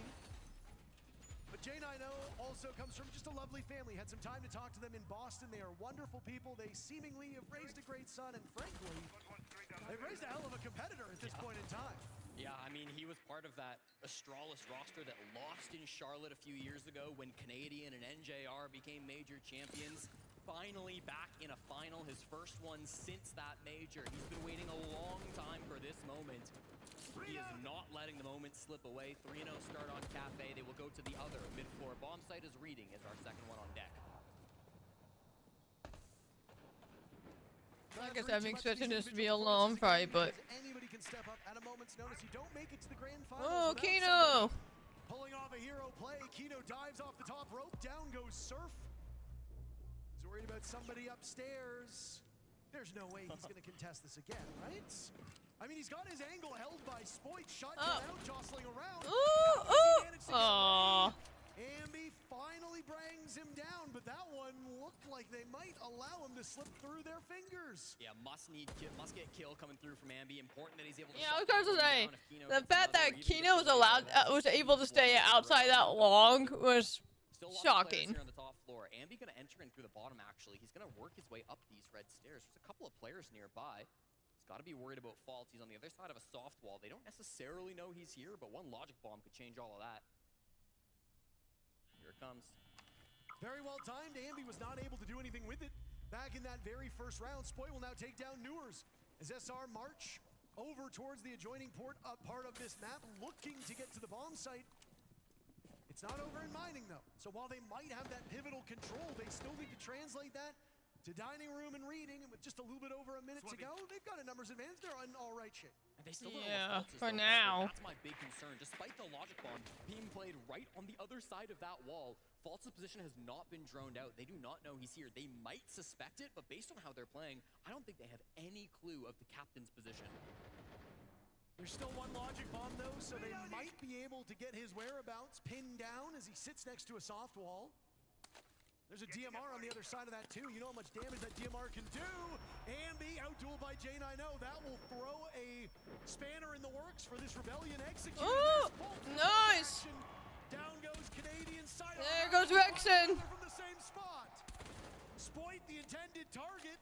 Fultz, no expression on his face. Good job, Fultz. Patience. As DZ start off 2-0. Patience goes a long way. What was required of him in that position, Parker? The patience was sitting just under that hatch, was sitting inside a pillar for almost 2 full minutes. Never was it droned out, never was it found by the logic bomb, and when that moment is required of him, he finds the frags. Yeah. Starts off with I don't know how they not hear him with the logic bomb. You know, even though it was like for a couple seconds, but. Push for what SR wanted to go for. I liked their recovery. It's a great shot from Spoit inside mining. J9O, of course he's good for one, but Faults, the real MVP. The fact that he finds not one, not two, but 3 frags from this position inside a pillar is absolutely disgusting. 2-0 now for DZ. Now they're going for the basement site. A profound Gankery. impact on these games, Jesse, and a big one was the move to take your gun and maybe stick it a little bit farther away from your face, right? Because the CZ75, that thing used to be touching your nose. It was impossible to aim with it. One of the changes to these sidearms allows more flexibility on operators like Thorn, who received a host of other buffs. You can run the M870 now, play close quarters, as we saw a couple players do on Bank, because that CZ75 is now a viable option as a secondary. And of course, Fultz with the Uzi and the sidearm put in so much work. Fultz was sensational on Chalet, en route to a dominating 7-2. If he has that kind of game here on Cafe, oh boy, SR, you might be counting these rounds real quick. Perfect rotation on the line for Dark Zero. It was denied to them back on Bank. SR were able to stop the bleeding momentarily on their early attacks. Been a consistent trend this map where SR have chosen to start the attack, DZ have chosen to start the defense, so we've gotten a lot of the same side starts. The Nitro from Newers will miss and give his position away, but this is a full anchor down on the kitchen site, Parker. This is going to be a slow round coming through. SR don't seemingly have a lot of pressure top floor, though, so despite all of this space being relatively free, they might just be trying to force this in through Baker. Kino was hoping that mute jammer would keep him safe for a little bit of time. There we go, Fultz. Blows them up, and with it, maybe the round. Spoit and Canadian taken down by one well-timed Nitro cell, and DZ have a huge leg up now here in round 3. Now what do? Shopify Rebellion down by 2. It's a huge Nitro to come out. Dark Zero, they just have to bide their time, but Ambi has something to say about it. Finds the head of Faults over towards Restaurant. We're back within 1. They have killed the raid boss. There's another one, though, Parker. He's lurking inside a VIP. J9O yet to die in this match. Might have an idea of his position. Takes some damage from the barbed wire. There's Newers. He was distracted, looking over in Surf's position. They just wander right into the trap. Dark Zero playing with their food at this point in time. Rexen now in a 1v4. I think that's not great. This will be a timeout. So Rexen will go upstairs, sit and wait. Dark Zero will win the round, and there is still a minute to go. The C4 was great. Rebellion not keen to burn their only timeout. They will talk through this issue. I don't even know what you discuss at this point in time. What has Super not said? On Chalet, on Bank, now on Cafe. What more can he say to this team? He's not saying anything now as we go into the cam. I'm glad we've highlighted Canadian. He's dead right now, but his lips are a-flapping. This is the captain's role. This is where you need your leaders to step up. They were able to do it on Bank. Maybe not to the fullest extent that they needed, but they did start mounting that comeback when all hope looked lost. We are not at that point yet. It's 2-0, it's about to be 3-0 on Cafe. It is not a game over situation, but with how good DZ have been playing. Yeah. With Faults racking kill after kill, finding unique and creative ways to get those kills. With Jane, I know that's a good decision on SR to not use their timeout, because they want to burn their timeout. So they're using this time to have them talk out instead of, you know, burning the timeout. The operator bans, and I mean, you can tell from the emotions on your screen, it is night and day for these teams. Lots of smiles, tons of relief from the Dark Zero bench. Over for Shopify Rebellion. Lots of long faces, lots of blank stares, and frankly, for good reason. It has been a slog here for SR over the last two maps. The hope was that after you got demolished over on Chalet, that you'd be able to fix it. Maybe the timeout here will do it. Clearing every round. Oh, they're calling timeout anyways. But they're literally camping it and they're farming us on that, and we're trying to force them, and we're getting punished solo for that. Okay, guys, play into our game. Fucking clear these guys every round. Okay. For C1, they're only running a Rooney. We can clear that guy if we want to. We have the option to clear that. The C1 fast that can work too. Yeah, we can clear. Listen to me. We need to make sure we're checking for thorn traps, like repelling in heaven if we want to. We don't even have to do that. We can just go for that kill. But guys, stop forcing shit solo. Let's just clear and play together. All right? Yeah. These last 3 rounds here, every fucking round, everything you got. Make plays to win the fucking game, guys. Yep. Come on. We have the BB, we have the Glaz. I think all that really nade spam, bro. Like Hunger, who the fuck used to do to us? We just nade spam the corners. That is the most firm I have heard from a Super Attack timeout in a very long time. Some frustration starting to build on the side of the Rebellion, but the message is clear. They have to be playing together. They have to be clearing these angles. They can't keep trying to force individual plays because Dark Zero, they're winning those over and over again.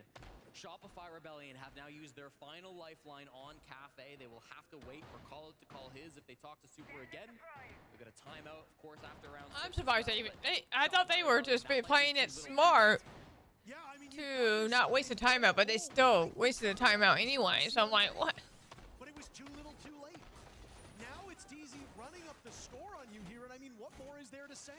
After Dark Zero handled FaZe Clan yesterday, they immediately vaulted to the top of a lot of people's predictions to be the favored team. Granted, you only had 2 options. But if you take down the world champions, you've been the Kingslayers. For good reason, they think you're going to succeed. So on defense, I tend to play anchor, which means I stay on site and hold angles and rotate as needed. Yeah, that's usually I'm more of a support role.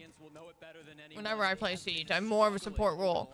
Where there have been times where I had to go from a support role to an active fragging role, which I don't like doing. Because I play with randoms and they're not necessarily the best.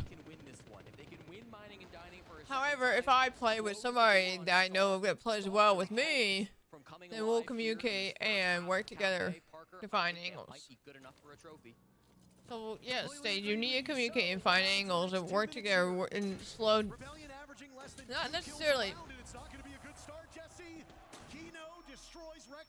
Okay, another C4. Oh yeah, that was a very quick round. It's a disaster, top to bottom. It's a disaster. Dark Zero dominant from top to bottom. 4-0 now in the most confident, inspiring round we have seen all day long. Shopify Rebellion looks stunned. Jesse, I look stunned. We all look stunned. We all look stunned. DZ looked stunned after that round win. I mean, you saw it on their own. Yeah, faces. that was quick. But not even me trying to talk what they need to do. They lost. They lost it. Why would you drop from Skylight? There's no trade game potential from SR because it's one by one. Players trying to funnel in and fight. I don't drop from Skylight that often unless I know full well that it's clear from freezer angle.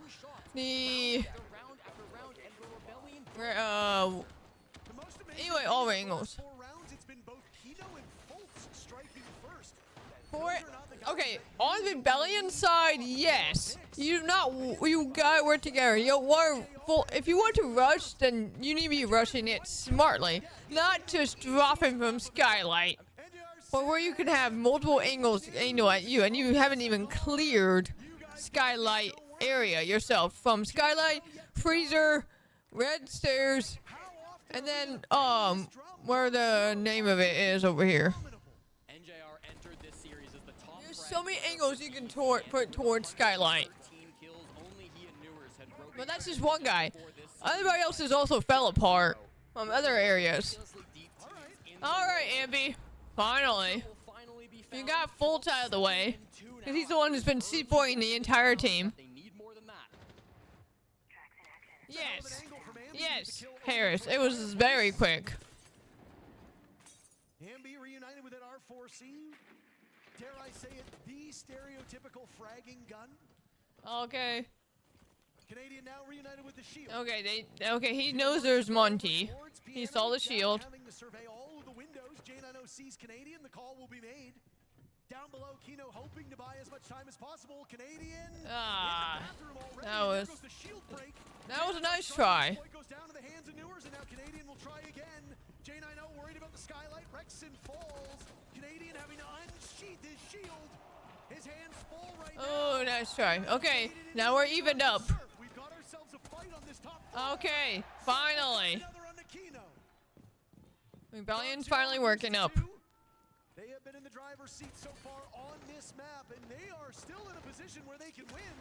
Okay, that was not a good move on the impact. He's chased off by NJR. This duel still over on White Stairs. Here comes Surf for the assist. He's a bit solo for a long time. Finally, Surf comes down. That was a smart play. Down to just 1 HP on a sliver of health. Surf has to hit this shot, and he will do so. Very good trust. And now it's Newers in a 1v3. Newers has clutched before, and with that DMR, he can do some major damage. He finds the head of Surf. The F2 is a great gun. He needs to be very careful about winding himself up in this position. Canadian see now they're working together. Finally. Took him what? 4 rounds? 5 rounds? On Canadian on Monty. I'm shocked I'm saying this, but through 4 maps, that is only the second time Canadian has picked Monty in this best of 5 series, and it's not like we've been seeing it banned every single map. Yeah. Round 1 of map 2 was the only other time that 5 rounds, yeah. Stick the mountain, stick the shield. He's played a little bit of blitz, but otherwise it's not been a very shield-focused strategy from SR. They've played a lot of attacking rounds, starting on attack so often in this best of 5, but ultimately... Yeah, Canadian will resort to shield if it gets bad, like this bad. Surf, the best round of the tournament he's had so far. That's like his emergency, hey, this is emergency group type of round where like, hey, I'm gonna go shield. Y'all work with me. Force them to do teamwork. To the finals for the Rebellion. All of their victories hard-earned. Their defeats often heartbreaking. 10 seconds to go. But they are the second best team at worst at this event. 5 seconds left before insertion.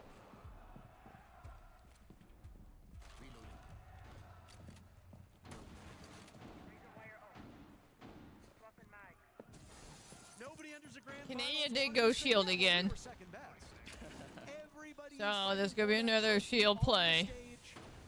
And then Rexon got the denial. Major victory for others. They're looking to repeat success they found some long ago, some very recent if you're Kino. final round of the first half. 30 seconds in, Dark Zero with a lead that could yet become insurmountable if they take this. That's a good aid. That gets rid of the barbed wire. Force the Surf back just a bit. Wasted one of those nades, but the window remains relatively shut. They've got a couple angles, but that's okay. Last time we went to this bomb site, SR went for a very direct take. They were just kind of trying to flood it in through restaurant, flood in through bakery. They didn't take top floor control. No. They brought Ambi on the sledge this time. So you might think, okay, they are going to go for top down, but that's not where their current position suggests. It's probably going to be Ambi alone late in this round, trying to take control of mining, take control of trading. And if Newer's existing up here, that could be a huge problem, but he army crawls his way away and stays alive. What? Good trust. A Nitro Cell to Bravo drone's not a trade I would make, Jesse, but of course I'm not playing in the grand final, so what do I know? Gets them both. I thought he was gonna C4 the drone too. I'm like, hold on. Uh-oh, Kino's attention elsewhere. Good read by Ambi from above. Kino has to pick his opportunity. There goes Ambi to a Nitro Cell from Newers. They're trying to hunt down that position above. Shopify Rebellion. Surf prevented. Surf saved them with the C4. But they've just lost their numbers advantage. Foltz coming in for the assist. Down goes Rexon. Canadian trapped in the corner. Uh-oh. Surf is the last man standing. Dark Zero wanting to finish this one off. As Surf takes down Newers and will now have to head back towards the main bakery door with 3 players of Dark Zero still very much alive. Surf's been one of the most clutch players for the Rebellion ever since he joined this roster, Parker. Yeah, that's not looking good for you, buddy. Line of sight. Yep. But he can't even find one frag. It's going to be 3 players still up, and it's going to be 5-1 in our first half. Yeah, for a second I thought he was gonna C4 the drone. I'm like, wait, what? Why would you waste that? But thankfully, they fixed it. Biggest thing right here, fellas, they're gonna start like last week we played season on Cafe. We're in like the exact same position. This was like what, over 2 stages ago. We went up like 6-0 or 5-1. They just started playing like absolute buffoons. So like be aware that, especially when we're going towards the window side on these bases. Just lean into like full anti-cheese a little bit early. Take this first round pretty slow here to kind of feel out what they're actually doing. And then the biggest thing, fellas, like Junior was saying, just fundamentally sound. That's all we got to do. Just stay fundamentally sound. We don't have to do anything crazy, nothing special, simple and fundamental, and that is it. And just be aware of the fucking buffoonery. I'm literally bagging. It's gonna be like probably like the fast layers too. If it's not the hard nose aggression, it's gonna be fast layers into like bunkers. Yeah, and if it is, then we're already in a good position because we banned the pulse, so it's gonna be a lot easier to actually execute off that. Just be aware that the only thing that I could see them trying to like snag us with is like that fucking Valkyrie shit. Maybe some echo work like with flanks and like C4 as well and such. If that is the case, just start bringing out the IQ again. Quite frankly, we don't even need to force it in the beginning, but just be aware of it. Heard all the prep Plan is still on that, like, so he's going to do it at the same time. When they did that, Newers walked down Brown. Ram was just playing the mining vert. Foltz just dropped the bomb with the sense. He can also go white and try to sense that off and like run across. And if they do that, the glass might go elsewhere if they have it. Second time they did the exact same thing, except Kino went Monty and he just pushed Whitehall with the Monty. Okay, so big thing here is both times for that when they cleared, they did try to push that Whitehall to distract the VIP player. We need to make sure that in the pass against us for that bake, remember they've obviously ran Nomad. So if there's Nomads, make sure that we're in a position where we can actually help to get them off. And if not, that we have a plan for what we want to do at the clash, whether it's walking up the staircase or pressuring, like holding white, because they might try to push white. Clash can distract that, right? Yeah. For mining, NJ's going to go snow. He's going to run striker. He's going to have nades and flashes. Newers goes Deimos Heaven as well, so this would be a quick play. They can do it with Foltz dropping Heaven off of a Ram, Kino dropping Heaven off of Skylight off the Ram. J9 will just be sitting Christmas. It takes a village to be the best in the world, and that's exactly what Dark Zero have had throughout this weekend in Salt Lake City. It was NJR, whose MVP-worthy performance got them to this point with one of the best KDs ever put up in a major. It was Kino playing ridiculous rounds on smoke, locking down the defense, playing tight corners with the shotgun that got them a lead here in the series. It was J9O who put up a monster kill total on Bank to put them up now 2-1 up against SR. It was the captain, Foltz on this map, who made so many little moves, whether it was Nitro cells, whether it was wrap positions, and that final round, Parker, for me, it was Newers. The Nitro to start things off, the one pick that they most needed onto that vert player, another frag deep into that round as well. Some critical moments coming out from every single person on DZ, and now they sit just 2 rounds away from their ultimate goal and repeating what this org did in Charlotte, North Carolina. An incredible run from both of these teams. Shopify Rebellion have really ran the gauntlet. If this is close to the end, my friend, I think SR can hopefully, in the wake of this event, be happy with their performance. Yeah, it was phase one that they managed to claw their way through. They've played far and away the most Siege here, which does overexpose their map pool a little bit. For sure. But I don't think there's anybody who will say this isn't an earned position. It's feeling like DZ's got everybody's number here in Salt Lake. Yeah, no doubt about that. I mean, after Munich, people were calling for heads to roll on the side of SR. They went to Paris, not making a single roster move. And again, disappointing result for this team, but they still believed in themselves. They still kept this 5-man core alive, and it got them to this point. It brought them to be one of the 2 best teams in the entire world here in Salt Lake City. But it's gonna need to be just a little bit more if they want to upset Dark Zero. Down by 4, down by 1 in the series. So much still to pull back. If anyone can do it. They only need 2. Canadian and Spoit. Maybe. Like, Rebellion needs to catch up. Bad day for Rexen has continued to go bad here. They managed to catch that Yokai drone. The Canadian popped through the hatch, but there's still information as to how many people are up there. I thought that was C4, not Yokai drone. Okay, it makes more sense. Now we'll presumably have the easier side. That's something we haven't talked about an awful lot here. Dark Zero can easily ride this one out if the numbers are any indication. Oh. Rexen and Kino will get traded back and forth. Rexen still without a kill. Fultz burning alive with what I imagine is his own. He drops Canadian on the board this round. Down goes Spoit. Canadian still surviving. People are falling apart. Now it's Surf. A nice flick on NJ. Okay. Hop off. Rebellion with a numbers advantage, and Surf has to go to old chat to let him know how he feels. Halfway point of the round, and Rebellion are in pretty good shape. Ambi will run into J9. Oh, how does he get flick? There we go. The gap closes. That was a couple of good flicks that I'm like, okay. The comeback almost real on the previous map. Will they be able to pull it off this time? Rebellion are really hoping that round kickstarts some offense. Well, they start to get aggressive in that round, Parker. They start to get a little scrappy. Never afraid of DZ early on those entries. That's what you want from a team that's down now 5-1, turned 5-2. Here in the grand finals of a major, they make some really aggro moves. They never sit still. Despite some good early pressure from guys like J9O, it's really these window positions that are punishing them. When the players are inside the building, it is some nasty shots from the Rebellion that are giving them the edge. I gotta say, those are really good flicks. Back on the attack when he was pushing with Canadian on the Monty. Ambi really required to hit some crazy flicks on that round, and he does so for the Rebellion. 5-2, still alive here in this series. Plenty of games still potentially to be played. Located by attackers. Jesse, you say yourself, there's always 2 halves to a game of Siege. Rebellion will get to defend Cafe. It is a tricky map for them. DZ are quite dominant on both sides of this map, so again, for DZ fans, if you are a little worried about giving a small opportunity for the Rebellion, rest on the results that your team has amassed on this map, because if you do rest on that, there is a more than greater likelihood that they will be able to win at minimum 2 rounds, and really that's all they need to do. Yeah. If a 4-2 half is what SR accomplishes, they lose the championship. You need to do exactly what Dark Zero did to you, a 5-1 half. There is very little room for error. Good information still starts early. SR, they know that last round, it went pretty fast. They got scrappy in the early game, but they don't have to play like that every round. Dark Zero looking for a bit of a reset. Multiple times throughout this series, they have gotten off to an early lead, and then SR have threatened to come back, but never have they really been able to pull it off. The threat comes once again now as they win their first round on the defense.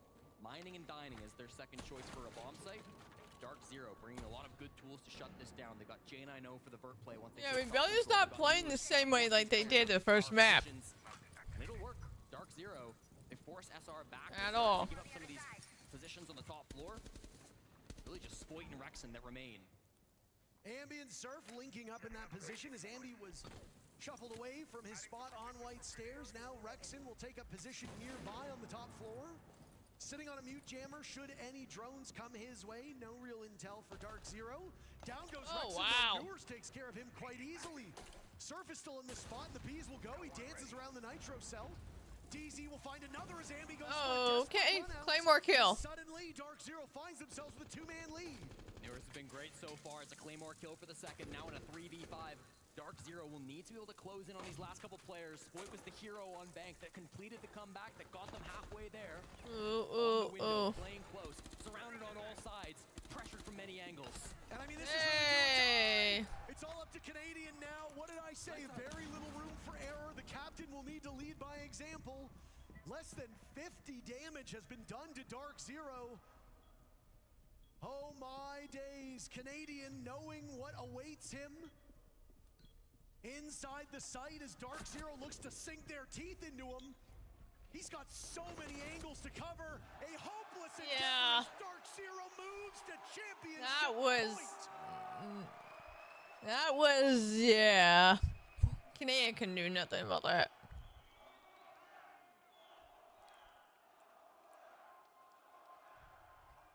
In Montreal in the very first year, we got the first ever All-American final, and it was Canadian who came out on top, playing with Continuum to win the very first hammer in CG Sports history.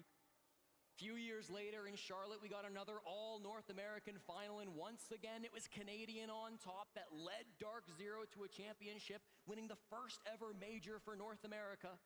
But now in Salt Lake City, Parker, that goal is so far away. They must be perfect through 4 straight defending on Cafe. Then they've got to win overtime. Then they've got to win that 5. The objective list is so long for Canadian, but he's done it before. 6-2 now to DZ. This team looks unbeatable at the moment. Yeah, I mean, there's no real weaknesses here. Again, history is repeating itself for a 3rd time. Dark Zero is holding down this Rebellion, picking them apart round by round, player by player. DZ is not letting off the gas at all. They have this Rebellion team on the ropes, and they are hoping to deliver the knockout blow here. They worry now. He's going to win at this point. But there are unless Rebellion can pull some of their teamwork out of their butts, that would be great, but with the rate that they're going with it, it's not looking good. Like they need their teamwork like they had at Bank back badly. This is once more going to be a bit of a two-sided attack. They've got players up above with J9O on the ram, but they've also got horizontal pressure. They almost faked like they were going horizontal, but now the top-down clear will begin. This is likely going to be a long round, Parker.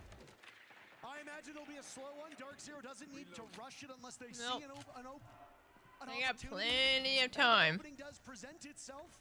DZ is a team that so far has been very good at calling on the fly. They are obviously well-rehearsed and well-practiced.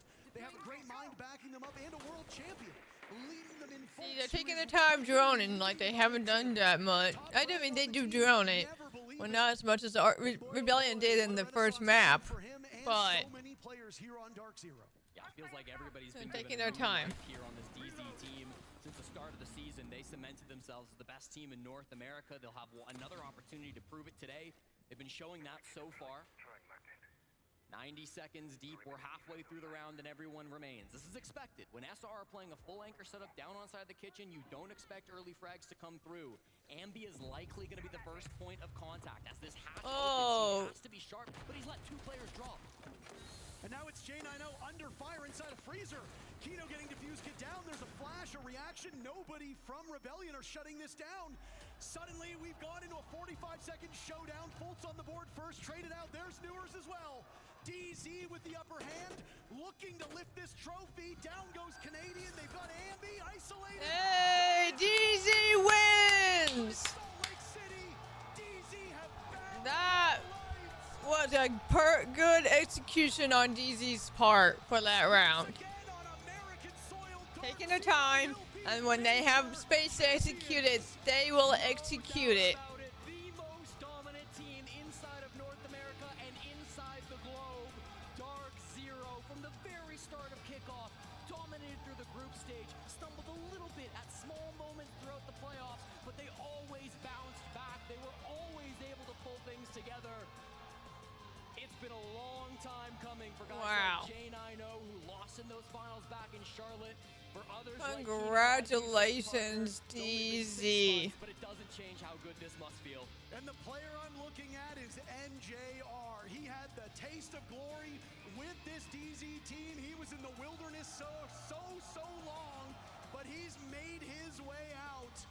Shopify Rebellion gave them a pretty decent run for their money, but we were hoping for maybe a bit more. It really just does speak to the dominance of this DZ team. They were well prepared, they were well studied, and they were able to make those changes on the fly to knock out their rivals. Congratulations, DZ. This org has been in siege since the very moment they founded, and we are ever grateful for it. And once again, with a very different lineup and one familiar face, DZ will lift the trophy here in North America.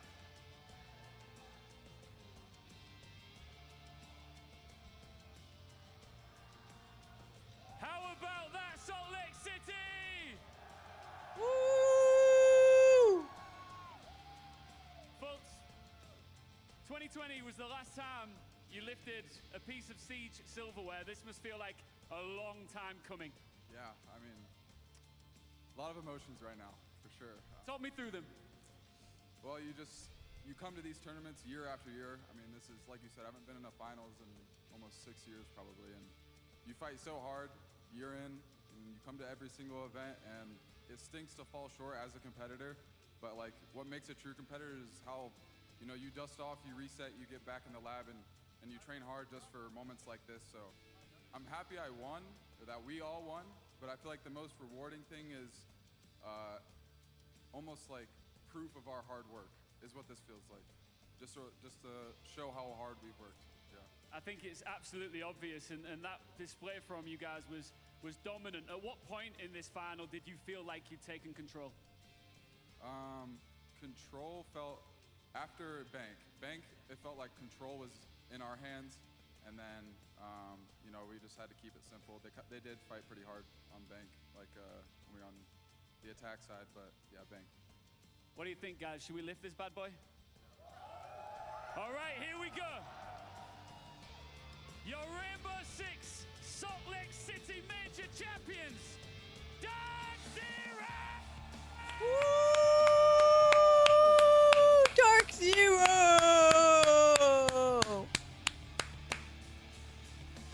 Oh, yeah. Yeah, Harris. Yeah, after... Let's see. Well, it was Rebellion on Night Haven, and then DZ on Chalet, DZ on Bank. But yeah, I agree with Volts there. Yeah, once they got going through Bank, there was no stopping their momentum. So there was no stopping their momentum after Bank. So I agree with Volts on that statement. But yes, after Bank, it was good. We're standing here together once again, confetti falling from the sky. It was only 6 months ago this happened for you before. Different jersey, of course. How does this one feel different? I think the first one was more like a relief kind of thing. This one, like, I knew it was gonna happen, but the amount of work this team put in, it's unbelievable. These guys worked so hard. We all worked so hard for it, and it just paid off. Do you feel like we're about to witness an era of DZ dominance here? Can't say that, but we're just gonna keep working hard. Just gonna keep putting our effort into this, our all. Yeah, we'll see what happens, right? I would be remiss to not give all of you guys a quick opportunity to say something to the crowd here. J90, what does this mean to you? I mean, it means a lot for sure. But I just gotta shout out Aloe, Tony. He's not here right now. I don't know where he is, but he puts in a hell of a lot of work. Same with that guy Kala right there. Shout out them. Yeah. And shout out the team, for real. It's really a family. Yeah. NJR, it's been a long time. Here you are, you're back again, lifting another trophy. You must feel like you were back right now, right? I mean, this one's better. I'll tell you that right now. Tell me why. I mean, I think this group really, I almost like got my joy for the game back, and like just showing up every day and playing with these guys has been like so enjoyable for me. And I just have so much faith, and that allows me to have so much faith like in myself, and not only like the team as well. Like the backbone. I like DZ in general, but I'm glad I'm rooting for DZ. For sure, love that. Newers, just pop up here for a second then. Congratulations. This crowd loves you, and I know that they also love one of your family members out here. Where's Kathy at? My grandma? Yeah! My grandma right there. Shout out my grandma.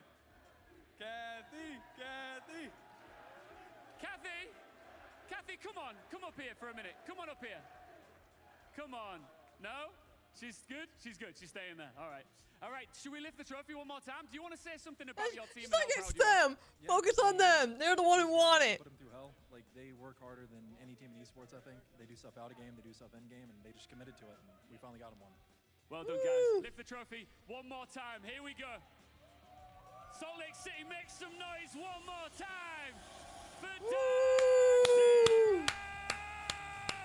Congratulations, DZ. And with that, I am going to get up and head on to bed because I need to get my butt back to bed for freaking work. But congratulations to DZ. It was a great series, a great major, and I can't wait for the next one. And yeah, thank you all for watching. I hope you guys enjoyed the chaos and the excitement of CG Sports. And yeah, y'all have a very good night, and I will see y'all soon. Bye-bye.